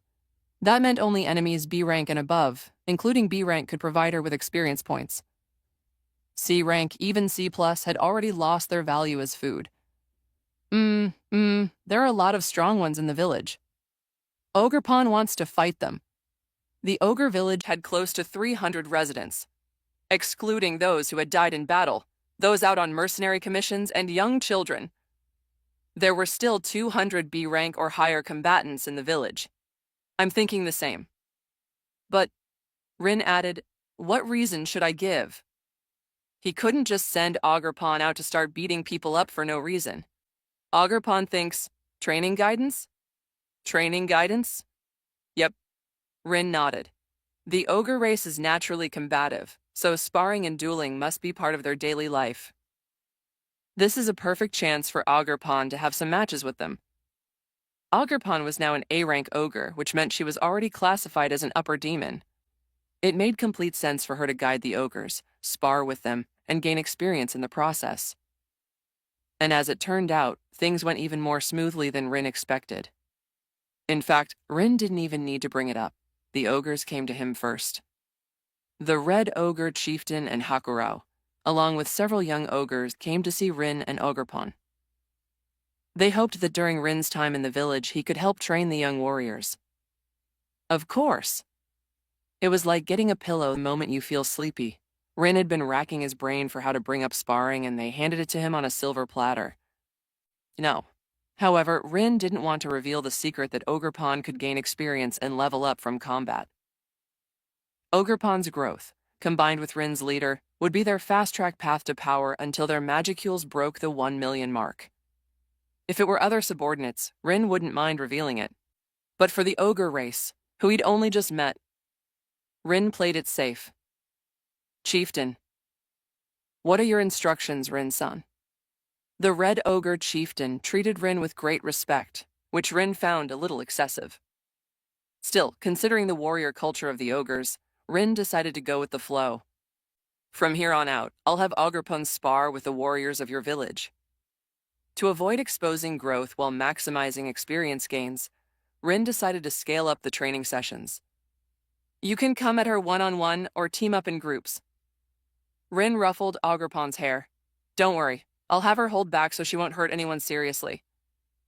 Pony! Ogerpon gave an innocent smile, winning more favor from the ogres. Are you sure that's okay? Won't that be a huge burden on Ogerpon? Hearing Rin's decision, the chieftain was overwhelmed with emotion. He hadn't expected Rin to be this considerate. He had just made the request, and Rin not only agreed immediately, but even made arrangements to benefit everyone. At this moment, the Red Ogre chieftain became even more determined to keep Rin and Ogerpon in the village.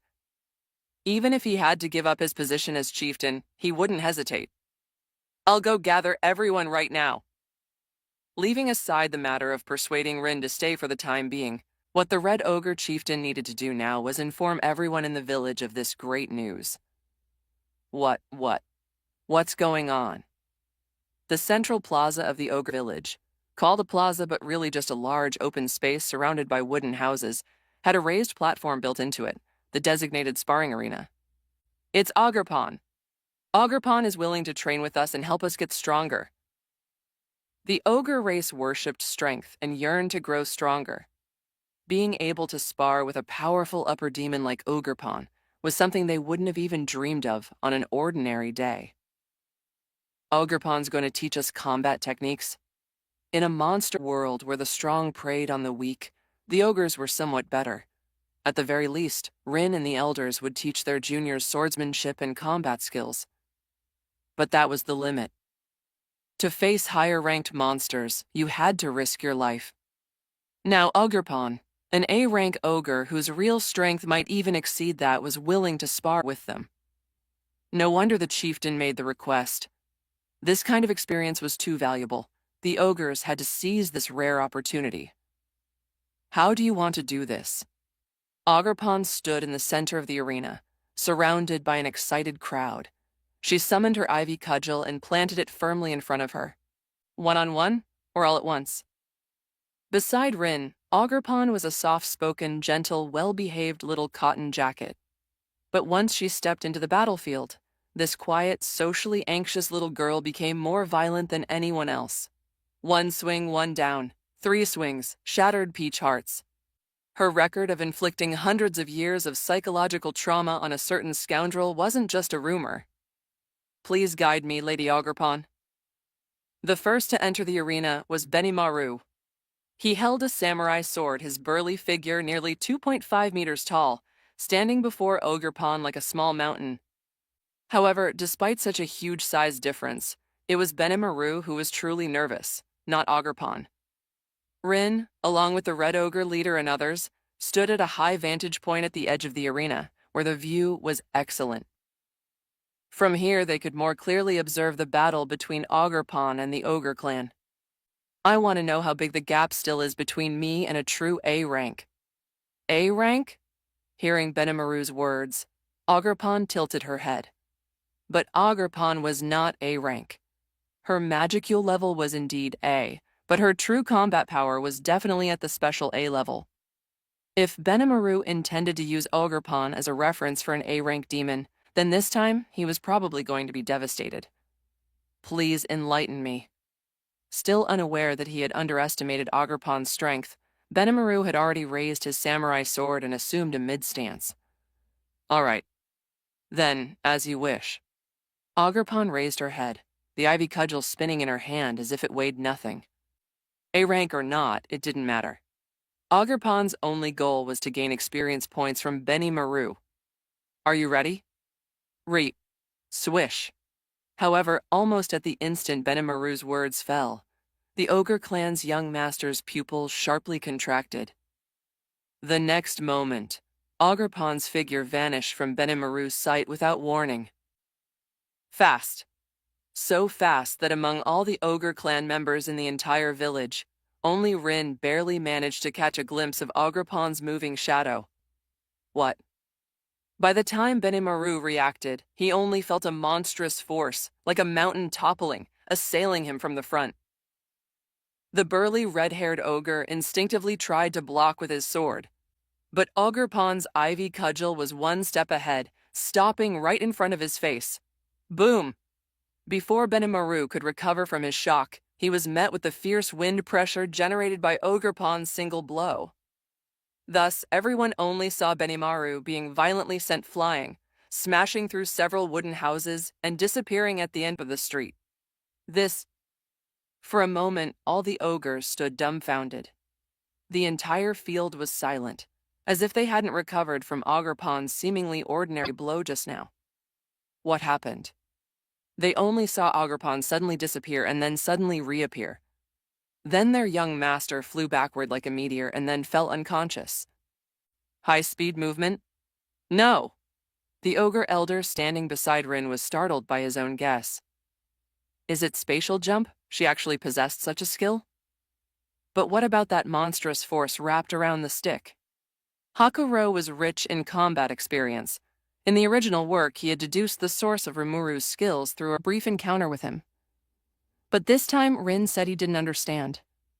Young master. Finally, some ogres realized what had happened. They anxiously rushed in the direction Benimaru had flown. After some searching, everyone finally dug out the unconscious Benimaru from the ruins. Young master? Young master, are you all right? Young master. Fortunately, there was an experienced physician in the village. The physician stepped forward to examine Benimaru's condition and found that he had simply fallen into a coma with not many injuries on his body. He's just unconscious. The physician said, most of the young master's injuries are superficial, and with our ogre clan's recovery ability, he will heal quickly. Phew, Tilda. Hearing the physician's diagnosis, everyone finally breathed a sigh of relief. And after the initial panic, what emerged from the hearts of the ogres was admiration for Ogerpon's power and astonishment at her effortless skill. So amazing. Lady Ogerpon is not only powerful, but her control over her strength has reached such a level. Unbelievable. This is the first time I've seen anyone other than the old man do something like this. The old man the ogres referred to was naturally Hakuro. However, even Hakuro would find it difficult to achieve Ogerpon's delicate technique of injuring without killing. This involved too many technical aspects, unimaginable to ordinary people. Hakuro didn't know that this was precisely a martial art from the Konosuba world, which after being transformed by the Cardinal World's rules, formed a completely new professional system. Before this, the Cardinal World had no similar skills. It was no exaggeration to say that in terms of martial arts attainment alone, Ogerpon had already reached the pinnacle of the Cardinal World, with only a very few Grandmaster-level humans being able to compare. Hakuro's swordsmanship had almost reached the Grandmaster realm. However, he was too old, and his spirit was willing, but his flesh was weak. Don't worry, Ogerpon held back. Rin, bring him over. With such destruction just now, Benimaru only sustained such minor injuries, which absolutely meant Ogerpon had held back. Soon, the unconscious Benimaru was brought before Rin. Healing spell. Rin raised his hand and golden magicules sprinkled down. Benimaru's injuries immediately healed at a visible speed. This miraculous scene once again drew gasps of astonishment from the ogre clan. The injuries have healed. He will wake up in a little while. After treating Benimaru, Rin looked at Hakuro and asked, with your experience, can you discern the profoundness of Ogerpon's blow just now? Hakuro shook his head and sighed. I failed to grasp the profundity of her move. Please enlighten this old man, Rin-san. Hakuro did not voice his guess. He had originally thought that Ogerpon had used some kind of spatial jump skill, which allowed her to instantly cross dozens of meters and appear before Benimaru. But soon, this conjecture was overturned by Rin. It wasn't spatial teleportation. Ogerpon's method of movement belonged to a realm Hakuro couldn't comprehend. It was a bizarre method he had never imagined. Its destruction. Rin didn't make it difficult for Hakuro, explaining the profoundness of Ogerpon's blow just now to the two of them. Ogerpon possesses the power to completely destroy anything she touches. Destruction! Hakuro's pupils contracted. He instantly thought of something. Could it be? In the path of that blow just now, she destroyed both the air and space? So that's how it is. Seeing Rin smile without saying a word, Hakuro beside him was secretly alarmed. his hand stroking his beard, trembling slightly. Ogerpon's spatial movement, rather than being a spatial skill, was more like a variation of destroyer. By shattering space, she executed an incredibly violent, instantaneous leap. This process was even faster than ordinary spatial teleportation based on coordinates, and was nearly impossible to interfere with or interrupt. Of course, physically traversing shattered space would undoubtedly cause immense damage. No one would dare to cross space in such a manner, except for Ogerpon, whose physical durability was absurd, and whose recovery ability was basically a bug. How reckless. Hakuro's mouth twitched slightly as he thought to himself that Ogerpon's actions were way too outrageous. Then, what about the power that was wrapped around the ivy cudgel just now? Oh, that. Rin said, besides her pure super strength, which is already ridiculous, she probably used Destroyer to pulverize everything in her path. After Ogerpon evolved, the depth of her unique skill, Destroyer, increased. If the previous Destroyer could only destroy things Ogerpon could see or touch, then now she could forcibly destroy phenomena like air resistance, gravity, light, and sound, depending on what she needed. A violence that shatters space, a strike that breaks the rules. If Ogerpon hadn't held back and that ivy cudgel had landed square on Benimaru's head, Hakuru and the Red Ogre leader couldn't even imagine the consequences. A headshot would be the least of it. Even the village behind Benimaru might have been leveled by the shockwave stirred up by the ivy cudgel. Shuna and Sui, who had watched Benimaru's duel with Ogerpon, had expected Benimaru to lose, but to fail to withstand even a single move was far beyond anything they had anticipated. And Ogerpon had held back. Cough, cough, cough, cough, cough. Rin's healing magic was outrageously effective. Benimaru quickly regained consciousness. He first sat up in a daze. Then the memory of Ogerpon's strike flashed through his mind, making his heart seize up. It wasn't until Sui called out to him from the side that Benimaru snapped out of it. Thank you for your guidance, Lady Ogerpon. Benimaru bowed deeply to Ogerpon. He was completely convinced, humbled by Ogerpon's overwhelming strength. Moreover, Benimaru was certain that Ogerpon's strength wasn't simply A rank. A rank was only her magicule level. The actual combat power she unleashed far surpassed that, very likely touching the realm of legendary Calamity class, special A rank. Want to go again? Anyone's fine, no matter how many. Ogerpon rested the ivy cudgel on her shoulder and looked around, issuing a challenge to the entire ogre clan. Don't worry about getting hurt. Ogerpon won't kill anyone. There was something else Rin didn't say aloud. Even if someone really did have an accident, he could resurrect them. Resurrection magic was a high-tier spell from the Konosuba world's archpriest. Of course, Rin's resurrection magic wasn't as absurd as Aqua's. His resurrection spell had strict limitations. First, the deceased's body had to be relatively intact. It couldn't be missing more than 30%. Next, the time since death couldn't exceed 5 minutes. However, that 5-minute rule wasn't absolute. It mainly depended on the condition of the soul. If the soul could be preserved and Rin had a way to reconstruct the body, then resurrection would be incredibly easy. I'll hold back. Ogerpon showed a brilliantly pure smile. Pokémon naturally loved to battle, and even after becoming a monster, Ogerpon hadn't lost that instinct. So, for the next 3 days, Ogerpon, under the pretext of checking everyone's strength, beat up all 250 ogre clan members in the village, children included. Of course, she was measured. When it came to the little ogre kids, Ogerpon mostly just played with them. Even when she sent them flying, she dialed back her power. Although Benimaru had been defeated, he wasn't one to give up on challenging her. This time, he brought backup Sui, Shuna, and about 10 other ogre clan elites. Naturally, the result was inevitable. In the face of overwhelming power, numbers were meaningless. Whether it was 1 person, 10, or even 100 ogres charging at her, they couldn't even touch Ogerpon. It was only Hakuro and the Red Ogre leader who managed to give her the slightest sense of engagement. Hakuro's swordplay was eerily sharp, appearing and disappearing like a ghost. But Ogerpon's senses were too monstrous. Once she activated grassy terrain, she could lock onto enemies using the natural elements themselves. The Red Ogre leader had tremendous strength and a durable body. Unfortunately, he ran into Ogerpon, who possessed the Destroyer skill. The Ivy Cudgel, empowered by Destroyer, just brushing it could maim, and taking a direct hit meant instant death. Hakurau's sword merely grazed the Ivy Cudgel and shattered into a pile of iron dust. The Red Ogre leader had it worse. His arm, after being touched by the Ivy Cudgel, exploded into a mist of blood, and half of his body was nearly turned to mush. Fortunately, Rin's healing magic saved him and restored him completely.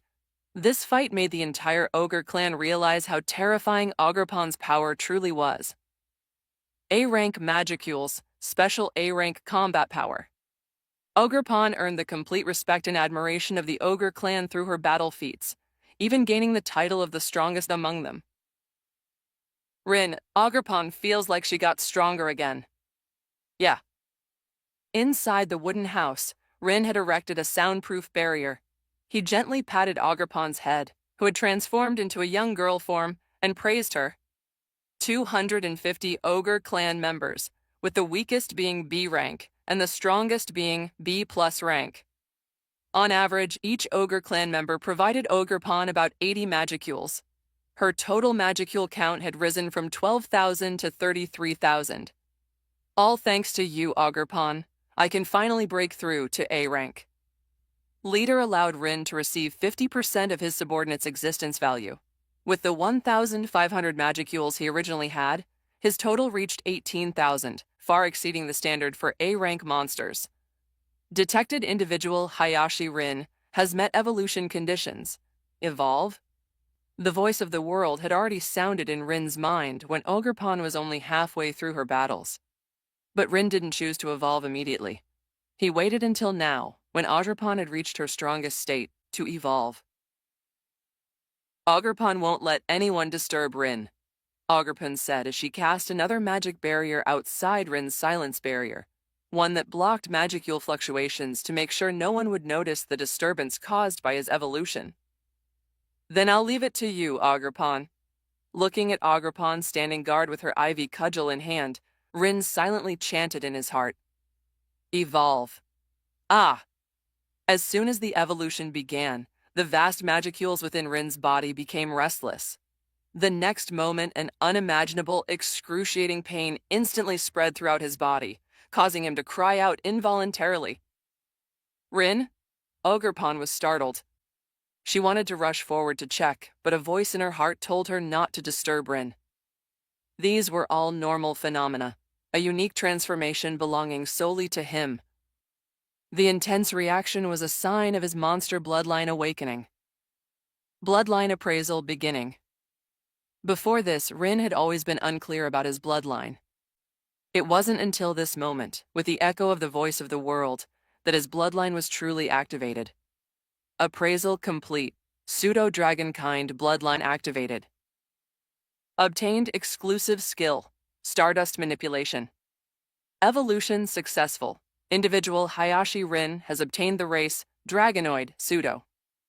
Skill appraisal has been sublimated, advancing to extra skill Dragon Eye.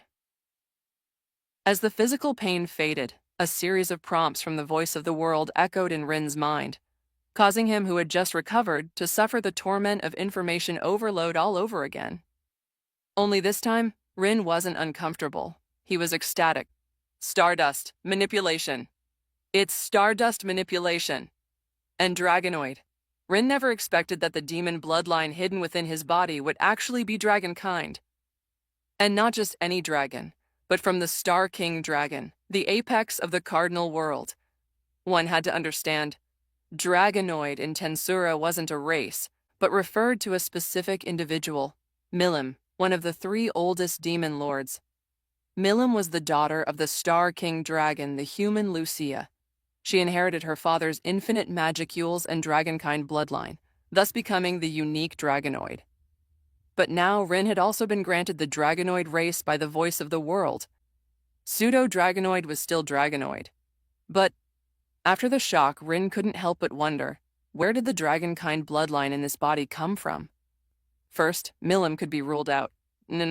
She was just a little girl. It was impossible for her to combine with any human and have offspring.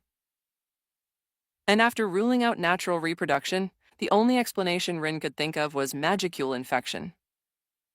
In the original story, monsters mutated and evolved after being exposed to the magicules dispersed by Veldora.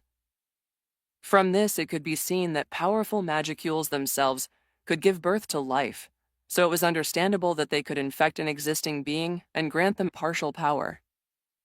In other words, one of my ancestors was once eroded by the magicules of the Star King Dragon, or Milim. And then they managed to survive and pass on this magicule factor through their bloodline. But considering how unique Milim's dragonoid status was, Rin felt none of his ancestors had ever actually awakened that power. This perfectly aligned with the memories of the original body, whose ancestors were all just ordinary people. Because the Star King Dragon's bloodline was too high-ranking, those infected ancestors couldn't awaken this power at all. Then why did I awaken the power of the Star King Dragon? Recalling his own uniqueness, Rin thought of a possibility: his broken-level talent, Traveler. The power to traverse worlds was the key to awakening the dragon-kind bloodline. The faint dragon-kind bloodline, combined with Traveler's world-hopping nature and the cardinal world's magicules. The fusion of those three factors created this miracle. Even if there was still a pseudo-tag after Dragonoid, Rin estimated that he might need to become a Demon Lord seed, or even a fully awakened true Demon Lord to remove that pseudo-label. But that doesn't matter. It'll happen sooner or later anyway. Obtaining the Dragonoid bloodline is equivalent to opening an evolution path with an extremely high ceiling. Most importantly, I also gained Stardust manipulation ahead of time. Even after reading the original novel, Rin's understanding of Stardust remained vague. First, the concept of star particles. To put it simply, star particles were highly condensed magicules that had been compressed to their limit. Just as matter is made of atoms and molecules, magicules also had a basic unit, spiritons. Previously, Rin had been puzzled about the meaning behind magicule values. For example, 9,999 magicules and 10000 magicules. Even though it was just a 1-point difference, why was the former considered B rank while the latter was A rank? It's known that an A rank monster with 10000 magicules could easily crush a B rank with 9,999. So, was that 1 point really that significant? Shouldn't the jump from B rank to A rank be a huge surge in power? But now Rin finally understood. That seemingly small 1-point gap was a full-blown qualitative leap. If magicules below 10000 used spiritons as their base unit, then 9,999 magicules could actually be broken down into 99.99 million spiritons. In contrast, once a monster broke through to A rank, their magicules became a unified whole. The basic unit of A rank was no longer spiritons, but simply magicules. 10000 magicules was exactly that, 10000 indivisible units. Unless the A rank monster willed it, outsiders couldn't deconstruct them into spiritons. This transformation massively increased the weight and quality of A rank monster in the cardinal world. It's not an exaggeration to say that in a clash between A rank and anything below, the latter would be instantly crushed. Of course, A rank individuals also had control abilities far beyond what B ranks could imagine. They could break one magicule into millions of spiritons and manipulate them with precision to perform effects that B rank users could only dream of. This was the act of deconstruction available to A rank monster. In that sense, no one else could touch you, and you could fully control yourself. Through this give and take, the A rank threshold was formed. Maybe this is the difference between common skills, intrinsic skills, and unique skills. Only special A rank monster possess unique skills. Conversely, a reincarnator who possesses a unique skill from the start, as long as they grow properly, will naturally reach special A rank. And unique skills were most likely the result of refined magicules, They were only called unique skills after recognition from the voice of the world. In other words, the leap from A rank to special A rank is the process of finding one's own path. Once that path is found, one can be promoted to special A rank and earn the title of Demon Lord Seed. Rin had more or less figured out the whole evolution path from monster to Demon Lord Seed. I currently have 4 unique skills: Traveler, Leader, Capturer, and Duplicator.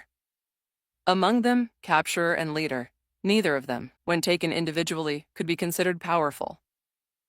At least, they couldn't compare to Rimuru's practically omnipotent Predator. Capturer allowed the user to form contracts with individuals possessing potential. Once they became stronger, the voice of the world could perform a reverse evaluation, allowing the capturer to ascend. This sounded nice on paper, but in practice, it was incredibly hard. Because capturer didn't offer much in terms of direct combat power. It was very easy to be eliminated in the early stages. Unless the capturer had a high-status identity like a noble or lord, someone that people would naturally follow. Otherwise, the skill had little future. Compared to that, Leader was even simpler. Theoretically, anyone willing to follow the leader could donate a portion of their magicules. But the amount given would never reach Ogerpon's terrifying 50%. At most, each person could give about 3%.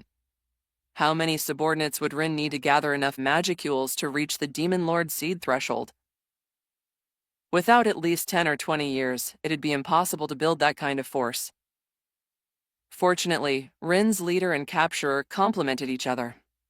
Combined, he felt they weren't inferior to Rimuru's Predator at all. Traveler, because of its broken-level nature, had an incalculable ceiling, so it didn't need to be evaluated right now. And finally, Rin felt the Duplicator wasn't much weaker than Predator either. Continuously copying abilities and using them to grow stronger. That kind of power was a cheat in any Isekai light novel. If unique skills were categorized, Duplicator should be considered a high-level unique skill, just like Predator. And Leader and Capturer, which have developmental potential, would be considered mid-level unique skills. Don't let the flaws of Leader and Capturer fool you. They are far more powerful than the reincarnators summoned in the original work. I remember that in the original work, there were 3 people summoned from other worlds: Shogo's Berserker, Kirara's Bewilder, and Kyoya's Severer. In Rin's opinion, the unique skills of those 3 couldn't compare to Leader and Capturer. Those types of unique skills are more like power-type abilities. They offer considerable combat power the moment they're acquired. However, the drawbacks of Berserker, Bewilder, and Severer are also obvious. They lack staying power. In Rin's view, the true potential of unique skills should manifest after reaching special A rank, just like his leader and capturer. Even after becoming a Demon Lord Seed, Rin could continue strengthening himself through these 2 unique skills. According to this classification, Ogerpon's Destroyer is actually a low-level unique skill. Rin pondered, then opened his current status panel. Hayashi Rin. Race: Dragonoid, Pseudo. Existence Value: A rank 18060 EP. Class: Mage. General skills: Life Magic, Healing Magic, Elemental Magic, Pokémon Magic, etc. Intrinsic skills: Adaptability, All Profession Mastery. Extra skills: Dragon Eye, Explosion Magic. Unique skills: Traveler, Broken Level, Leader, Capturer, Duplicator. Special skills: Magicules, Solidification, Star Particle Manipulation. Dependence: Ogerpon 112. Marked worlds: Pokémon World, Konosuba World. The types of skills are ranged from low to high in terms of strength and rarity, are common skills, extra skills, and unique skills. Special skills are an exception. They can't be measured by strength alone and can't be replicated by others. Furthermore, extra skills are also called supplemental or X skills. Intrinsic skills are mostly passive abilities or racial traits. Over 18,000 magicules, and the number of subordinate slots has increased from the original 6 to 12. 3 at C rank, 6 at B rank, and now that I've broken through to A rank, the total subordinate slots have reached 12. Rin's original plan had been to visit other worlds to find subordinates, like Ogerpon. The increase in slots is faster than I expected. Rin thought to himself, in that case, maybe there's no need to cling to other worlds. The cardinal world also has plenty of individuals worth cultivating. For example, Shuna, Shion, Benimaru, and Sui from the Ogre clan. In the original, they all had the aptitude to awaken ultimate skills. Among them, Sui's future magicules exceeded 1.2 million, and Shion and Benimaru, once equipped with their exclusive weapons, could even break through 5 million. Leaving Shuna aside, the combined magicules of just Shion, Benimaru, and Sui already reached 11.2 million. With a 50% feedback rate, if Rin made all 4 his subordinates, he would eventually receive at least 6 million magicules in return. So, allocating 4 subordinate slots to them wasn't a loss at all. It was a massive gain. I'll use half of the subordinate slots to cultivate talented followers within the cardinal world. Rin didn't forget the remaining 250-plus Ogre clan members either. Even if I can't develop them into subordinates, as long as they're followers, leader can still draw power from them. Subordinates, 50%, naming 15%, followers. Depending on loyalty, they provide 1% to 3% of their magicules. Excluding the B-rank children among the Ogre clan, the remaining 200-plus individuals had an average of around 6,500 magicules. Even calculating at the minimum of 1%, that's 65x 200, nearly 13,000 magicules. If luck was good and the Ogre clan genuinely submitted, it could be up to 40,000. However, meeting the conditions for subjugation definitely isn't that simple. While leader's ability to gather the power of all beings is a bug-level ability, it's not without limitations. At the very least, someone simply saying, "I pledge allegiance to you," wouldn't be enough to be registered as a follower. To establish a magicule link, there must be genuine and sincere submission. The Ogre clan worships strength, but worship isn't the same as allegiance. Is there a way to quickly gain the loyalty of the Ogres? That's right. Soon, Rin thought of a solution. Naming. Yes, naming. That was Rin's chosen method, the most direct and simplest way to earn the loyalty of the Ogre clan. Rin currently had 18,000 magicules. Excluding the untouchable 10,000 threshold, he had 8,000 left for naming. Currently the strongest among the Ogre clan were Hakuro and the Red Ogre leader. Their magicules were higher than the others, reaching 9,000 and 8,500, respectively. This meant Rin only needed to use 2,500 magicules to name them both. Once their magicules reach 10,000, Benimaru and the Red Ogre leader can evolve into Kijin. And since the one bestowing the name receives 15% magicule feedback, I can get at least 3,000 magicules back from them. So this isn't just not a loss, it's actually a net gain of 500. In other words, for Ogre clan members whose magicules exceeded 8,500, Rin wouldn't lose anything by naming them. Rin, your aura suddenly got a lot stronger. Rin smiled. Thanks to you, Ogerpon, I was able to evolve. Now I'm an evolved monster, just like you, Ogerpon. Ogerpon was even happier about Rin's evolution than her own strength increase. That alone made her beam with joy. Ogerpon, go bring me a... Rin had originally wanted to say Benimaru's name, but then remembered. They didn't have names yet. Helpless, he could only describe the appearances of Shuna, Shion, Benimaru, and Sui, then asked Ogerpon to bring them over. Ogerpon will go now. As soon as the little girl received the task, she bounced out.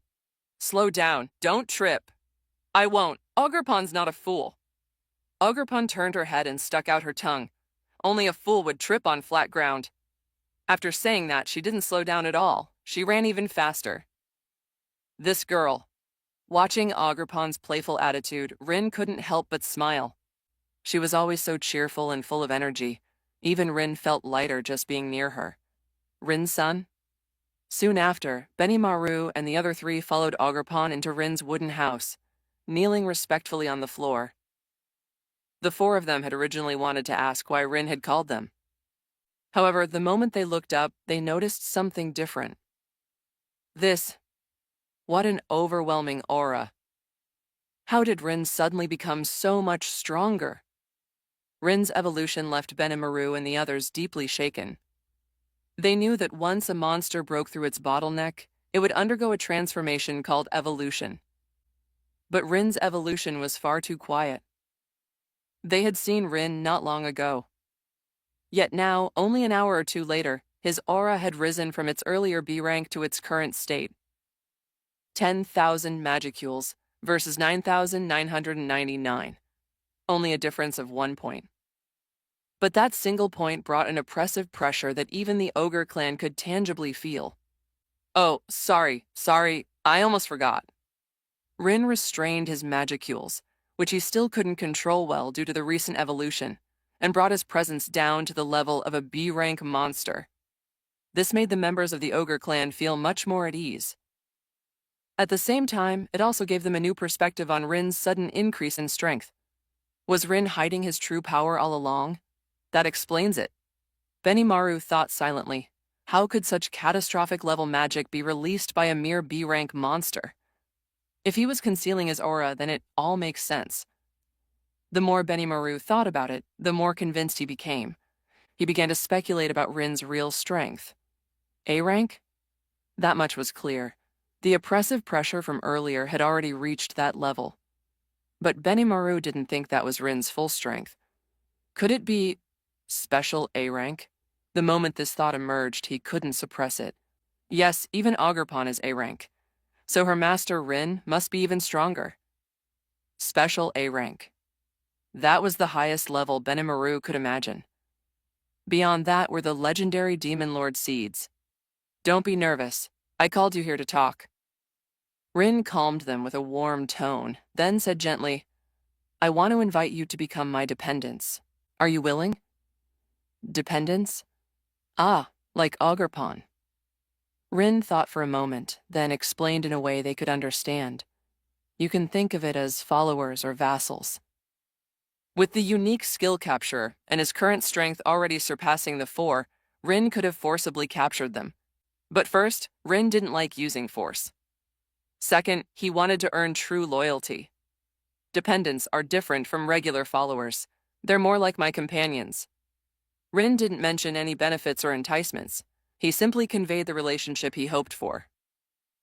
In his view, a dependent should not be bound by benefits. Saying something like, become my dependent and you'll get stronger, would cheapen the bond and stain the oath. I am willing. The first to speak was not Benimaru or Sue, but Shuna. It would be my honor to become companions with Ogerpon. Shuna continued. At that time, if Rin-sama hadn't acted, I would have already died in that insect monster's jaws. I can never repay the grace of having my life saved. I am willing to serve by your side. After speaking, Shuna bowed gracefully before Rin. Rin hesitated for a moment but didn't refuse. Regardless of the reason, Shuna's intent was genuine and that was enough. Well, no need to be so formal. Become my dependent and we'll be family from now on. He smiled. Then, welcome to the family. That's too sly, isn't it? When Xion saw that Rin had truly accepted Shuna, she turned to Benimaru and said, Sorry, young master. I also want to become Rin-sama's dependent. I understand. Although Benimaru was known as the young master of the ogre clan and the future heir of the village, that was in name only. At least Xion and Sui had never formally sworn loyalty to him. To be more precise, the 4 of them had grown up as childhood friends, not as lord and vassals. Xion's reason for choosing to follow was the same as Shuna's. At that time, the 2 girls had been in despair, and it was Rin and Ogerpon who saved them. The grace of having one's life saved outweighed anything. Now that Rin wanted to recruit them, what reason did Xion have to refuse? And Rin had said, he wanted companions, not servants. That sincerity alone was enough to move anyone in the ogre clan, let alone Shuna and Xion. May I ask what your plans are? It was the normally silent Sue who spoke. He wasn't opposed to following Rin. The ogre clan had originally lived as mercenaries in the Great Jura Forest. Becoming Rin's vassal wasn't much different. It just meant turning a temporary job into a permanent one that required complete loyalty. Rin's strength, Ogerpon's power. That aligned perfectly with a monster's instinct to follow the strong. Of course, if it were only that, then Gelmud in the original story wouldn't have failed to subdue the ogre clan. What truly moved Sui was Rin's explanation of what it meant to be a dependent. Not a servant, not a subordinate, but family. If Rin was really that kind of lord, then Sui was willing to follow him to the end. As for future plans, Rin said, I plan to accumulate strength, and eventually become a demon lord. Demon lord. At those words, the four all revealed stunned expressions. Do you really have that kind of ambition? Sue's face was serious, but his voice was full of sincerity. I'm willing to become your shadow. I will help you achieve the feat of becoming a demon lord. To find a master like this, and to devote his life to him. This was the future Sui had always dreamed of. Seeing Sue's serious face, Rin could only nod and say, All right, then I'll count on you. After accepting the loyalty of the three, Rin's gaze once again fell upon Benimaru. The young leader of the ogre village, with his blood-red long hair, was in a state of deep inner conflict. With his younger sister and two companions choosing to follow Rin, Benimaru had also begun to entertain the idea of becoming Rin's subordinate, especially when Rin declared his desire to become a demon lord. From a personal standpoint, after having been crushed by Ogerpon's overwhelming power, he had long acknowledged Rin's strength. Serving such a powerful existence, Benimaru felt no hesitation whatsoever. But the problem was... Benimaru was extremely reluctant, but he still made his decision. I am the young leader of the ogre village. I cannot abandon the people in the village. So, please forgive me, I cannot follow you. Is that so? Hearing Benimaru's reason for refusing, Rin wasn't angry. Instead, he felt even more appreciative. This was indeed the man who would become the commander-in-chief of the Jura Tempest Federation in the original work. With that level of responsibility and sense of duty, having someone like Benimaru guarding the rear would allow Rin to confidently leave the Cardinal world and seek opportunities in other worlds in the future. I think you misunderstood something. Rin waved his hand and said, I actually don't plan to leave the ogre village. What? Benimaru was stunned. Shuna, Sui, and Shion were just as shocked. You mean... I want to subdue the ogre village. Rin didn't hide his ambition at all. Then I'll build this place into my base as the foundation for my advancement to Demon Lord. This... The four exchanged glances, momentarily at a loss for words. Subduing the ogre village, this essentially meant taking over the place. If it were anyone else saying this, Benimaru and the others would have definitely fought them to the death. The ogre race would rather die than surrender. They'd never compromise in the face of violence. However, Rin was different. First, he had saved their lives. Rin and Ogerpon had rescued the village's younger generation, preserving the future of the ogres. Then, not long ago, Ogerpon had single-handedly defeated the entire ogre village. No flashy magic, just brute force. An ivy cudgel and a pair of pink fists. Ogerpon had simply beaten them all senseless in the area the ogres prided themselves on the most. A fellow ogre who had shown great kindness to the village, coupled with the overwhelming aura Rin gave off, along with his respectful and friendly attitude toward the ogres. Rather than a conquest, it felt more like Rin and Ogerpon wanted to become a part of them. What conquest? Shion blurted out. Clearly, Rin-sama wants to protect us and lead us forward. That's right. Shuna tugged on her brother's sleeve, her meaning obvious. If they refused something so good, they'd be idiots. Please accept my loyalty, Rin-sama. Benimaru no longer hesitated. He placed his hands on the ground and swore, I can't make decisions on behalf of the village, but I'm willing to follow you. He was only the young leader. The real clan leader was his father. But so what? As for whether the ogres should submit to Rin, Benimaru had already chosen a side. Besides, he didn't believe his father was so foolish that he couldn't see the situation clearly. To receive the protection of Rin and Ogerpon, the only price to pay was the leader's seat. Welcome to be my companions. After Rin finished speaking, he raised his hand. 4 invisible oaths enveloped the 4 of them. Here, I bestow names upon you. Benimaru, Shion, Shuna, Sue. Rin didn't change their names. He followed the original work faithfully. On the other side, the 4 who had received names were stunned.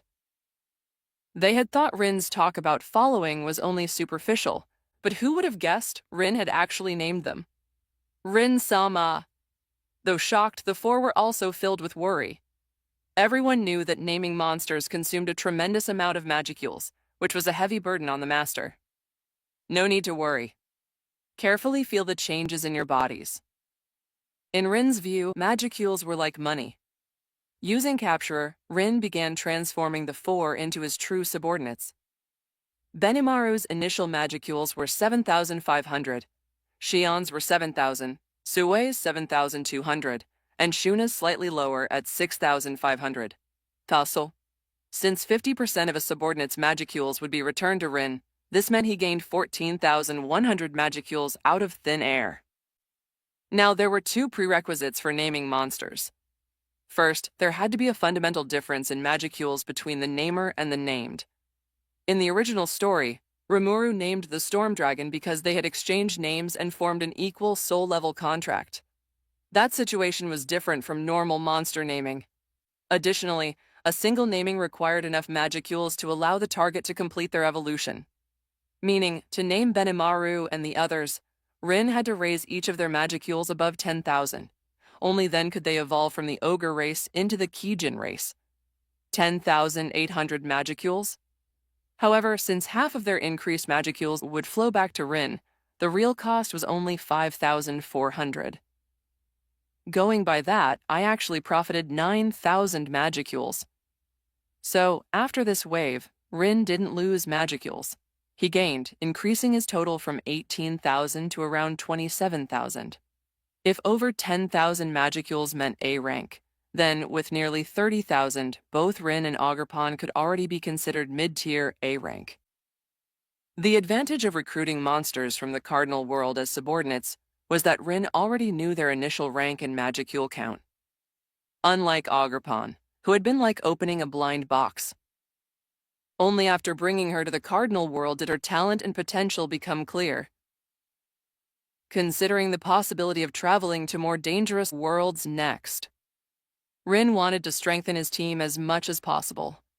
Now that Benimaru, Shuna, Shion, and Sue had become his subordinates, Rin would be able to take them to other worlds, just like Ogerpon.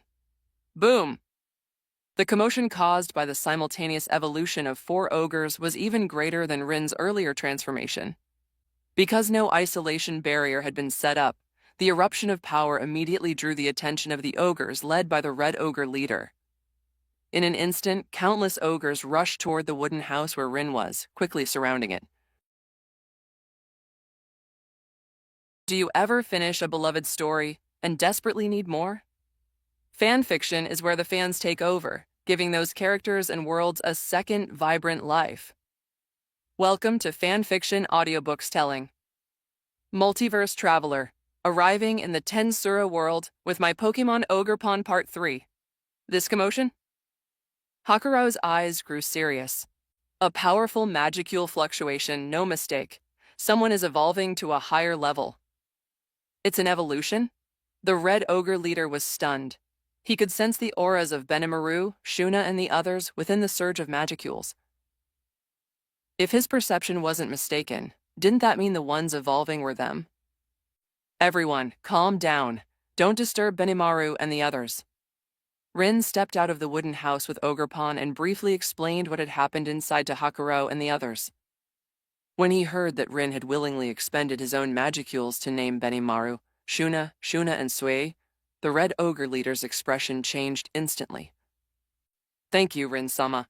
Our ogre village is willing to follow your lead and serve at your command. Once Benimaru and the others completed their evolution, they would become 4 new A-rank Kijin species. The rise of the ogres within the Great Jura Forest would be inevitable, and at a time like this, a powerful and wise leader was exactly what they needed. Nomt, Just as Benimaru and Shuna had anticipated, the Red Ogre leader chose to submit to Rin.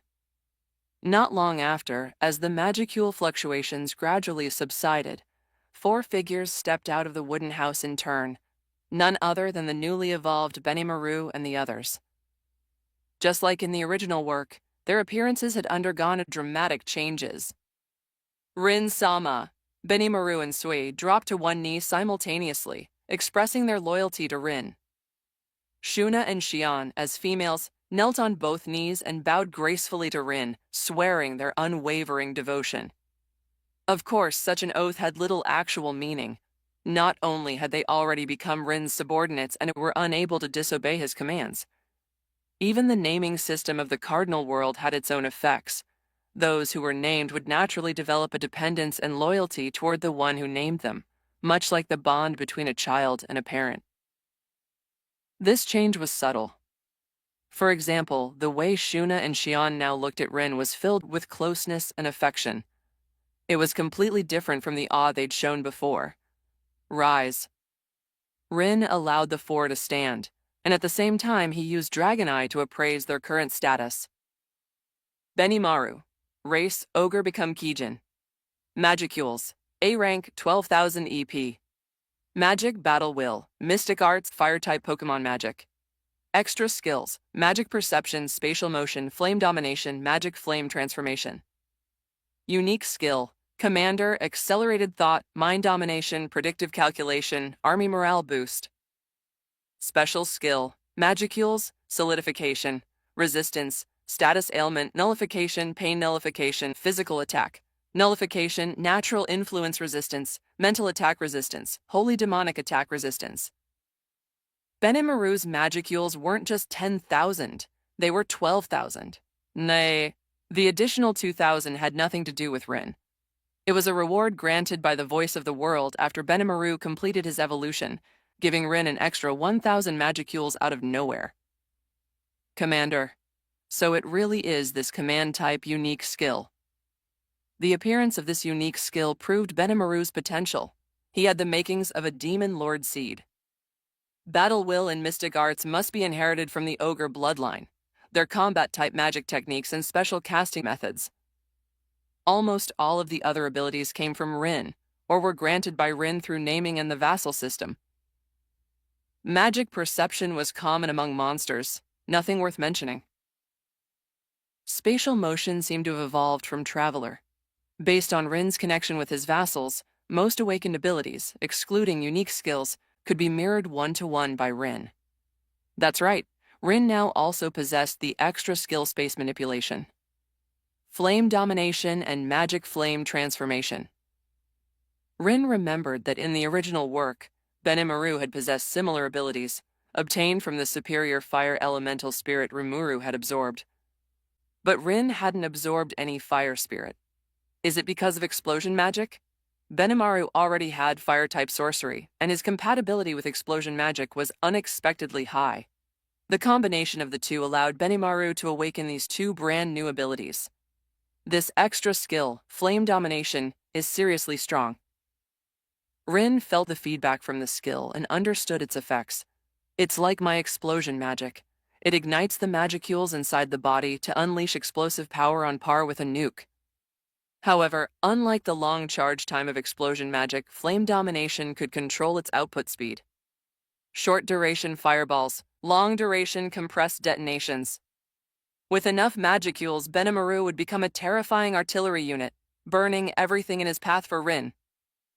Magic Flame Transformation allows him to elementalize his body. Its effect was similar to the Mera Mera no Mi from One Piece, except it could burn nearby matter and absorb it to replenish magicules. Especially while in Magic Flame Transformation, combining it with Overlord's Flame turned Benimaru into something far beyond his pre-evolution self. In the Cardinal world, magicules alone didn't determine combat power. Benimaru's stats before evolution were very simple. Benimaru, race, Ogre. Magicules, B rank, 7,500 EP. Magic, Battle Will, Mystic Arts. Inherent skills, Super Strength, Regeneration. No extra skills, no unique skills. At best, he relied on the passive inherent abilities of the ogre race, living on the fringe of the forest. With 7,500 magicules, Benimaru's actual combat power could barely place him mid-tier among B ranks. Magicules are the foundation, but skills are the true gap between the strong and the weak. After receiving Rin's naming, Benimaru's combat strength was enough to annihilate tens of thousands of B-rank monsters. Compared to his past self, he could take on 1,000 versions of his old self without issue. Not to mention the unique skill commander, which allowed Benimaru to share some of his abilities with subordinates under his command, instantly boosting the entire army's combat effectiveness several levels. Very good. Rin was quite pleased with Benimaru's abilities. Thank you for your recognition.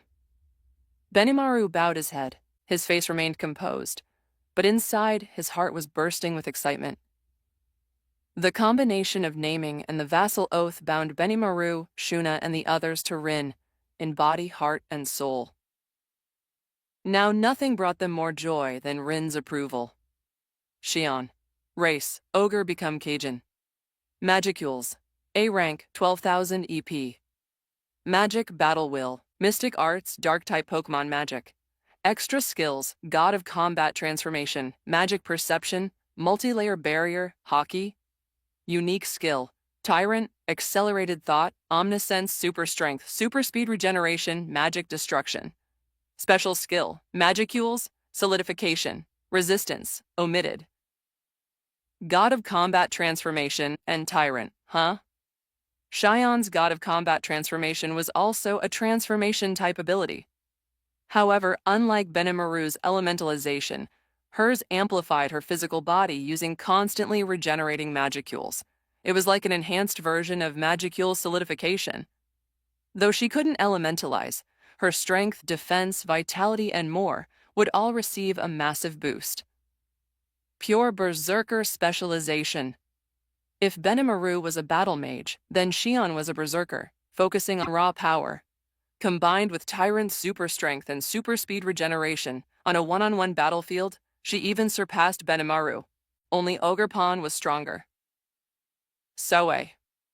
Race, Ogre become Kijin. Magicules. A rank, 12,000 EP. Magic, Battle Will. Ghost-type Pokémon Magic. Extra skills, Magic Perception, Shadow Motion, Spatial Motion, Body Double. Unique skill, Shadow Striker, Accelerated Thought, Super Acceleration, One-Hit Kill, Concealment. Special skill, Magicules, Solidification. Resistance, Omitted. In the original work, Soe served as Rimuru's Shadow Guard and Ninja. And now, after receiving Rin's naming, he had awakened the unique skill Shadow Striker, enhancing his assassination and stealth capabilities. Shuna. Race, Ogre become Kijin. Magicules, A rank, 12,000 EP. Magic, Mystic Arts, Elemental Magic, Illusion Magic, Fairy-type Pokémon Magic. Extra skills, Magic Perception, Multi-layer Barrier, Spatial Motion, Majesty. Unique skills, Analyst, Accelerated Thought, Analysis Appraisal, Chant Annulment, Law Manipulation. Manufacturer, Material Transformation, Fusion, Separation. Special skill, Magicules, Solidification. Resistance, Omitted. All of them received Magicule Solidification, allowing them to convert Magicules into physical attributes. Benimaru is a battle mage, Xion is a berserker, Soe is an assassin, and Shuna is a mage. What surprised Rin most was Shuna, who had awakened not just one, but two unique skills. Analyst and Manufacturer. These were true god-tier abilities in the realm of magic. Their potential was no less than Rin's own duplicator. All of them reached 12,000 magicules, which meant the four would provide Rin with a total of 24,000 magicules in feedback. Subtracting the 5,400 he'd used in naming them, Rin now had about 36,000 magicules remaining. That number had even surpassed Ogerpon. So strong. Young Master and the others became so strong. The surrounding ogres looked at Benimaru, Shuna, and the rest, with expressions full of admiration and envy. The instinct to evolve was rooted deeply in monsters, and the easiest way to achieve a higher form of life was to be named by a powerful being. Rin-sama tilde. Before the ogres could react further, Shaeon, who had already received Rin's permission, quickly stood up and threw herself into his arms. Eh? Rin suddenly felt something soft pressing against his arm. Rin-sama's scent. Such a dreamy smell. Xian's movements were too fast. So fast, Rin didn't even have time to react. But rather than feel threatened, Rin felt a natural sense of comfort and closeness. It was Xian's innate desire to be near him. Rin was the master of Ogerpon and the others. Subconsciously, vassals regarded Rin as their most important family member, someone they instinctively wanted to be close to. Of course, male vassals like Benimaru and Sue wouldn't act like Xion. Xion is so sneaky. I want to be with Rin-sama too. The pink-haired ogre princess didn't hesitate to follow suit, clinging tightly to Rin's other arm. Pony? Ogerpon tilted her head, unsure what was going on. Luckily, Ogerpon wasn't the jealous type. She looked at Xion, then at Shuna before silently throwing herself into Rin's embrace as well. Rin's arms belonged to Ogerpon. Cough, cough. Okay, let go. Let go a little. Rin struggled to free his hands from their embrace. Rin noticed that the other ogres seemed completely unbothered by Xion and Shuna's actions. Well, this wasn't human society. Monsters naturally revered power, and Rin was the one who had personally named Shuna and Xion. Father, you've seen Rin-sama's generosity. Benimaru directly addressed the Red Ogre leader. Please entrust the ogre race's future to us. This was practically a forced abdication, but in the end, the result was the same. In the monster world, the strong ruled. Benimaru's meaning was clear. He wanted his father to step down with dignity. Sue, standing next to him, was carefully watching Hakuru to prevent any rash decisions from the old man. Hakuru, of course, noticed. He looked deeply at Rin, then sighed with resignation. Leader, since the young master has made his decision, what choice do we have? Very well. The Red Ogre leader had no attachment to power. The ogre village didn't even have that many people to begin with. If this would make them stronger, he had no reason to refuse. Sorry, father. No need to apologize. The Red Ogre leader wasn't offended by his son's actions. In fact, he fully supported them. You made the right choice. He raised his hand and gestured for Benimaru to look at the other villagers. This is... Benimaru saw it. In the eyes of the ogres, there was a burning desire for strength. They didn't necessarily want to be named by Rin. But if they could follow him and help the entire ogre race rise, they might receive the voice of the world's recognition. And if that happened, all of them could evolve together. My lord, Benimaru quickly reported the good news to Rin. Father has decided to lead the ogre village and pledge allegiance to you. You did well, Benimaru. Rin had already heard the conversation between Benimaru and the Red Ogre leader. He smiled and said, Actually, there's no need to be so nervous. I'm not a cruel person. I'm not great at managing a village. So that task still falls to you. To Benimaru's surprise, Rin then asked him to summon the Red Ogre leader and Hakuru, and bestowed names upon them. From now on, village chief, you shall be called Akano. An old sword master, you shall be called Hakurao. Neither of them had expected Rin to grant them names. And as a portion of Rin's magicules dispersed, surging waves of magical energy exploded from Akano and Hakuru's bodies. Soon, like Benimaru and the others, the two completed their evolution from ogre to Kijin. However, perhaps due to their advanced age, their potential wasn't as great as Benimaru and the younger generation. Although they had also evolved into the Kijin race, Akano and Hakurao did not awaken unique skills. Still, their combat power was far from weak. The extra skills inherited from Rin were all formidable and significantly enhanced their strength as monsters. Thank you for bestowing us with names. Akano's appearance was nearly identical to Benimaru's, just more composed and dignified. Benimaru was right. Your generosity is truly astonishing. Everyone knew that bestowing names severely depleted the namer's strength. Yet Rin still willingly shared his power. First Benimaru and the other three, now even these two old men, Rin's sincerity and his respect for the ogre race left them deeply moved. To think you would name an old man like me, already halfway in the grave. Now evolved into a Kijin, Hakuro stroked his beard with a wise look. You really are reckless. Please take care of yourself, Rin-sama. Don't worry, this little burden is nothing to me. After bestowing names upon the two, Rin's magicules didn't drop. Because both Hakuru and Akano had gone beyond the 10,000 threshold, increasing their magicules to 11,000. After gaining several hundred more magicules, my current magicule count is 37,000. Subtracting the basic 10,000 needed for an A rank, I still have 27,000 I can use to name more ogres. Rin planned to spend all of it enhancing the village's strength, evolving as many ogres as possible. When they heard that Rin still intended to bestow names upon more members of the village, Benimaru and the others were all shocked. The four tried to dissuade him, hoping Rin would prioritize his own well-being and not make such a large sacrifice. But there was no such thing as scarcity breeds conflict among monsters. Monster communities functioned as one.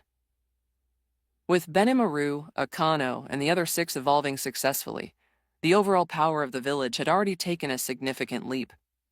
Their strength would naturally protect the rest of the village, helping it thrive further. That was a good thing for everyone. This was completely different from Rin taking his named subordinates and leaving the village behind. Leaving meant robbing the village of its core power. Staying meant providing protection. If Rin had a favorability system, his standing in the eyes of the ogre race would have already reached worship. Powerful, generous, benevolent. How fortunate it was for the village to welcome such an exceptional leader. It's fine. My situation is a little different. Bestowing names on part of the ogre village won't hurt me much. Rin didn't bother to explain that he possessed the unique skill leader, which caused those who were named or pledged as followers to return a portion of their magicules back to him. This meant that the actual magicule cost for Rin was much lower than it appeared. But before that, there's one more thing I need you all to do. Rin looked at the 6 before him and shared his next request, to gain the allegiance of the entire ogre village. I'll gather everyone immediately. Hearing that all Rin wanted was a simple show of allegiance, Akano instantly stood up and began organizing the ceremony that would make Rin the village's true master. Excellent! Rin had calculated that getting the entire ogre village to submit would generate at least 30,000 magicules. Adding that to his current 37,000, Rin would have enough to reach Special A rank based on magicule quantity alone. Staying just below Special A rank, letting this magicule sit idle isn't worth it. Naming wasn't a waste of magicules. It was more like transforming them into a stored form elsewhere. It's finally over. The allegiance ceremony lasted from day to night. Throughout the ritual, Rin wore a luxurious ceremonial robe and sat at the head, as families stepped forward in turn to swear fealty and offer their worship. And one thing had to be said, the ogre race was truly sincere and honest. Originally, Rin had estimated that these ordinary villagers might return 1% of their magicules as feedback, which was already considered decent. After all, to be officially recognized as a follower under the leader unique skill, they needed genuine loyalty from the heart. In Rin's view, that was no easy task. But the reality of the ogre village exceeded his expectations. These big, fierce-looking warriors turned out to be soft-hearted. Rin's earlier actions had completely won them over. The amount of magicule feedback from the ogre villagers basically hit the full 3% cap possible for followers. Even the ogre children weren't exceptions. Ogre children didn't have much magicules since they hadn't matured yet, averaging around C rank, or 4,000 points. The ogre village's total population was 254. 20 were away on missions, and another 20 or so had died in the insect monster disaster. Whew!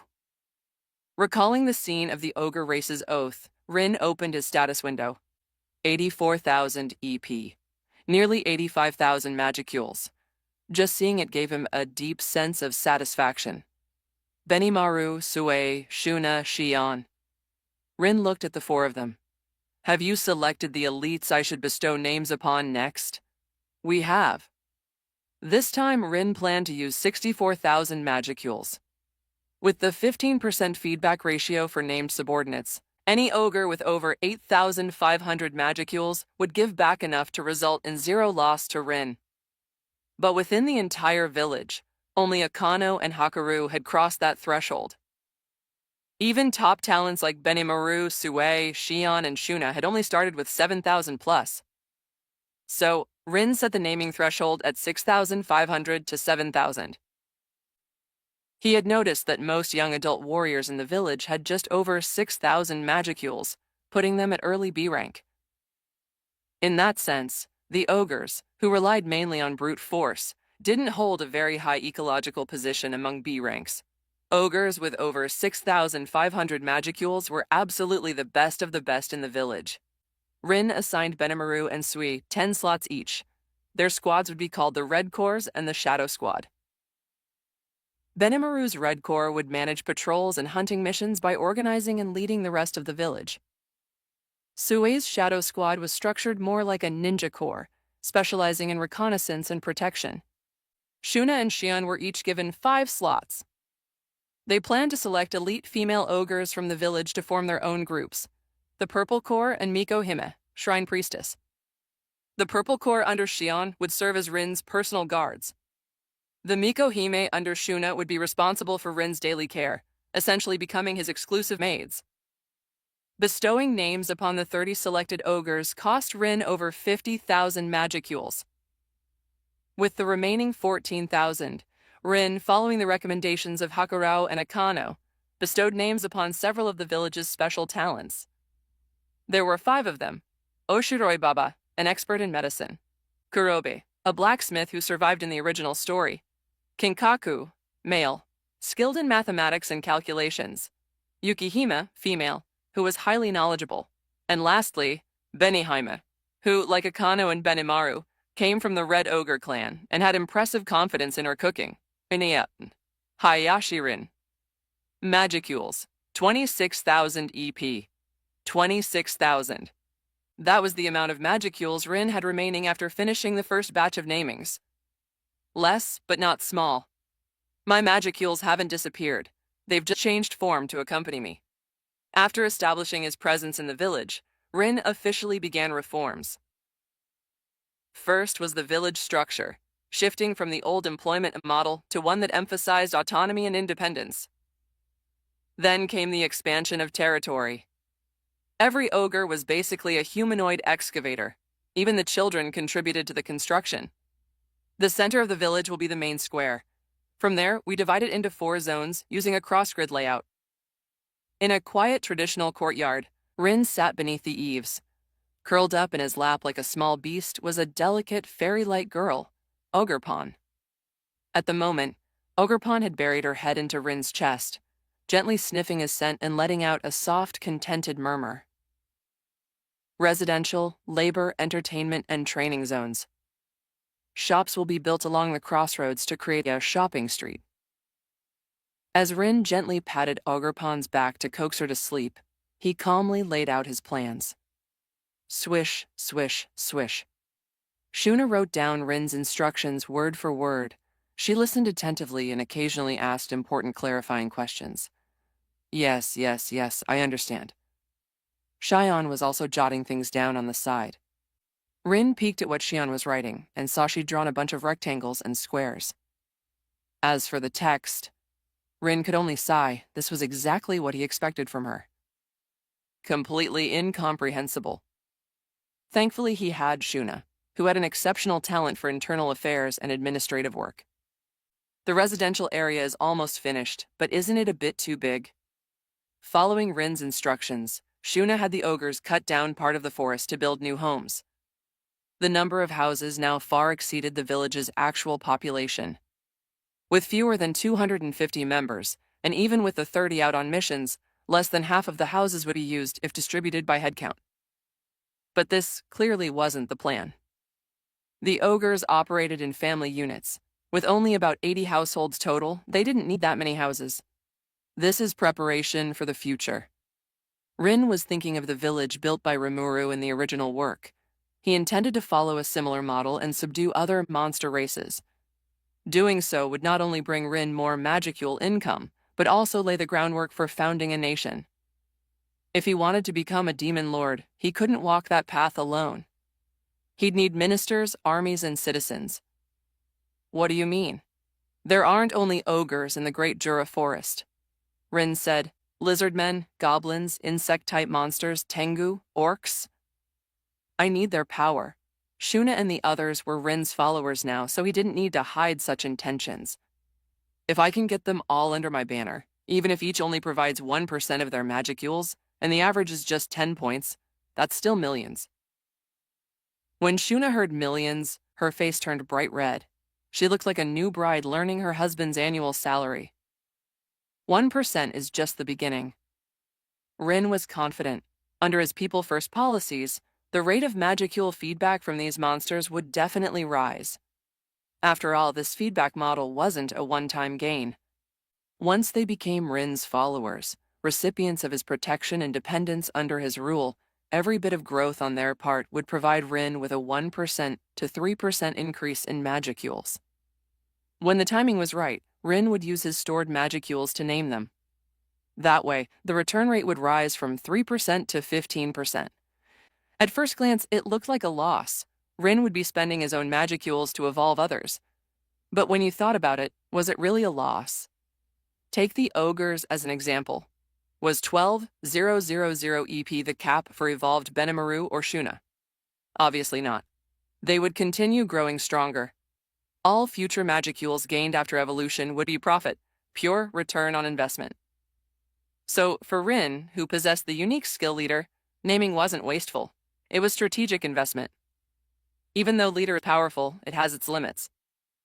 During this time, Rin had more or less figured out the skill's ceiling. Its upper limit is 1 million magicules. Anything more in leader won't be able to affect it.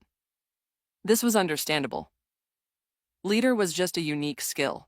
It was impossible for it to endlessly increase magicules without any restriction. Fortunately, Rin could use his stored magicules to empower the monsters under his command. As long as I use the magicules before reaching the 1 million mark, Leader will let me gather more. This cycle not only empowered Rin, but also gave the named monster races a massive leap forward. That's why Rin didn't just avoid harming the intelligent races of the forest, he was giving them a better future. Your all experience packs I treasure. No killing required, just make them submit and magicules will flow endlessly. Was there anything more delightful than this? Let me go, Rin-sama. Cheyenne volunteered eagerly. I'll beat them all into submission, one by one. I already asked Sue and the Shadow Squad to investigate nearby territories. Rin didn't plan to act so soon.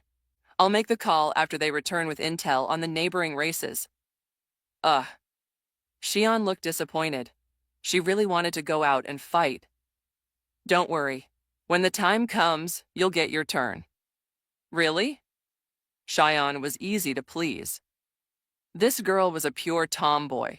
In terms of IQ, she was about equal to Ogerpon, not the sharpest blade in the rack. After wrapping things up in the Cardinal world, Rin brought Ogerpon back to the Konosuba world once more. The reason for returning was to convert the newly acquired 100,000 units of magicules into several million experience points. 1 million experience should be enough to raise my level to 100. Rin didn't know what the level cap was in the original novel's version of this world. But in this real Konosuba world, the highest level an adventurer could reach was level 100. There was a hard cap for adventurers, and reaching level 100 was theoretically possible. As for whether anyone had actually hit that ceiling, when Rin asked Luna before, her answer was, I've never heard of anyone hitting the limit. So, unsurprisingly, Rin was about to become the one and only full-level adventurer in the Konosuba world. Experience value conversion successful. Rin looked at the magicules that hadn't decreased at all, and the several million experience points that appeared out of thin air on his character card. Without hesitation, he started leveling up. The next moment, a massive amount of experience points were consumed, and in exchange, Rin gained an enormous amount of skill points. This was the real reason he returned to the Konosuba world. That's right, skill points. Rin was planning to max out every skill he had learned. Explosion magic? Add points. Martial artist job skills? Add points. Resurrection? Add points. Add points. Rin had far more skill points than he'd imagined. As mentioned earlier, the skill points an adventurer gained when leveling up were tied to the job's class, meaning the earlier one obtained an advanced job, the more skill points they'd have upon reaching the max level. But Rin was even more absurd than that. His situation was similar to Aqua's. This time, when he returned to the Konosuba world again, even though his level and attributes hadn't changed, he still received a massive amount of skill points, granted by the rules of this world. If Aqua was a goddess descending into this world, then Rin was a demon lord from another world. Oof, tilde. It took nearly 15 minutes, but Rin finally maxed out all the skills he'd selected. Even so, he still had plenty of skill points left. Whatever, I'll just hold on to them for now. Maybe I'll get the chance to copy more skills later. Rin wasn't the type to hoard skill points. The Konosuba world was only one of many. He had a sea of stars ahead of him, so there was no need to be stingy here. Even if he missed out on some rare skills later, Rin wouldn't feel regret. But I don't feel like I got much stronger. He clenched his fist, quietly sensing the changes in his body. Maybe because I'm already too strong. An A-rank upper-tier monster, combined with the attribute boost from Magicule solidification. The stat increases from reaching level 100 in Konosuba probably didn't even make up 1% of Rin's true attributes. Rin, you seem a little stronger than before. You noticed? Ogerpon gestured with her finger. About this much. Rin shrugged. Ogerpon's descriptions were as abstract as always. Luckily, he was used to it by now. Let me get used to it for a bit. Rin treated this trip back to the Konosuba world as a mini vacation. Here, he wasn't going to flaunt his overpowering strength. Let's see what level 100 stats are like. Rin used appraisal on the adventurers he passed on the road and used their data to build a new attribute system. In the Konosuba world, each adventurer had different limits to their attributes. Take intelligence, for example. When something like intelligence 10 max showed up, it meant that no matter how much that adventurer leveled up, their intelligence would never increase again. Because for that adventurer's potential, 10 was the maximum possible. This was why, in the original series, Kazuma felt so frustrated seeing Aqua's maxed out stats, yet her intelligence was so low. So, basically, no matter how much this person levels up, her intelligence won't go up. Aqua's intelligence was low and could never improve. As expected of Aqua, the useless goddess lived up to her title. Back to Rin. All of Rin's attributes had reached the Konosuba world's limits without exception. Not his personal limits, but the system's limit. In numeric terms, that was 999. This was the conclusion Rin reached after analyzing the data of all adventurers in Axel using his Magicule's perception. Even Wiz, the secluded lich, had max attributes that only hovered around 800. Of course, Rin's strength, agility, and vitality couldn't be measured with a mere 999. His true stats had long since exceeded the Konosuba system's framework. Sir, but in this world, it's best to keep power within the allowed range. In other words, keep all visible stats at 999. As long as Rin didn't exceed that boundary, the world's will wouldn't reject him. Ogerpon, same goes for you. Rin shared this upper limit with her. Keep your strength within 999. Got it? Ogerpon nodded obediently. Oh, right, Rin.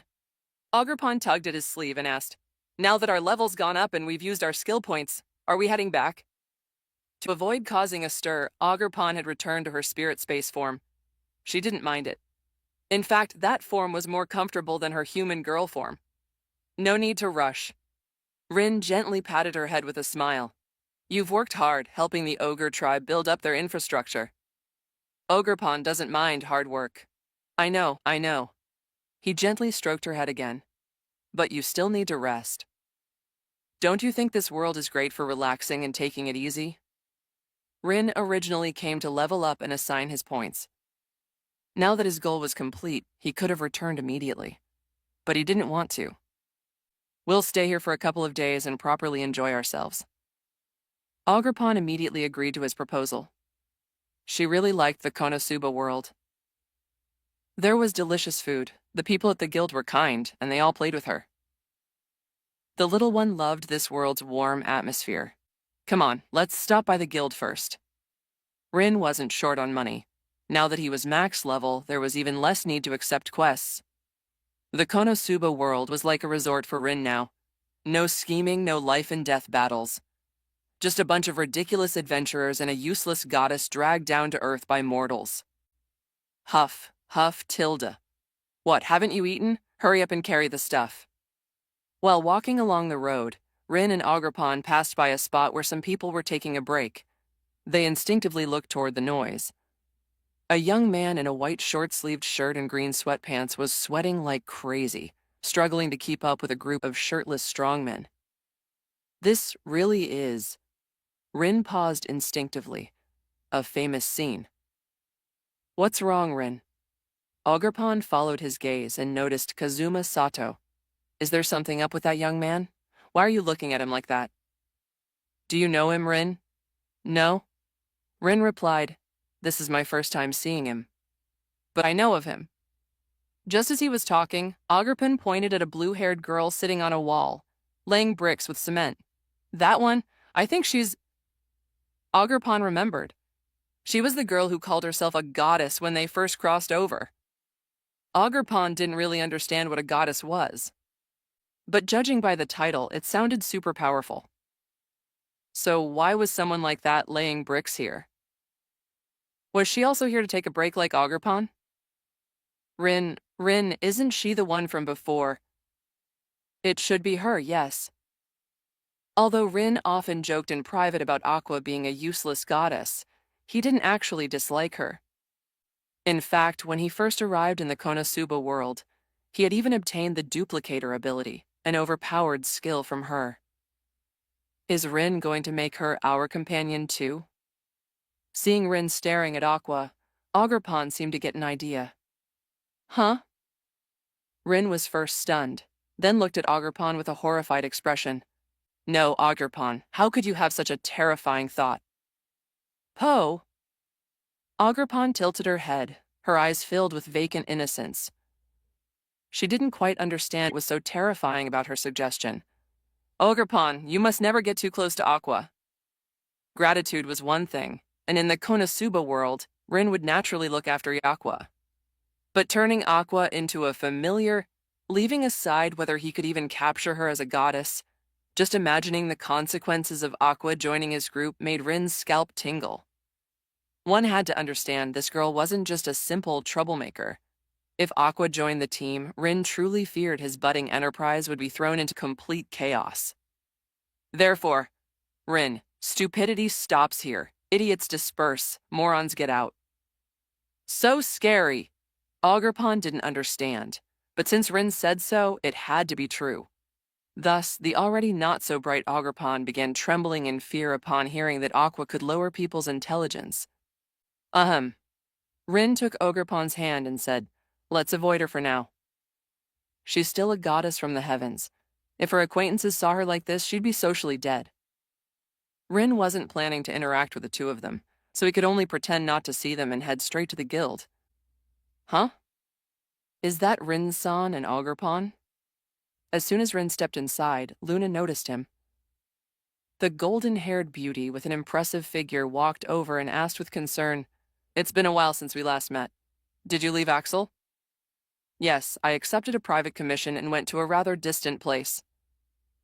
When Rin traveled between worlds, the flow of time in each remained synchronized. This time, after leaving the Konosuba world, Rin had stayed in the Cardinal world for about a week. Naturally, 7 days had also passed in the Konosuba world. Yo, Rin! Long time no see. Haha, It's good to see you still so energetic. After the last banquet, most of the adventurers in the guild were familiar with Rin. For men, drinking together once meant you were friends. Not to mention, Rin had single-handedly outdrunk the entire group. Just based on his drinking ability, Rin was already recognized as a powerhouse. I'm a bit low on cash right now, so if you're trying to trick me into treating you, forget it. How could we make you pay every time? Yeah, we're not that shameless. They were telling the truth. Everyone was already more than happy that Rin had treated them once and could feel his friendliness. You shouldn't be too greedy. Contentment was enough. 2 sets of the guild's signature meal, 3 puddings and 3 creamy ice creams, and sparkling wine. All right, please wait a moment. After ordering from the waitress, Rin led Ogerpon to a window seat in the corner. He scanned the guild hall looking for professions and skills he hadn't seen last time. Not long after they sat down, a figure in armor caught Rin's eye. Her dazzling golden hair was pinned with a hairpin. She was tall and curvaceous, with emerald green eyes as calm as water, yet carrying a trace of coldness, perfectly fitting the image of a cold and proud knight princess. This girl, could she be? Rin didn't even need to guess. Her attire was exactly like in the anime. Darkness? Darkness, one of the Konosuba heroines, was the MT in Kazuma's party. Her attacks never landed, but her defense and HP were absurdly high. On top of that, she was a massive masochist. First it was Kazuma and Aqua, now it's Darkness. Just missing Megumin, and the original 4 will be complete. Even though he had spotted another character from the original series, Rin had no intention of striking up a conversation. Not because he disliked Darkness. In fact, compared to the brainless Aqua and the Chunobu Megumin, Darkness's problem was only her perversion. A knight with a bit of perverted tendencies was still relatively normal, right? At least in the anime, Rin had never seen Darkness throw herself at anyone other than Kazuma. All in all, if he could train Darkness to be a masochist who only responded to him, Rin thought it could be quite entertaining. What a pity. Po? Ogerpon tilted her head in confusion, not understanding what Rin was lamenting. What I mean is, there are only so many familia slots, and I can't just waste them. Rin explained. Even if I meet a character I like, I have to first determine if they have real value. Compared to protagonists who could casually bring girls across worlds, Rin's traveler ability was honestly a bit underwhelming. Even if he wanted to take Darkness along, he would first have to turn her into a familia. But here was the problem. Familia slots were limited, and using one on Darkness was clearly not cost-effective. So I'm sorry, my XP. Without any spare slots, Rin could only silently apologize to his desires. However, Rin, not planning to provoke Darkness, didn't mean she would ignore his presence. The girl who had just been talking to Luna suddenly shifted her gaze toward Rin and Ogerpon. In the next moment, Rin and Darkness's eyes met. Caught in the act of looking, Rin felt a little embarrassed. But before he could look away, he saw a look of surprise flash across Darkness's eyes. What's going on? Is she looking for me? Rin didn't remember ever having any interaction with Darkness. Hello, are you Mr. Rin? Darkness stood beside the table, keeping a polite distance. I am Darkness, a crusader. Oh, hello. Rin pretended not to know her and asked, May I ask if you need something from me? Please allow me to join your party. Sorry, I refuse. Huh? Darkness did not expect such a sudden refusal and was momentarily stunned. Why? I am a high-level profession, and I saw how bloody and sticky you all were before. What on earth happened to end up like that? Just thinking that I might also become like that, I just... Watching the female knight, who had just been cold and proud, suddenly become teary-eyed, flushed, and squirming, the beef Ogerpon was holding with her chopsticks fell onto the table. This big sister is so scary. Ogerpon's danger radar was flashing non-stop. She looked at Rin, only to see he seemed to have anticipated this scene all along. As expected of Rin. Indeed, her Rin could remain calm no matter what. Ogerpon chose to shut off her brain entirely, leaving all thinking to Rin. Well, calm down first. Rin had Darkness sit down, then ordered her a glass of iced fruit juice. Thank you. Soon the juice was brought to Darkness. She politely thanked him first, then looked at Rin expectantly. I am very confident in my arm strength and stamina, but my hands and feet are not very agile. Although my attacks completely miss enemies, if I'm just used as a shield, you don't have to care about my feelings at all. Just use me however you like. It's fine even if I break. In fact, the thought of being broken made Darkness short of breath, every cell in her body trembling with excitement. Well, calm down first. Rin gestured for Darkness to drink some juice and calm down. My situation is rather special. My party doesn't actually lack a vanguard. Rejected again, Darkness not only didn't feel discouraged, she seemed pleased. However, Rin thought for a moment. He had to admit, Darkness was very beautiful. Golden hair, emerald eyes, an impressive figure, and a noble temperament. As long as she didn't speak or show her perverted tendencies. Moreover, Darkness was different from Aqua or Megumin. The former was too reckless and prone to causing trouble. Megumin's obsession with casting explosion magic once a day was something Rin had no interest in managing. Rin knew a bit about Darkness. Her real name was Dustiness Ford Lalatina, the daughter of the Dustiness family, a prestigious noble house of the Belzerg kingdom. Darkness lost her mother when she was very young, so young that she didn't even remember her face. Being an only child and lacking maternal love, her father Ignis spoiled her without much discipline, which ironically made her crave discipline, ultimately turning her into a hopeless masochist. In other words, what Darkness wanted was strict discipline. That was far too easy for Rin. All right, I agree to your joining. Rin had his own reasons for letting Darkness join. First, he didn't plan to use a familia slot to turn her into a familia right now. He also wanted to test if there was a way to bring people to the Cardinal world without a familia contract. Darkness was a good candidate. As for forming a party in the Konosuba world, Rin had decided to roleplay as a level 100 martial artist here. As long as his secrets didn't go beyond that, he could reveal them to Darkness without worry, and there was no danger of leaking information about other worlds. Really? Darkness hadn't expected Rin to accept her. She didn't think Rin was unaware of her eccentricities. So, are you willing to discipline me? No problem. No matter what kind of perverted request, I will persevere and show you. Rin somewhat regretted agreeing to let her join. She spoke too loudly. Didn't she notice the surrounding adventurers were already looking over? Hey. What was with those looks? He wasn't some pervert who enjoyed bullying knight princesses. However, this told Rin one thing. Almost no adventurers knew about Darkness's fetish. Clearly, this was her first time exposing her eccentricities in public. Normally, although she was a clumsy idiot who couldn't hit monsters, her public image was still positive. Well, we are friends. Rin nudged Darkness, hinting for her to explain. Fortunately, Darkness didn't make things awkward. She directly stated that she had joined Rin's party, then apologized for speaking too loudly. What, so it's a game for a young couple?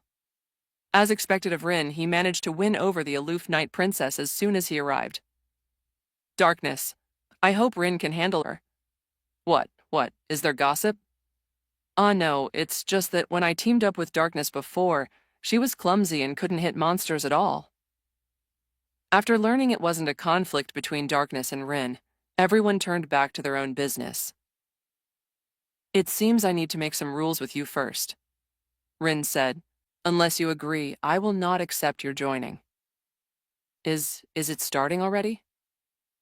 You're going to do this and that and that and this to me.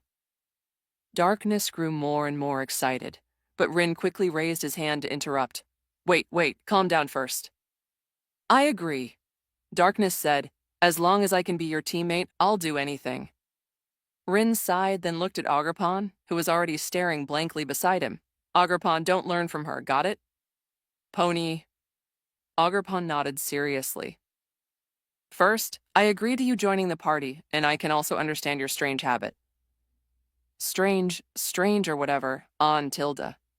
It was a very ordinary word, but when Rin said it so calmly, Darkness felt as if she was being treated like an insect. That forcibly suppressed her excitement, making her think her choice had indeed been correct. As long as she stayed by this man's side, she would definitely feel more pleasure. Although I can't understand, but... Forget it. Rin rubbed his forehead helplessly, then continued. First, you can only accept discipline from me. If you start showing that side of yourself to others, I will punish you. He stopped pretending and laid his cards on the table. Since Darkness had come to him, Rin wasn't going to let go of such a beautiful girl. It was just that Rin was selfish. He would never allow Darkness to... I understand. I will be obedient. This is my first time. My first time telling someone these things. I've always hidden it very well before. Darkness had already made ample preparations.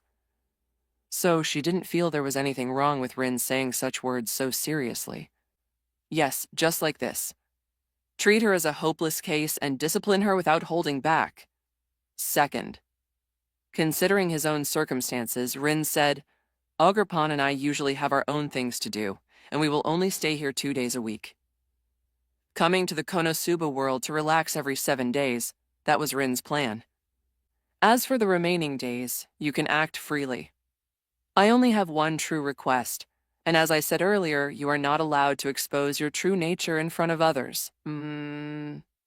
At this point, Rin released a trace of majesty toward Darkness. In an instant, she felt an unimaginable sense of oppression. Her pupils constricted slightly, and the scene before her blurred. The Rin who had been sitting beside her transformed from a harmless young man into a bottomless abyss.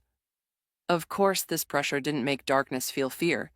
On the contrary, it made her even more excited. I understand. Darkness felt Rin's request was entirely reasonable. Since she wanted the other party to discipline her, she could only recognize one master.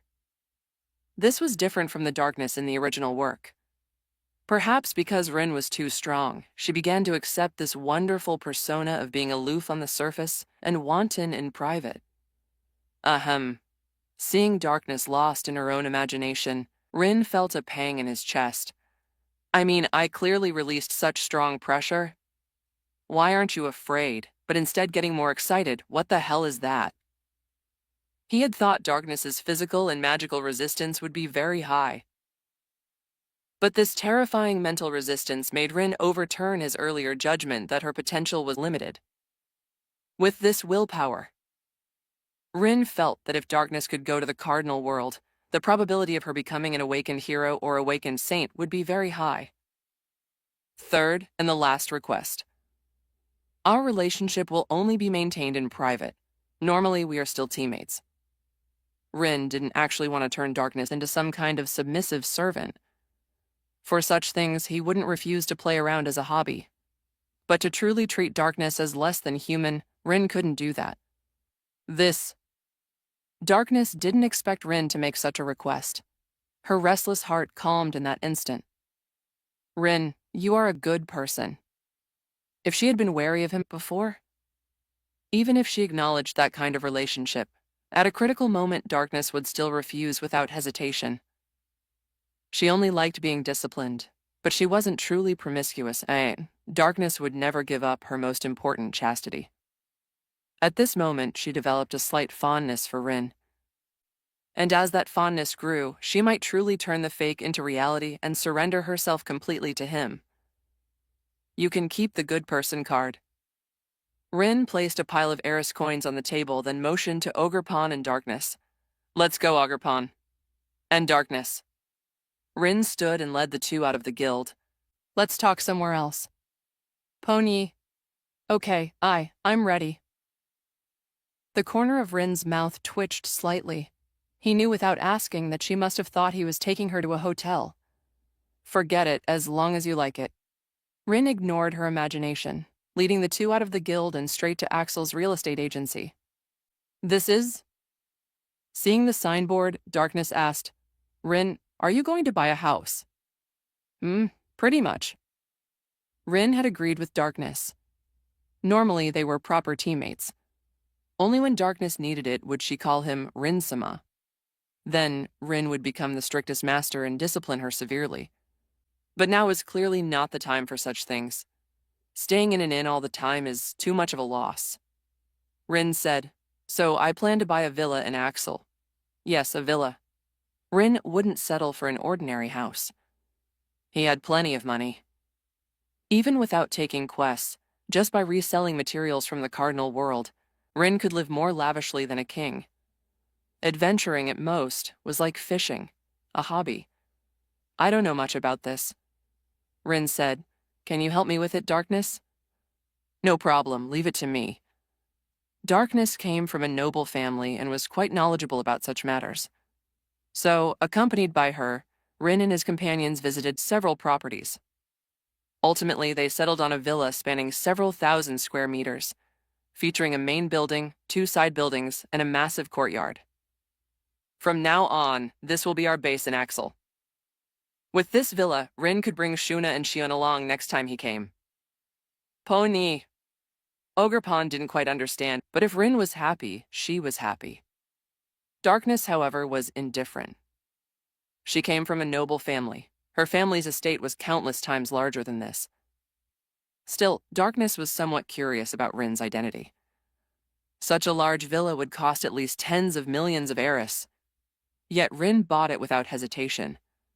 His attitude of not caring about money at all made Darkness guess that he, like her, was a child from a prominent family experiencing life outside. Darkness, feel free to pick a room. Darkness had intended to say she had a place to stay at the inn. But wasn't the current situation precisely the place she most desired? Are you already impatient to humiliate my body? Darkness thought of Rin's command. She carefully observed, only they were around, no one else. So, all right, I understand. Darkness's breathing quickened. Anyway, even if I refuse, you will definitely force me to stay here. Rin and Ogerpon exchanged a glance. Fortunately, both of them were already accustomed to Darkness's strange hobbies. So now... Rin slowly raised his hand, then brought it down sharply. The next moment, a crisp smack echoed through the villa's courtyard, accompanied by a girl's low moan, a mix of pain and a hint of excitement. Your room is right next to mine. I understand. Darkness nodded obediently, not daring to resist Rin's arrangement in the slightest. According to the rules, from now on, Darkness was Rin's possession, and the latter could do whatever he pleased with her. Rin naturally wouldn't truly do anything excessive. At most, he would strictly discipline Darkness, allowing her to experience the novel sensation of being humiliated. Pono. Ogerpon didn't know how to react. To be honest, Darkness's appearance had indeed opened Ogerpon's eyes. In this world, there were actually people who enjoyed being abused. Ogerpon truly couldn't understand. Meanwhile, at a construction site in Axel, the exhausted Kazuma and Aqua finally finished their day's bricklaying. All right, everyone worked hard. That's it for today? The foreman handed out salaries to everyone. Here, this is today's daily wage. Thank you. Foreman, you worked hard too. Good work. As the foreman announced the end of work, Kazuma, Satu, and Aqua received their wages and bowed in greeting. Well, everyone, we're off. Oh, good work. We'll count on you tomorrow, too. Kazuma greeted his senior workers, and Aqua followed suit. Listening to their seniors' voices, the two left the construction site. I worked all day again today. Kazuma couldn't imagine that he, who worked so diligently, was a shut-in NEET just recently. Clutching their day's wages, the two headed to the public bathhouse in town. The public bathhouse was almost identical to a Japanese sento. Converted at an average salary, the bathing fee here was more expensive than in Japan, but after work, one simply had to take a bath, and even if it was a bit pricey, they couldn't give it up. Tilda, I'm alive again, Tilda. Kazuma submerged himself in the hot bath up to his shoulders, leisurely relieving the fatigue of work. Since this place looked like a medieval setting, Kazuma had initially thought bathing in another world would be a luxury, but it seemed that was just his unilateral preconception. Thank you, thank you. Muttering gratefully, Kazuma left the bath and walked out, just in time to see Aqua waiting for him at the bathhouse entrance. What do we eat today? Aqua had no self-awareness as a goddess whatsoever and was already enjoying her current life. I want smoked lizard hamburger steak and ice-cold crimson neroid. I want meat too, Kazuma said. Then let's go to the guild and order 2 sets of smoked lizard hamburger steak meals. Agreed. Aqua raised both hands in agreement. And sparkling wine. A hamburger steak without sparkling wine has no soul. For the past week, the two had been working on the expansion of the town's outer wall. In other words, they were civil engineering laborers. This was far from the adventurer's work Kazuma wanted to pursue in this world. No, why has Aqua adapted to this life without even the slightest question? You're a goddess, aren't you? As if Aqua heard his inner thoughts, she said matter-of-factly, Why, if you don't work, you don't eat, right? You don't like working, do you? Honestly, shut-in neets are always so picky. In principle, there's also sales work in the shopping district you can do. No, that's not it. Kazuma was speechless at Aqua, who said these things so earnestly. How should I put it? What I'm looking for is that kind of thrilling combat against monsters, that kind of life. Besides, where in this world is it being invaded by a demon king or in crisis? It's so peaceful, I haven't even seen the word demon from Demon King. Hey. This was what Kazuma wanted to complain about the most. Axel was as peaceful as a fairy tale's fantasy land. The two chatted as they arrived at the Adventurers Guild. As soon as they entered, they heard loud cheers coming from inside. Long live Rin. Long live sparkling wine. Rin, Rin, Rin. Soon, Aqua learned about the current situation from others. A rich patron booked the place. Sparkling wine is free-flowing and everyone gets to order 1 set meal. Ah! Hooray! Long live Rin. With such exciting news, Aqua couldn't hold back. She immediately pulled out her fan and cast her banquet magic. Oh, oh, oh. This made the scene even livelier. As for why Rin was throwing money around again, it was, of course, because he was happy. Recruiting darkness and buying a new house, how could he not celebrate? Anyway, Rin had plenty of money into the Konosuba world. Let alone booking the place once. If Rin wanted to, he could easily buy the entire Axel. What is it? Are there adventurers like that in the guild? Kazuma was stunned. Still moving bricks at the construction site, he couldn't imagine how much it would cost to reserve the entire guild. But what did it matter? He was the one being treated after all. Please give me the most luxurious set meal. Kazuma had no integrity whatsoever. Rin, Rin, Rin. Even though Kazuma didn't know who Rin was, it didn't stop him from cheering. As for Aqua, you couldn't expect an idiot to remember Rin's name. And Rin didn't linger, avoiding an encounter with Aqua. Over the next 2 days, Rin thoroughly satisfied Darkness's various twisted demands, playing every possible scenario without missing a single one. Can't I go with you? That morning, Darkness looked at the two who were temporarily bidding her farewell, curious about their destination. Not yet. This time, Rin had essentially fulfilled Darkness's needs. At least during Rin's absence, she would be able to maintain her image as a cool, aloof female knight and wouldn't dwell on her masochistic desires. Well, to some extent, Darkness needed some time to digest the immense stimulation Rin had given her. Additionally, over these 2 days, Rin and Darkness's relationship had grown much closer. Now, suddenly hearing that Rin was leaving and not taking her, Darkness panicked a little. Am I going to be abandoned again? That's right, I'm so useless. I can't give Rin any help, I'll only drag him down. What are you thinking? Rin flicked Darkness's forehead, interrupting her spiral. Ogerpon and I are leaving for something. How should I put it? You can say we're going to collect a debt. Collect a debt? Darkness said, like collecting rent? Something like that. Rin described himself as a landlord with a vast amount of land, needing to check on it periodically. This was also why he could only be an adventurer 2 days a week. I see. Darkness wasn't stupid. She knew Rin was humoring her. But what did it matter? What Darkness wanted was Rin's attitude. His willingness to explain to her showed that he hadn't abandoned her. They were still teammates. These next few days, Darkness, you can do your own thing. Rin tossed a set of keys to Darkness. Also, please help me look after this place. Okay.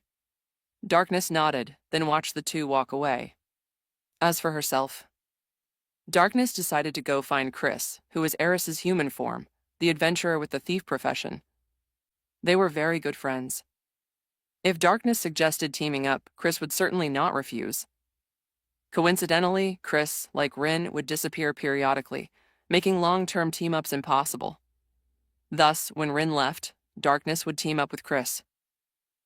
When Chris left, Darkness only needed to rest for a day or two, and then she could team up with Rin again. Being able to adventure with her friend, satisfy her preferences, and have 2 days to rest. This kind of life was simply wonderful, wasn't it? Are you ready, Ogerpon? Pony. Rin and Ogerpon were unaware of Darkness's thoughts. The two had already used the traveler ability to return to the cardinal world. Rin-sama. As soon as they returned, Shuna, who sensed their aura, rushed in. And Ogerpon, you're finally back. Ponyo, held in Shion's arms, especially feeling the weight from above her head. Ogerpon had a look of utter despair. You're back? Shuna was a step slower than Sean. She wasn't as idle as the latter and had a lot of work on weekdays. Ah. Rin nodded. Anything happen in the village these past 2 days while I was gone? No, the village is very stable. Shuna reported, everyone's strength is steadily improving, and they are diligently executing the expansion plan you set out. You've all worked hard. Returning from the Konosuba world, Rin had no intention of resting. On the contrary, he was already prepared to open the door to a new world. The reason for the long interval was mainly to consolidate the significant power Rin had gained during this period. While a new world was indeed intriguing, Rin understood the principle of not biting off more than one could chew. Introducing a new system hastily without fully grasping his own power would only make Rin's future plans chaotic. He needed a clear path for advancement, not aimless wandering. And after this period of settling, Rin felt he had a thorough understanding of the power he possessed. It was time to embark on a new adventure. Of course, due to cooldown, the next travel time was set for 2 days later. And this time, Rin planned to take Shuna and Xion with him. Traveler, cooldown 0:59. Almost there. As time reached the 3rd day, Rin looked at the 1-minute countdown on the skill, then at the 2 girls. This time, I plan to take Ogerpon and you two with me. Really? That's great. Xion couldn't hide her emotions. Hearing that Rin planned to take her, she jumped up with joy. And with that movement, the full fruits in front of her instantly caught Rin's attention. Cough. Rin coughed, then averted his gaze. Shuna naturally noticed Rin's gaze. This made her secretly grit her teeth, complaining about Xion's body, wondering why it was so vulgar. Everyone was an ogre, so why was she only small and cute? My brother and Sui, aren't you planning to take them too? Shuna said, for a new world, wouldn't it be unsafe with just Xion? Isn't Ogerpon there too? Xion had grown stronger, but she still respected Ogerpon, regarding her as Rin's top general and her own big sister. Well, in terms of age, there was actually no problem with this. Ogerpon had lived for hundreds of years in the Pokémon world. In terms of age alone, she might even be older than Rin, so Xion calling her big sister was well-deserved. I'll have to trouble Ogerpon again. Rin stroked Ogerpon's small head, helping to smooth her messy hair and putting on her hood. Ogerpon raised her hand, energetically shouting, Ogerpon will beat up all of Rin's enemies. I will also protect Rin-sama. Me too. Shuna and Xion also refused to be outdone. Rin's traveler ability couldn't carry people across worlds. However, in the traveler's judgment, dependents were not outsiders, but a part of Rin's power. As long as Rin wished, he could actually bring 5 A rank or higher combatants with him to explore other worlds. Are all the things ready? Already checked. To be able to travel between worlds at any time, Rin always kept a large amount of supplies in his sprit space. That's good then. Using the dependent connection, Rin informed Benimaru and Sue that he would be leaving for a while, asking them to manage the village well. Yes, Rin-sama. Please rest assured, Rin-sama. Sue and Benimaru replied to Rin almost simultaneously. They were already accustomed to Rin's occasional departures. This time was no different. Some dependents went out, some stayed, and everyone performed their duties. Additionally, Benimaru secretly contacted his sister Shuna, instructing her to take good care of Rin and not let their master suffer outside. Leave it to me, brother. Shuna was meticulous. Not only Rin, but also Ogerpon and Shion were under her care, making her practically Rin's grand steward and headmaid. Thus, with the activation of the traveler ability, the figures of the 4 disappeared before Benimaru and the other ogres. The 4 only felt a blur before their eyes. By the time they reacted, what greeted their sight was a biting cold wind and an endless expanse of the extreme northern ice plain. What's going on? Where did this send me? As space rippled, the moment Rin landed, he felt a cold wind assault his face. Whoosh tilde, whoosh tilde. Heavy snow fell, and the world seemed to be nothing but white.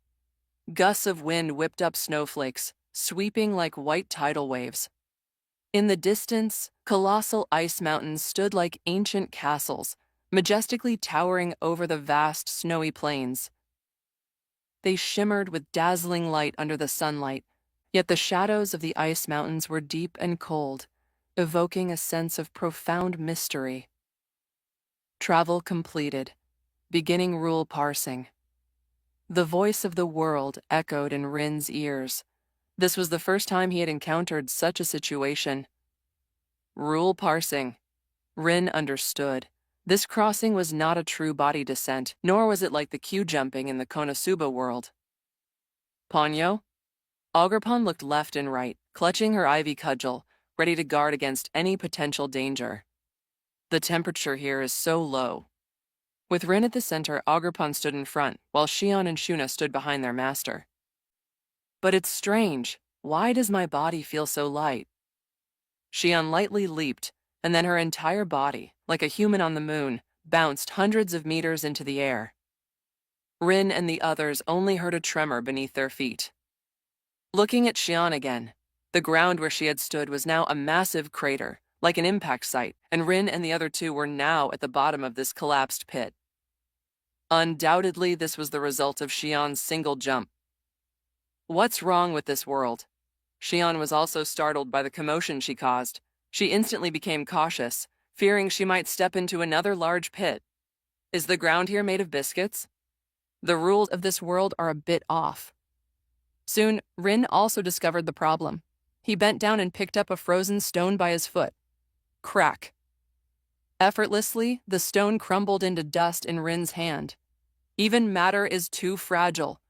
Shion, Ogerpon. Rin seemed to realize something and quickly instructed, control your strength. This world is far weaker than the cardinal world.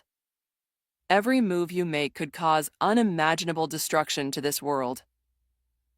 Because there was no comparison or testing, Rin was unsure of the exact difference between the 2 worlds. But just the ground beneath their feet gave them the feeling that with just a little more force, they could shatter it into pieces. I will be careful. Pony. Shion and Ogerpon immediately became extremely cautious. They had also noticed. The physical rules of this world were very strange. To put it simply, compared to the cardinal world, which was completely bathed in magicules, everything here, from grass to trees, felt like foam to Shion. It would burst with a single poke. Shion, with her A-rank strength, could even exhibit special A-rank or higher destructive power here. And this was just a conservative estimate.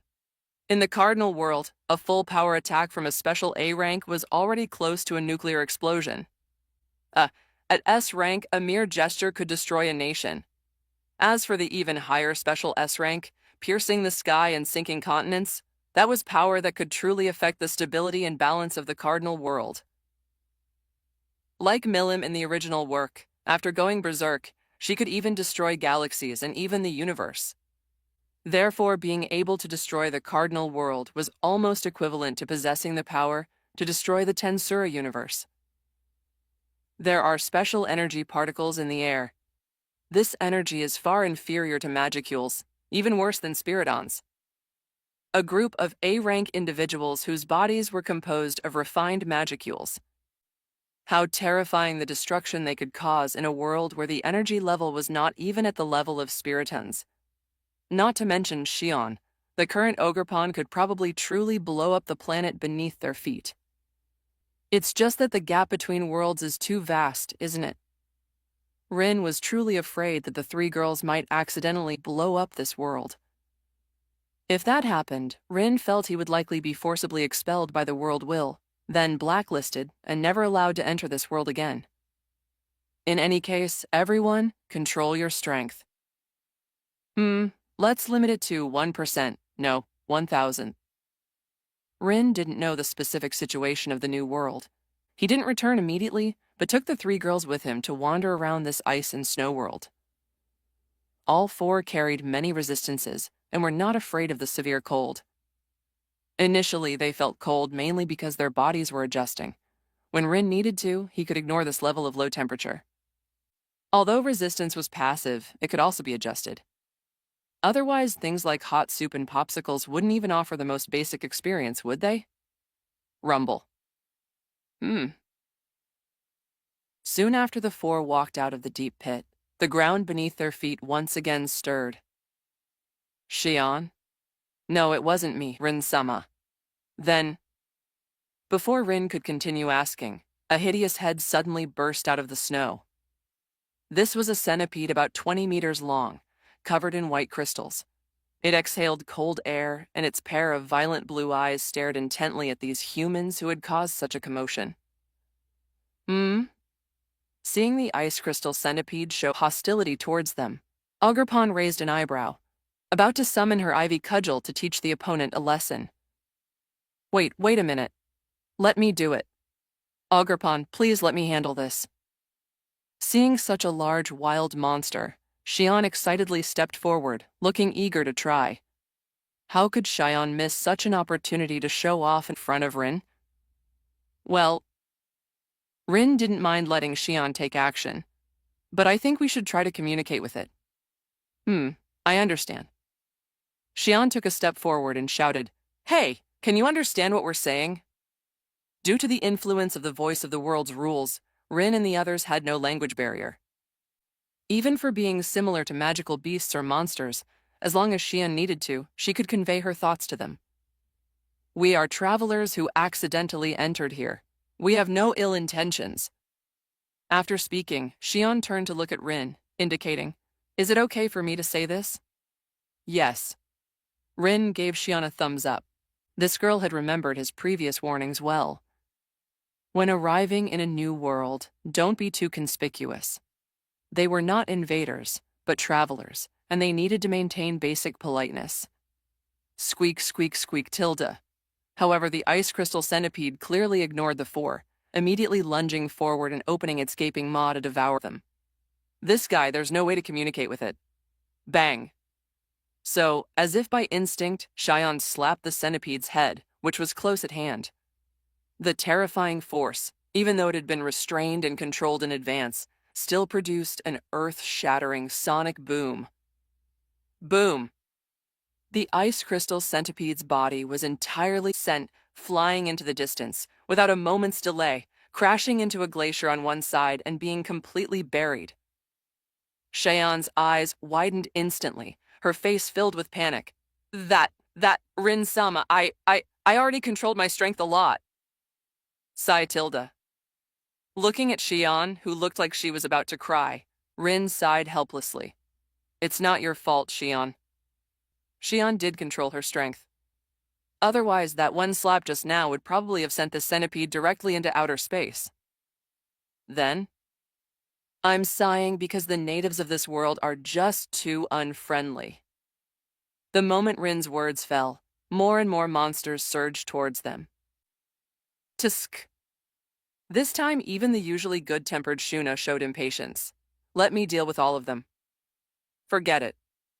After all, they were the ones who had caused the commotion first, and Rin didn't want to cause too much slaughter in this world. Let's change places first. Rin raised his hand and forcibly tore open the space-time of this world.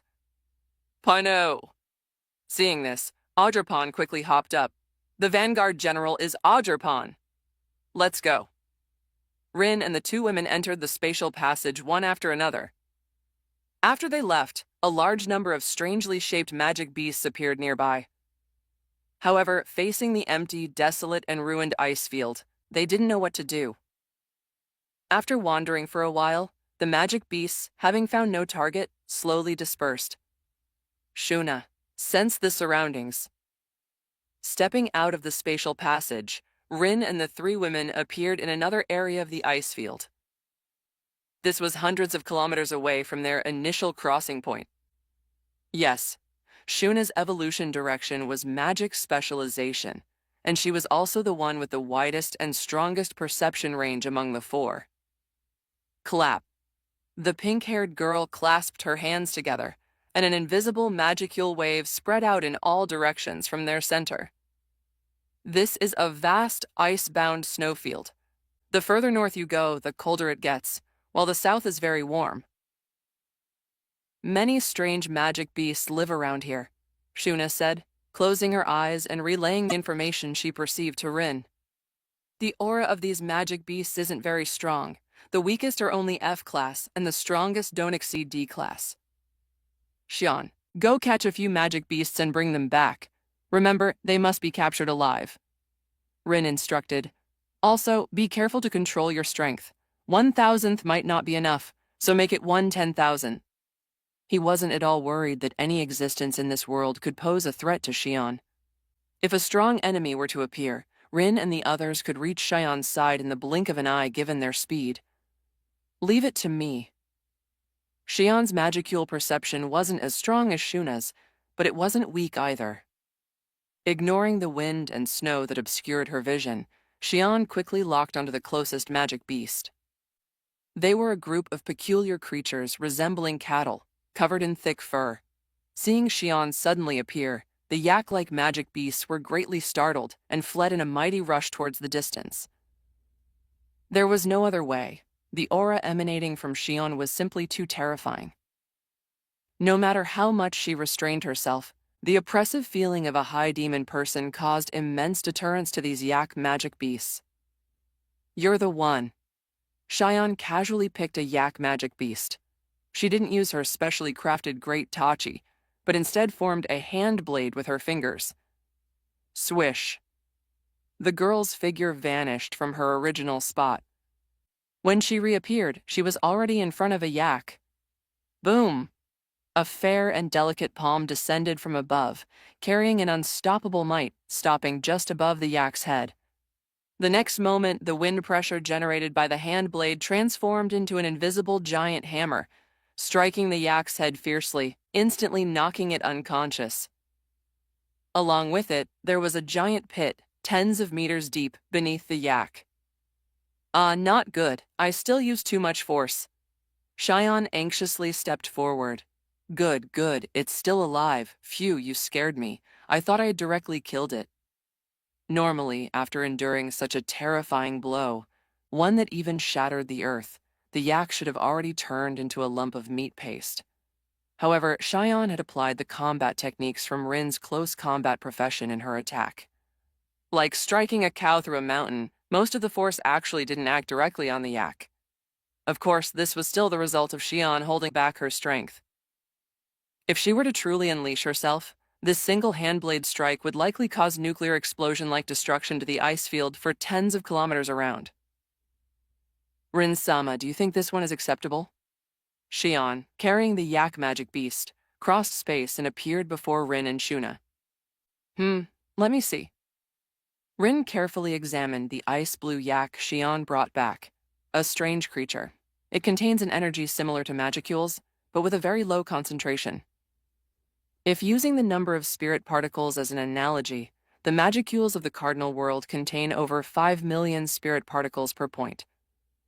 However, the energy within this magic beast only has about 100 per unit, a difference of almost 50,000 times. In such a weak world, will there truly be the power you need, Rin-sama?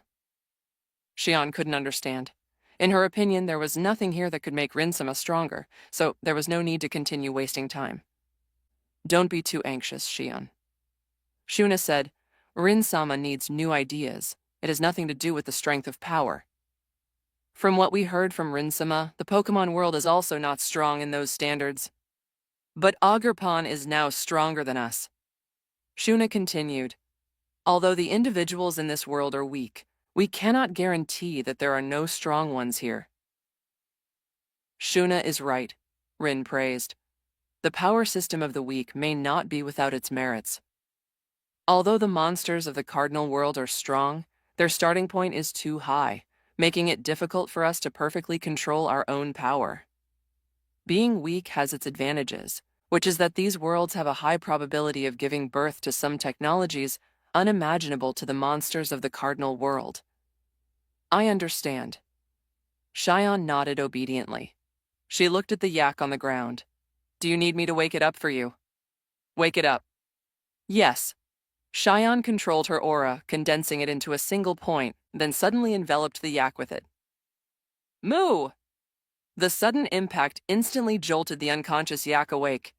The creature quickly got up, about to flee, but upon seeing Shion and Rin, it froze on the spot, looking utterly terrified. Oh? So it's not a wild beast, but an intelligent creature capable of communication?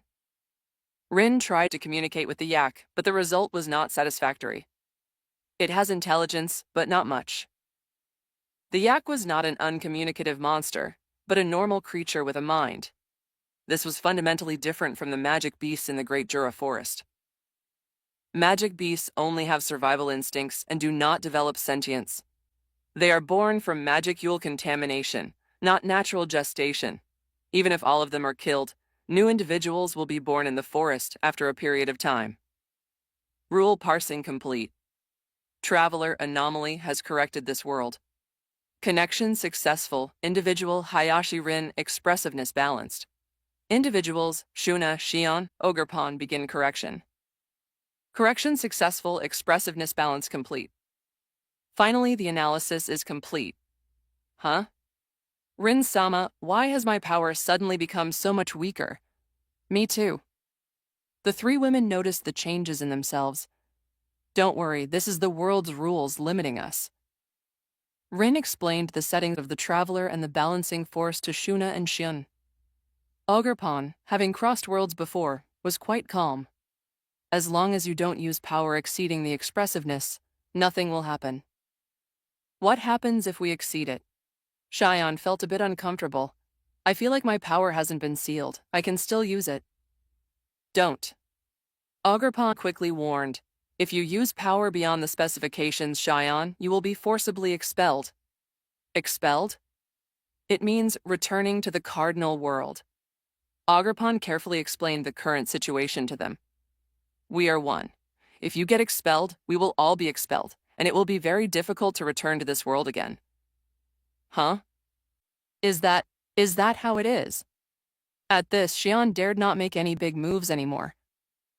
Even when speaking, she became cautious. Haha, it's not that exaggerated. Rin added, Ogerpon is indeed correct, but this time the four of us are not bound together. Even if someone is truly sent back, it's limited to one person. It won't be a collective punishment. Is that so? Ogerpon looked at Rin in confusion, not quite understanding the difference. Let me explain to you. Rin gently stroked Ogerpon's head and continued. My traveler ability can open doors to different worlds. After the door opens, we will cross over, and the voice of the world will arrange corresponding identities for us. Simply put, there are 3 ways to cross over like this. Rin had now opened 3 doors to different worlds. In the Pokémon world, Rin had also received similar prompts, But at that time, the voice of the world's reply was, "The supreme will of the current universe has tacitly approved." According to Rin's understanding of the Pokémon world, the supreme will there, if no accident, should refer to the true body of the creator god Arceus, the great god of Sinnoh.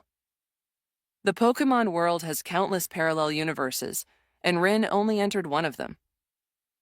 Given the magnitude of the great god of Sinnoh, as long as Rin wasn't planning to destroy the world and merely acted as an ordinary trainer, he wouldn't care. Then, isn't that very dangerous? Supreme Will, Creator God. Xion and Shuna didn't quite understand these terms, but they knew from the sound of them that they were powerful and not to be provoked. Don't worry, the voice of the world isn't stupid. If it truly encountered such a dangerous world, the voice of the world would have already failed during the negotiation phase, and naturally wouldn't be able to open the door for Rin. In other words, the voice of the world would first sign an agreement with the supreme will of the other world, an agreement that both parties must abide by. Then, while ensuring Rin's safety and freedom, it would connect the two worlds. The first type of world is managed, and Rin couldn't bring any extra beings besides Ogerpon, who was an original inhabitant of that world. Moreover, Rin entered the Pokémon world directly with his true body. Besides Rin, only Ogerpon the native could go there. So, except for the very first time, Rin usually chose the Konosuba world when stocking up on supplies. There was nothing he could do. Having a creator god watching him was simply too terrifying. The second type is like Aqua, intervening in a way that conforms to the rules of that world. Rin said, "For example, if I became a reincarnator under Aqua's charge, in the perception of the world will, I would be part of the rules, which is reasonable. That is why Ogerpon said she made a mistake, and I would be expelled along with her. Because with the second method of crossing, only I was truly recognized by the world, while Ogerpon descended as my summoned beast. If Ogerpon broke the rules and she was a part of Rin's power, then he would naturally be implicated. But this world is different." Rin added, "This world has no so-called supreme will. Rules also exist here, but the ones managing the rules are not powerful gods, but something similar to a program. So, not only me, but the three of you now also have independent identities." The subordinate relationship still existed, but they now had 3 ID cards, allowing them to move freely like Rin. The only thing to note is that your powers have also been balanced. The balance here refers to expressive power. An A rank in the cardinal world could cut off rivers, shatter the earth, and unleash a blow comparable to a nuclear bomb. Now, the 3 of them in this world have also been reduced to this level.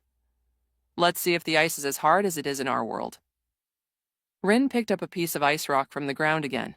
The original fragility had disappeared, and when he squeezed it, it felt exactly the same as in the cardinal world. It really is. Tisk. To actually become weaker, the rules of this world are truly unpleasant. Unlike Shuna's cheerfulness, Xion crossed her arms, quite displeased with the rule restrictions. It wasn't that she herself felt uncomfortable.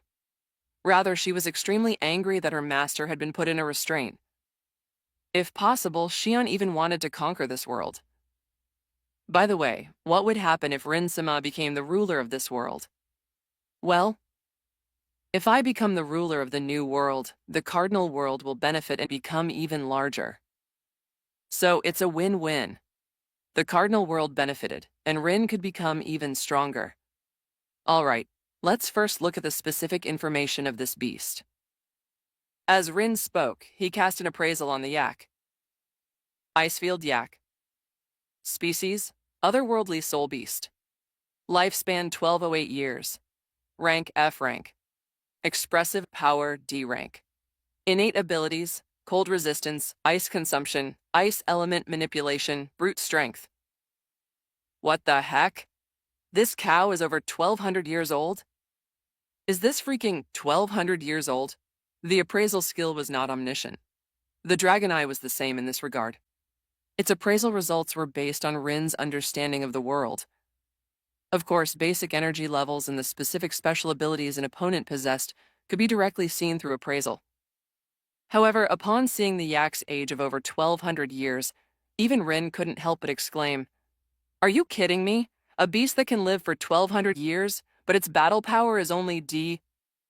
This was still D rank in the current world.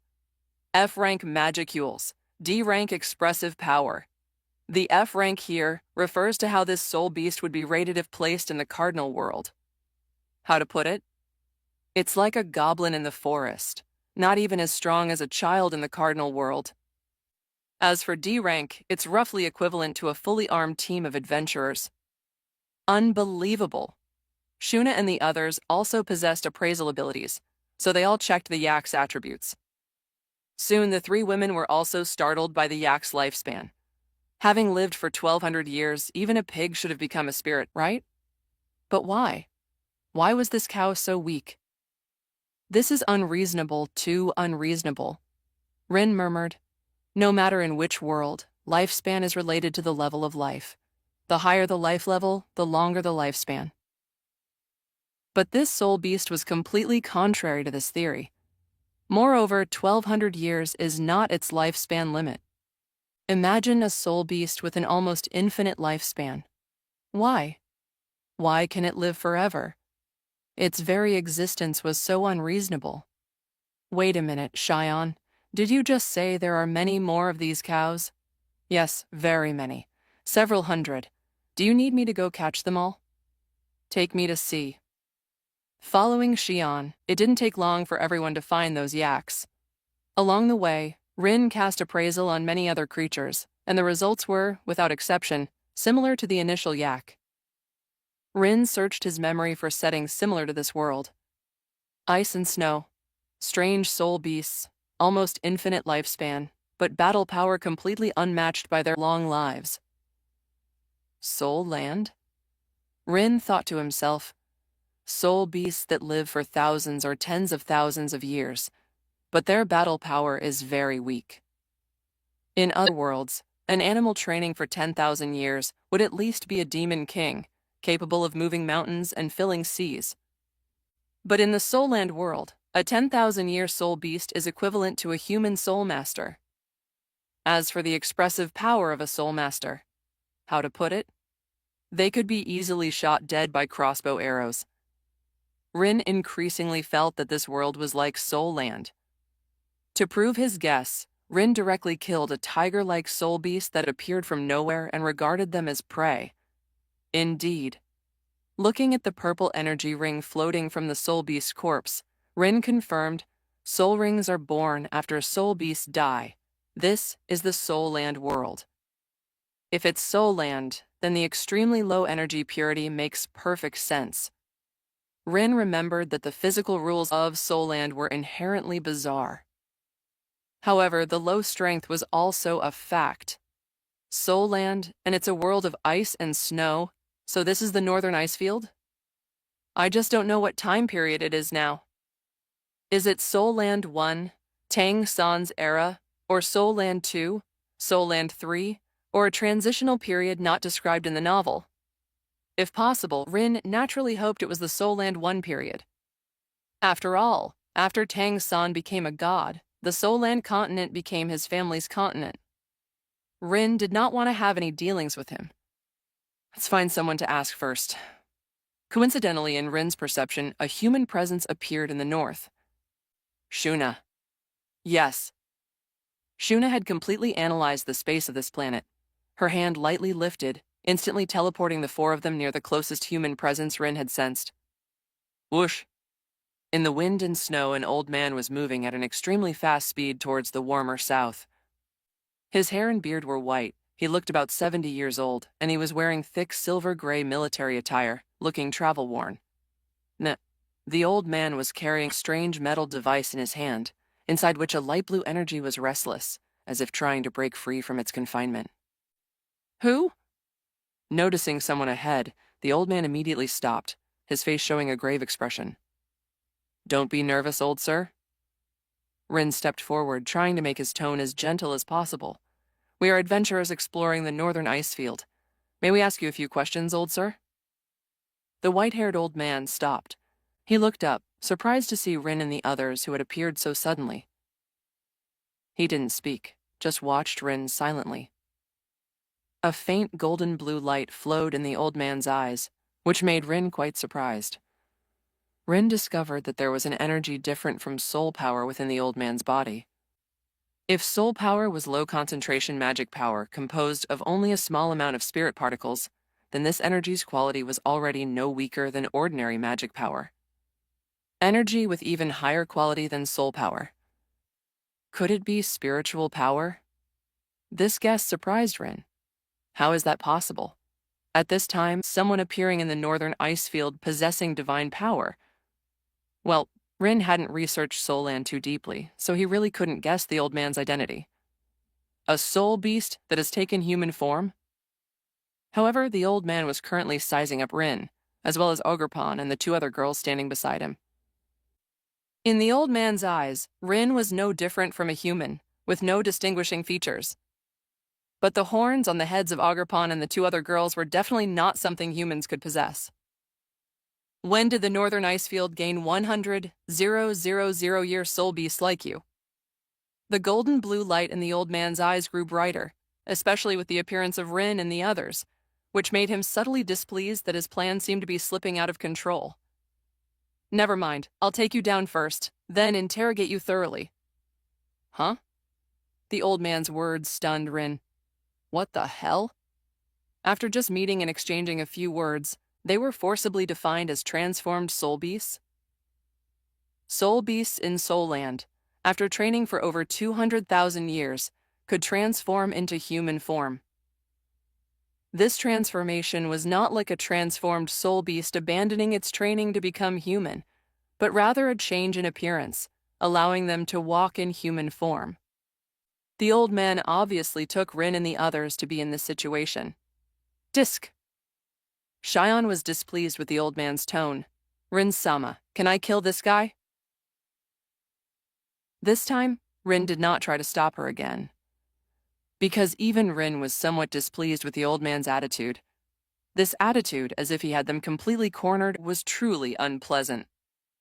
Presumptuous. The old man was enraged by Shion's words. A mere soul beast daring to speak to him like that was simply courting death. Boom. The old man's figure flashed, and in the blink of an eye, he was in front of Shion. At the same time, a giant hammer shimmering with blue lightning, carrying an overwhelming might, seemed poised to smash Shion into paste. Bang! However, Shion's counterattack was no weaker than the old man's. The girl drew the great blade she carried on her back and simply held it horizontally in front of her, effortlessly blocking the old man's enraged strike. What? The immense force not only failed to kill Shion, but the old man only felt a surging, overwhelming power coming from the front, forcing him to fly backward. Shion's eyes narrowed, and she advanced with her blade, engaging the old man in battle. Neither of them used any special moves, purely clashing in terms of strength, causing glaciers to shatter and the earth to be scarred with ravines. The enormous commotion spread in all directions, startling countless powerful soul beasts living in this northern ice field. What powerful strength! Who is it? Beneath a distant glacier, a giant ice scorpion, entirely emerald green like jade, turned its head in a human-like manner. She was the second-ranked of the northern ice field's 3 Arctic kings, the Ice Empress. This aura doesn't seem like a soul beast. Damn it, it's those hateful humans. If it wasn't a soul beast, then it was a soul master. Upon realizing that soul masters had intruded into the core area of the northern ice field and were causing such a commotion, how could the Ice Empress possibly tolerate it? She immediately rushed out of her lair and sped towards the direction of Shion and the old man's battle. To soul beasts, humans were mortal enemies. Now they had even entered her territory and were openly engaging in battle. This was no longer mere provocation, but a blatant declaration of war. Even to defend her territory and the dignity of a fierce beast, the Ice Empress had to go and bury these uninvited guests. A hammer with lightning? Could it be the Clear Sky Hammer? Someone from the Clear Sky sect? The old man's strength was absolutely not comparable to an ordinary titled Dulu. According to Rin's estimation, Shion, constrained by world rules, could at most unleash nuclear bomb-like destruction on the Duluo continent. Such power even surpassed that of a limit Duluo, reaching the demigod realm of this world. And this was still in a sealed state. Once Xion disregarded the world's repulsion and fully unleashed herself, even a first-class god descending would fall beneath her blade. To be able to fight Xion to this extent, the opponent must also be a demigod-level soul master. But does the Clear Sky sect have such an individual? Tang Chen from Soul Land 1, or Da Ming and Ming from Soul Land 2? Rin had some guesses about the old man's identity, but a better method was to directly use appraisal. He hadn't used it earlier out of politeness. Appraisal wasn't a very high-level skill, it wasn't silent. Rashly detecting others, if detected, would certainly be seen as a provocative act, leading to conflict. But now the old man was already fighting Xion, so Rin naturally had no need to hold back. Appraisal. Appraisal failed. Reason for failure. Interference from special mental energy. Interfered? The skill feedback surprised Rin. He quickly used the more powerful Dragon Eye's appraisal ability for another investigation. Detection started. Interference successfully broken. True name of individual obtained. Tang San. Tang San? Rin's pupils constricted. This result almost fried his CPU. No, is Tang San like this? Are you sure this is Soul Land? No. Incorrect. Rin continued to observe with the Dragon Eye and quickly discovered something amiss with the old man. It's not Tang San himself. In Rin's investigation, although the old man was strong, he was only a level 99 limit Dulu, not a demigod. The old man's state was more like that of a manipulated puppet. Within his body existed a more powerful consciousness that was controlling him, and the source of the spiritual power was also him. Dragon Eye. Immediately after, Rin cast appraisal on the soul tool the old man held in his left hand. Level 9 soul tool, God Sealing Altar. 100,000 year soul beast embryo, Snow Empress. Good heavens. At this point, Rin finally cleared up his thoughts. It's now the period of Soul Land 2, Peerless Tang Sect.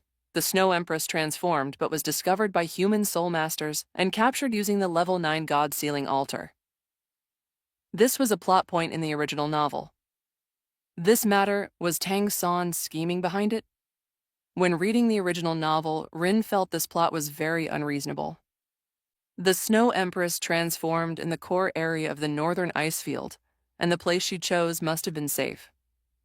But even in this situation, a soul master just happened to run nearby, and just happened to carry a sealing god platform, capable of sealing a 100,000 year soul beast.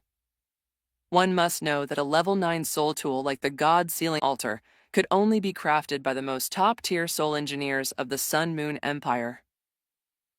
A soul master of extraordinary strength just happened to come to her chosen safe zone when the Snow Empress was transforming, and just happened to carry a level 9 God Sealing Altar.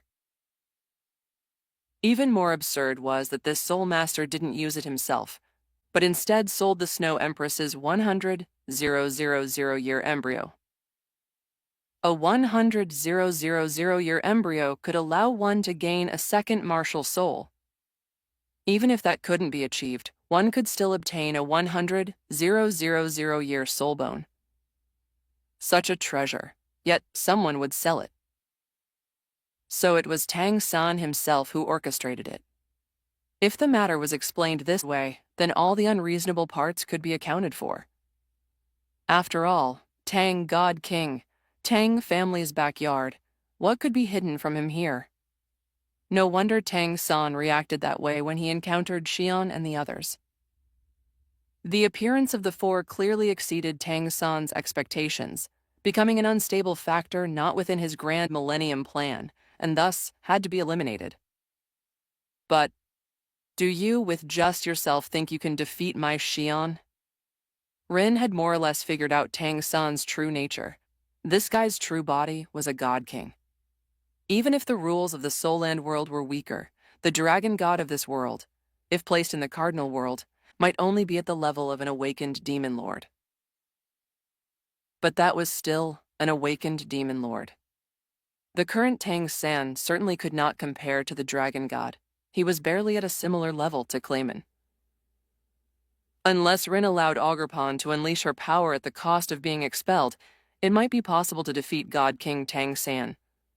However, once Ogerpon unleashed her power, she would not be able to stay in the Soul Land world for long. She would soon be expelled and then blacklisted. The cost so high that Rin hesitated whether to use it or not. While Rin was considering, Tang San noticed Rin's covetous gaze on the god-sealing altar in his hand and immediately put it into a soul tool that could store living beings. Snow Empress was a soul beast, but the Soul Land continent was his backyard. Every blade of grass, every tree, and every soul beast here was Tang San's property. Tang San would never waste powerful, fierce beasts like the Snow Empress. They were perfect for cultivating the child of destiny and helping him advance further. Shuna, go help Xian and then snatch the ring from his hand. Snatching something? Shuna did not ask what the god-sealing altar was. She would obey Rin's commands unconditionally. Thus, following Xian, whose close combat ability was off the charts, Shuna, who could freely control various elements, assisted Xian while simultaneously looking for opportunities to cast magic attacks on the Elder, possessed by Tang San's divine sense. The two women's combat style completely defied the Soul Master system. Here, soul skills, which were like shortcuts, no matter how continuously they were released, would still have intervals and cooldowns. But the two women's attacks had no such restrictions. Xian's attacks were extremely violent. Each slash was comparable to a full-power strike from a demigod. With the addition of dark magicules, even Tang San had to avoid her sharp edge. Shuna, needless to say. Mages were inherently output-oriented classes, and Shuna, who was even stronger than in the original work, stood behind Xian, directly transforming into an infinite firepower cannon. In no time, she had Tang San beaten to a pulp, scurrying around with his head in his hands. Damn it! Where did these two women come from? Tang San, in the divine realm, was observing the battle in the northern ice field with his divine sense. Being watched by the god of destruction, he could not personally intervene. It was already the limit to split off a wisp of his divine sense to control the Elder, allowing him to exert demigod-level combat power. However, neither Shuna nor Xian, in their sealed state, were weaker than demigods. They were even stronger. 2 against 1, Tang San's puppet was already on the verge of collapse. These people cannot be soul masters or soul beasts from the Soul Land continent. Tang San knew the Soul Land continent like the back of his hand. He even knew about the Silver Dragon King hidden beneath the Stardao Great Forest, and had already started planning to scheme for the dragon god's power. But Rin and his 3 companions were undoubtedly outsiders. Opportunity. It was precisely when Tang San was distracted that Shuna seized the opportunity and quickly used spatial motion, successfully severing the hand where Tang San wore the storage soul tool. Through the connection of divine sense, Tang San in the divine realm also felt the pain of the severed hand. Damn it. Martial soul avatar. Ring explosion. Seeing his puppet falling into a disadvantage, Tang San no longer hid his power and directly detonated all the soul power stored within the Elder. 9 soul rings, black, black, black, black, black, black, black, red, red, appeared behind the Elder. I have the item. Looking at the storage soul tool that Shuna had teleported into his hand, Rin ignored space and directly took out the god-sealing altar stored within it. If it were not to prevent Tang San from destroying the god-sealing altar in a desperate move, Rin would not have gone to such trouble. Deal with him, Ogerpon. Ponyi! As soon as he spoke, Ogerpon, who was standing in front of Rin, had already vanished without a trace. Rin did not care much for mere demigod-level combat power. Moreover, only a fool would wait for an enemy to finish casting. Ring detonation was indeed powerful, but would Rin give Tang San such an opportunity? In the god realm, Tang San, who was controlling the clear sky hammer and preparing to unleash his martial soul avatar and then crush his soul rings, suddenly felt a sharp pain in his head. Looking at the battlefield, Ogerpon was holding an ivy cudgel dripping with blood. And behind her, a headless corpse lay in a pool of blood. It was the demigod elder controlled by Tang San. If Xian and Shuna were equivalent to first-class gods who could only use demigod power, then Ogerpon, in the Soul Land continent, was a restricted god king. Killing a mere demigod was effortless. Rin-sama. Xian and Shuna showed no dissatisfaction at their opponent being snatched by Ogerpon. The three women returned to Rin-sama's side, examining the god-sealing altar in his hand. What is this? Our harvest from this trip. Rin had thought about what benefits he could gain in the Soul Land continent. Would it be awakening a martial soul, or soul rings and soul bones, or perhaps some rare heavenly treasures? No, none of them. Rin's path of growth had always been clear from beginning to end. That was to capture powerful beings, make them his dependents, and then bring them back to the cardinal world.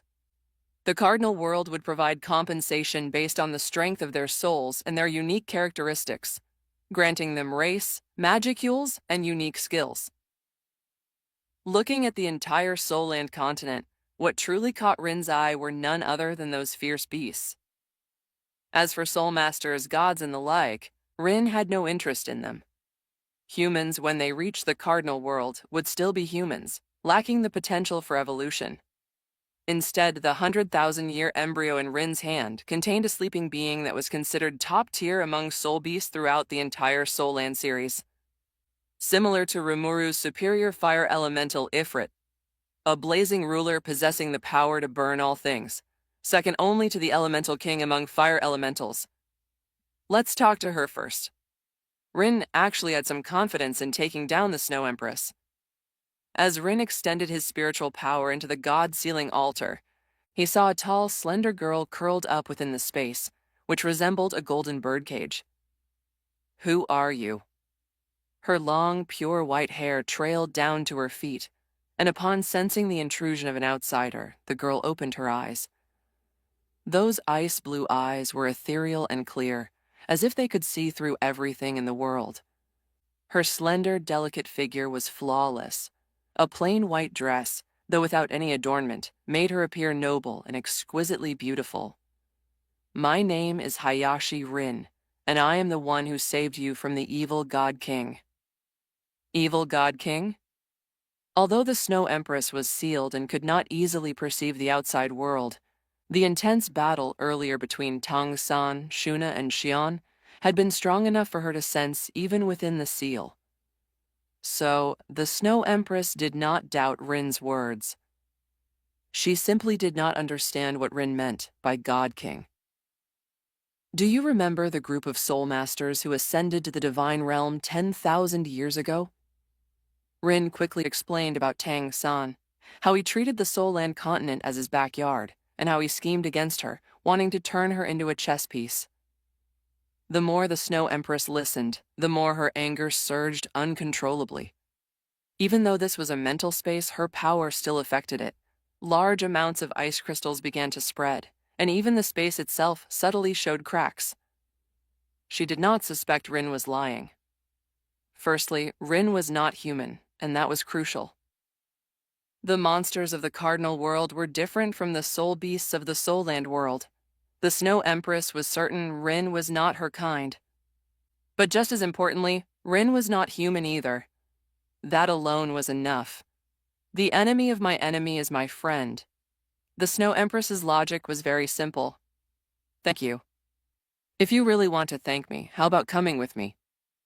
Come with you? The Snow Empress did not understand his meaning. Was he asking her to follow him? To become his subordinate or something similar? In the world of soul beasts, the strong were respected. The Snow Empress valued her dignity greatly and would not stoop to serving others. But Rin had saved her life. As repayment, the Snow Empress was not unwilling to do something for him. I will not be subservient to anyone. After saying this, she quickly added, but if there's anything you need me to do, I am willing to help you.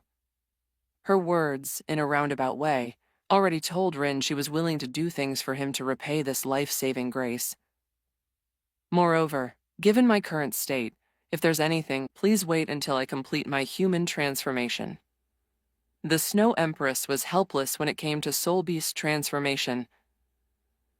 She had no confidence in surviving the heavenly tribulation, so she could only choose human transformation and retrain in hopes of a chance at godhood.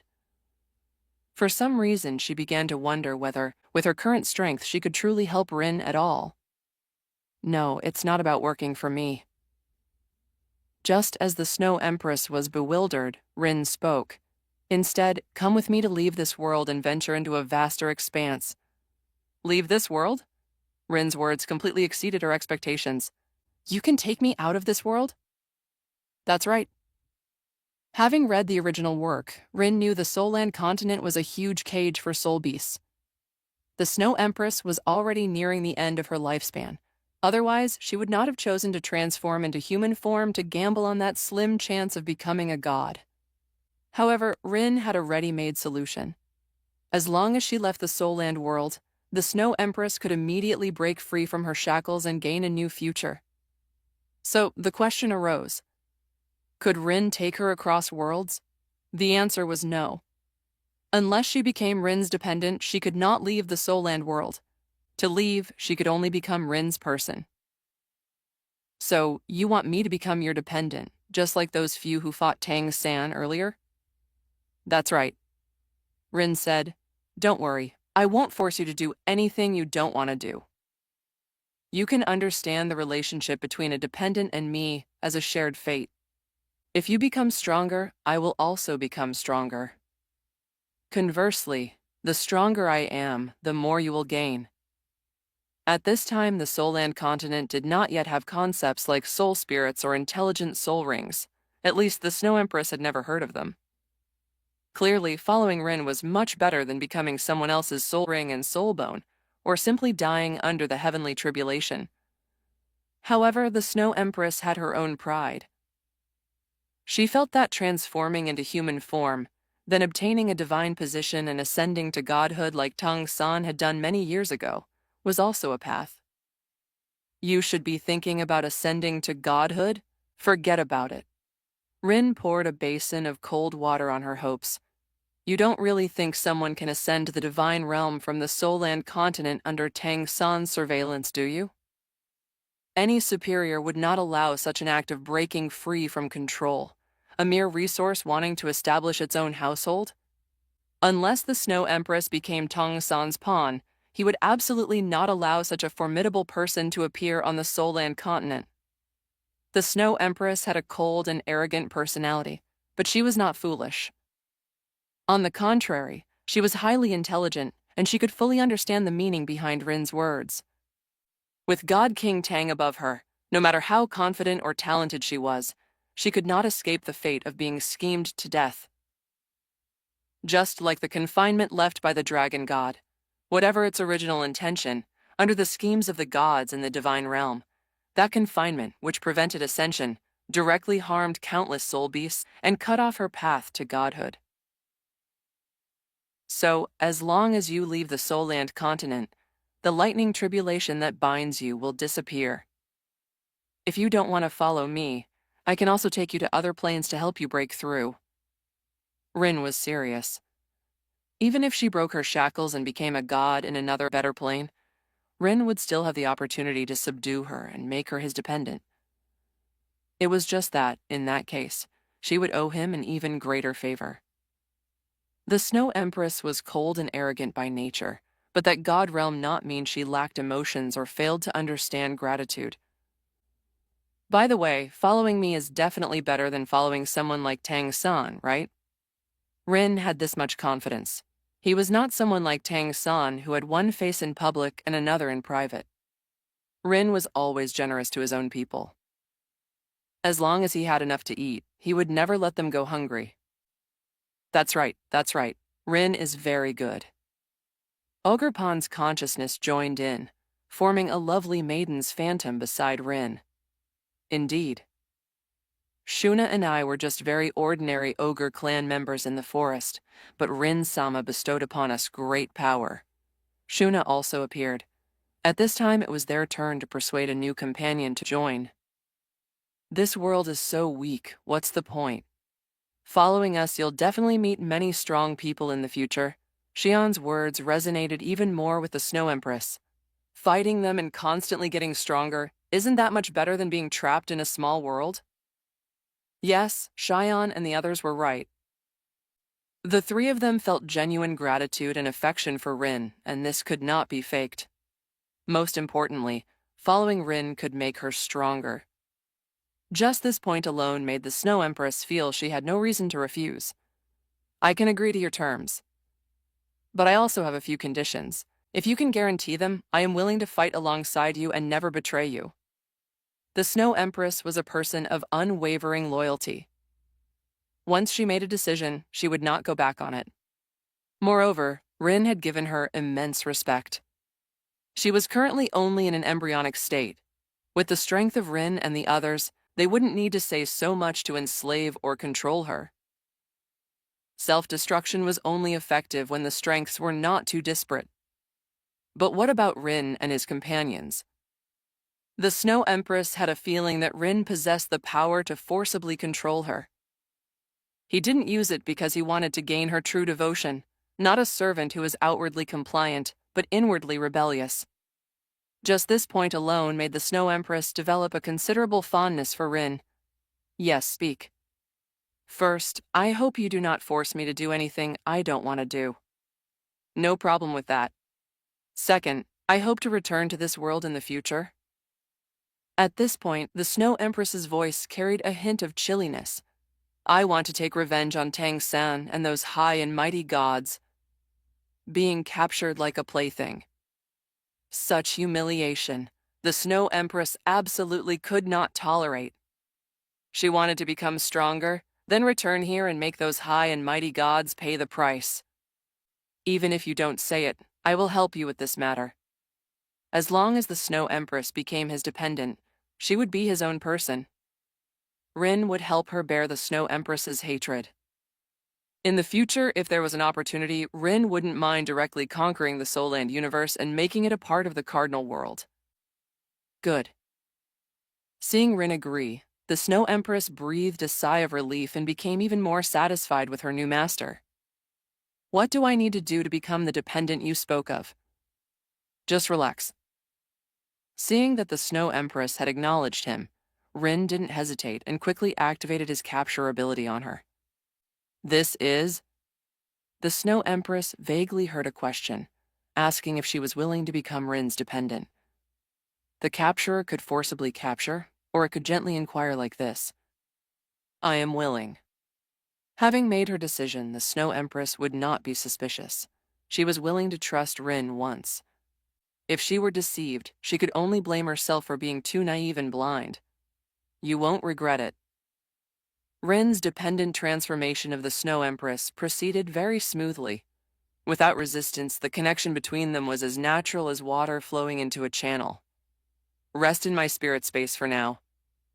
Rin opened the God-sealing altar, released the Snow Empress from it, and then used magic power to stabilize her form. Pale blue magic power transformed into a gentle stream, nourishing the damage the Snow Empress had sustained from her transformation being interrupted. The complete transformation would have to wait until Rin brought the Snow Empress back to the Cardinal world and utilized the rules of that place to fully complete it. Thank you.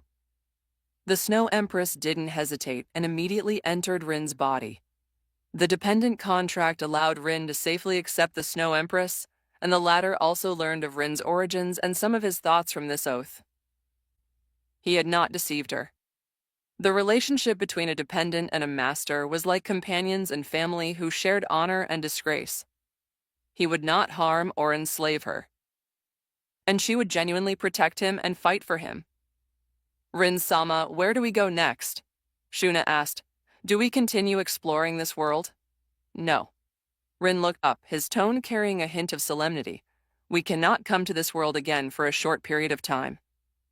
Before the three girls could ask why, An invisible and formless pressure descended from the sky, instantly enveloping everyone.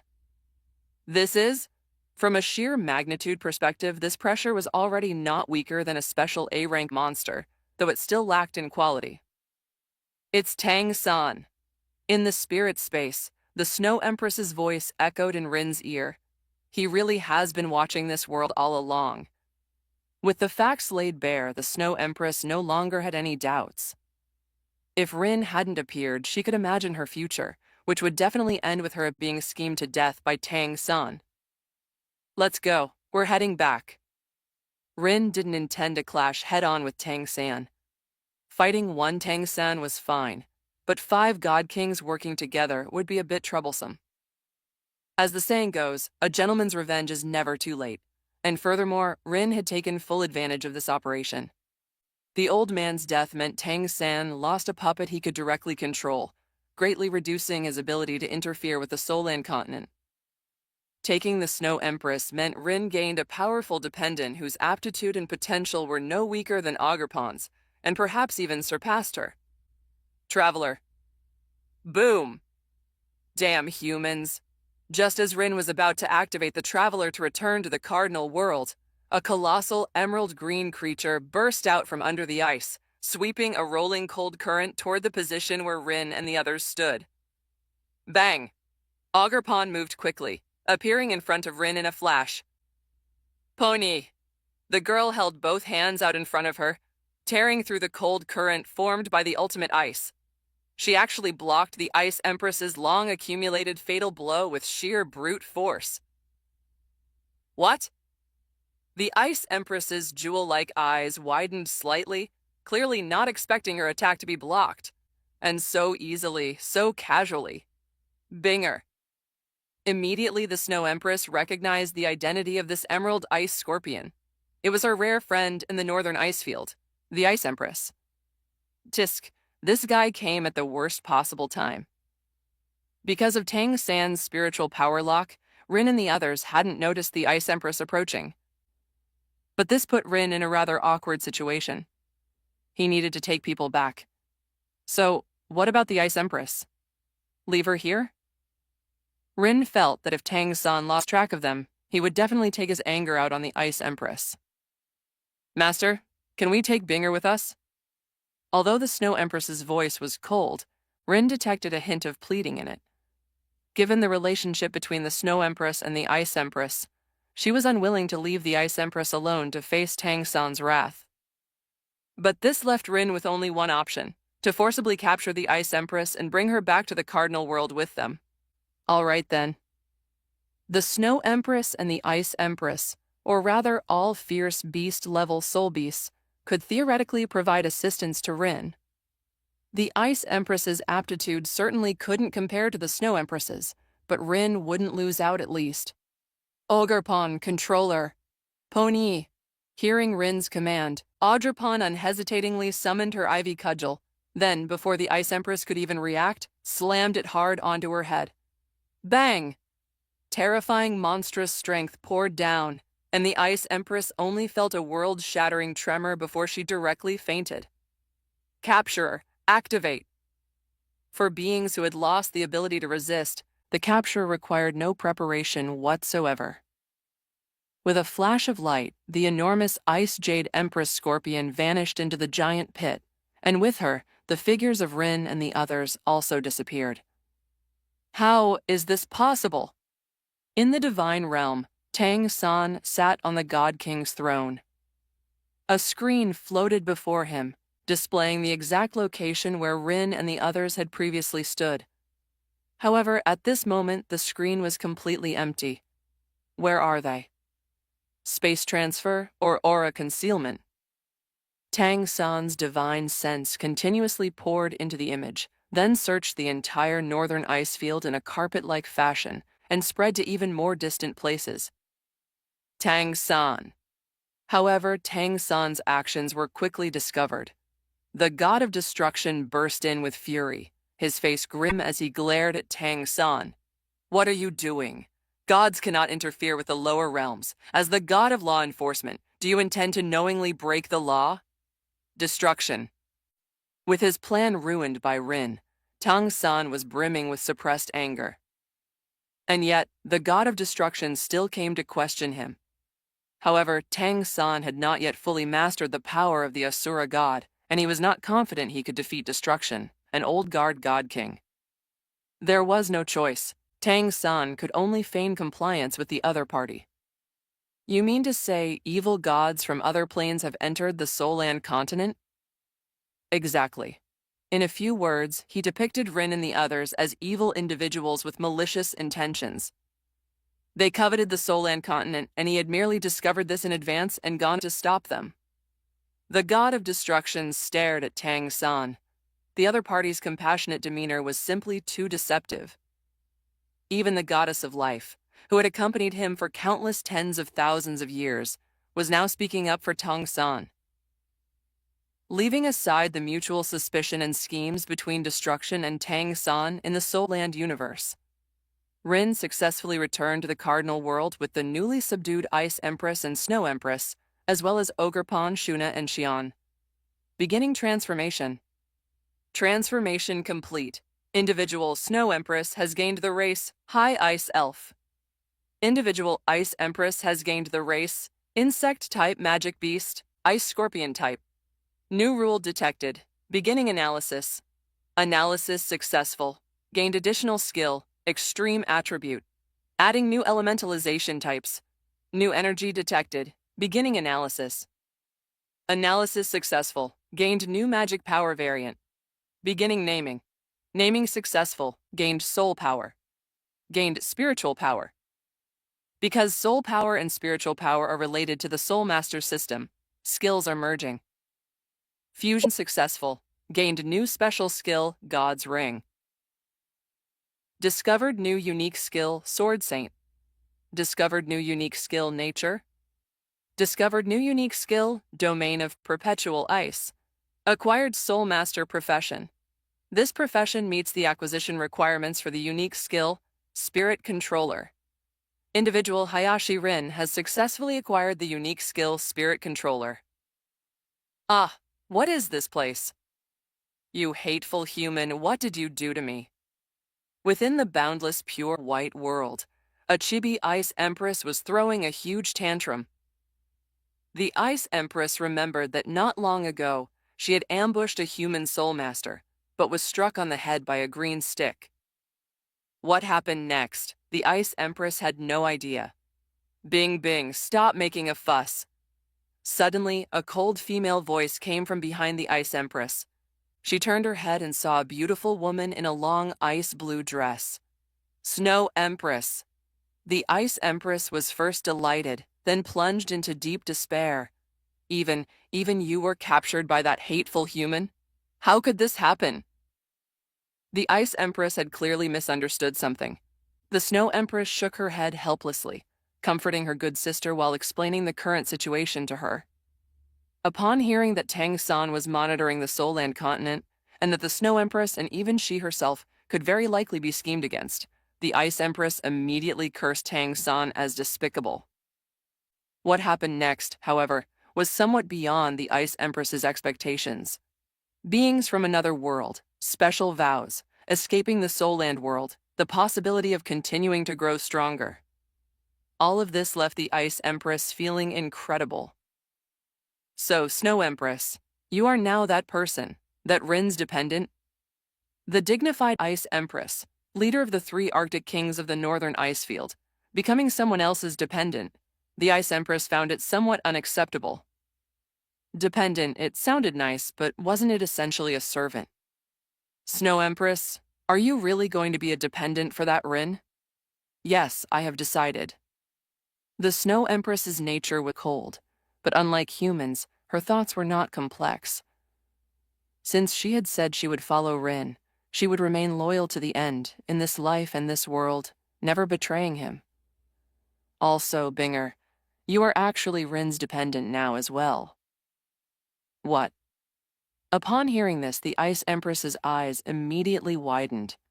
Rin's capturer can forcibly transform beings weaker than him into dependents. Theoretically, the Snow Empress, like the Ice Empress, was far weaker than Rin.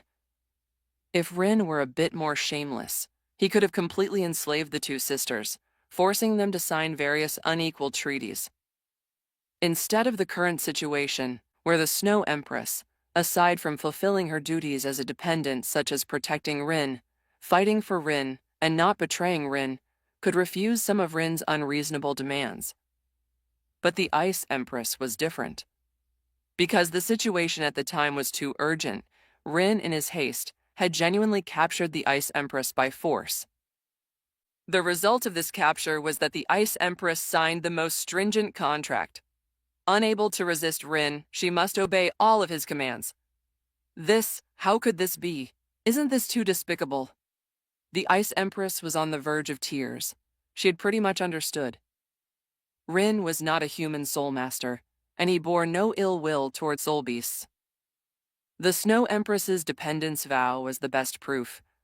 Sorry, circumstances call for immediate action. You'll have to endure for a while, Ice Empress. Rin's figure appeared beside the two sisters.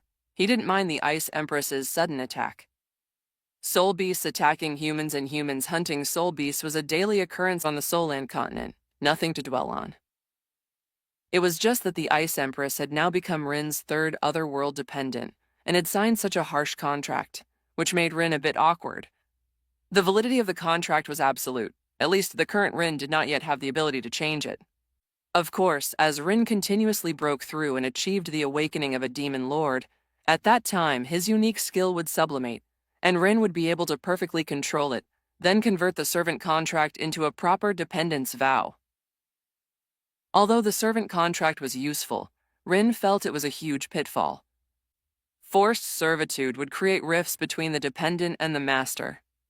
This was not conducive to the dependent's subsequent breakthroughs. Fortunately, Rin was not that kind of person and would not do as he pleased with the Ice Empress. You are Rin? When the Ice Empress saw Rin appear, her first reaction was not to question or curse. The small, chibi Ice Empress instinctively took a step back, then felt it wasn't safe enough, so she directly hid behind the Snow Empress. Only then did she dare to peek out half her head, looking at Rin timidly. Rin knew the Ice Empress's current state. The power of the servant contract made it impossible for the Ice Empress to defy Rin. In her eyes, Rin was like an evil slave owner holding a whip. Just standing there would bring her immense pressure and fear. All thoughts of bargaining or proud defiance became a joke at this moment. I'm actually scared of this guy in front of me. What humiliation! The Ice Empress wanted to fight against the tremor in her heart, but the power of the contract prevented her from even conceiving the slightest thought of resisting Rin. All right, Rin isn't like that. He won't bully you. Let's get along well, Ice Empress. Rin smiled gently at the Ice Empress. He waved his hand, signaling the Ice Empress to come to his side. He did not use the power of the contract, so even if the Ice Empress was unwilling, she could refuse. However, how could the Ice Empress succumb to the fear in her heart? She would face the abyss. So when the Ice Empress clasped her small hand with Rin's, she truly felt the emotions from her master, a heartfelt welcome and affection. Perhaps this dependent transformation came too suddenly, catching Rin somewhat off guard. But since it had happened, Rin regarded it as his destiny with the Ice Empress. Don't you want to see your newly acquired power? Rin stroked the Ice Empress's soft little head and laughed. You're much stronger now than before, you know. Eh? Perhaps the previous changes came too suddenly, and the Ice Empress hadn't carefully examined them. Now, after Rin's reminder, the Ice Empress suddenly discovered her enormous changes. She first transformed, changing from her chibi scorpion form back to the appearance of a young girl with emerald green hair. What's going on? So that's it, that's how it is. The Ice Empress was shocked by this sudden pleasant surprise. She had never imagined that happiness would arrive so abruptly. The surging energy within her body was called magicules. In terms of quality, soul power wasn't even fit to carry Magicule's shoes. Magicules corresponds to the spiritual power. No wonder it's so strong. The Ice Empress thought of a possibility. Then doesn't that mean I'm essentially a god now? Thinking that way isn't wrong. Rin looked at the Snow Empress, who was also carefully sensing her own changes. If you two return to the Soulland continent again, you might not be enough to fight Tang San, but ordinary gods are definitely no match for you. Not just no match. If the two sisters joined forces, they might just go on a rampage.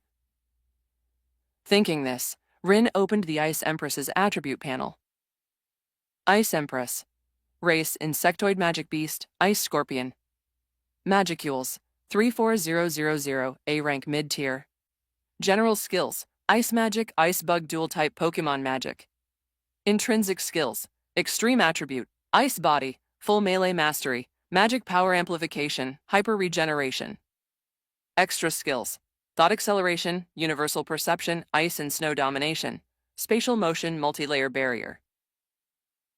Unique skill, Domain of Perpetual Ice, creates a domain where the flow speed of matter within it can be freely controlled. Exclusive skill, Twin Martial Soul, Eternal Night, Blazing Sun. Both Ice and Snow Empress are Rin's martial souls, sharing life and death, capable of martial soul fusion. Special skills Magicules, Solidification, Inheritable, God's Ring, Non-Inheritable.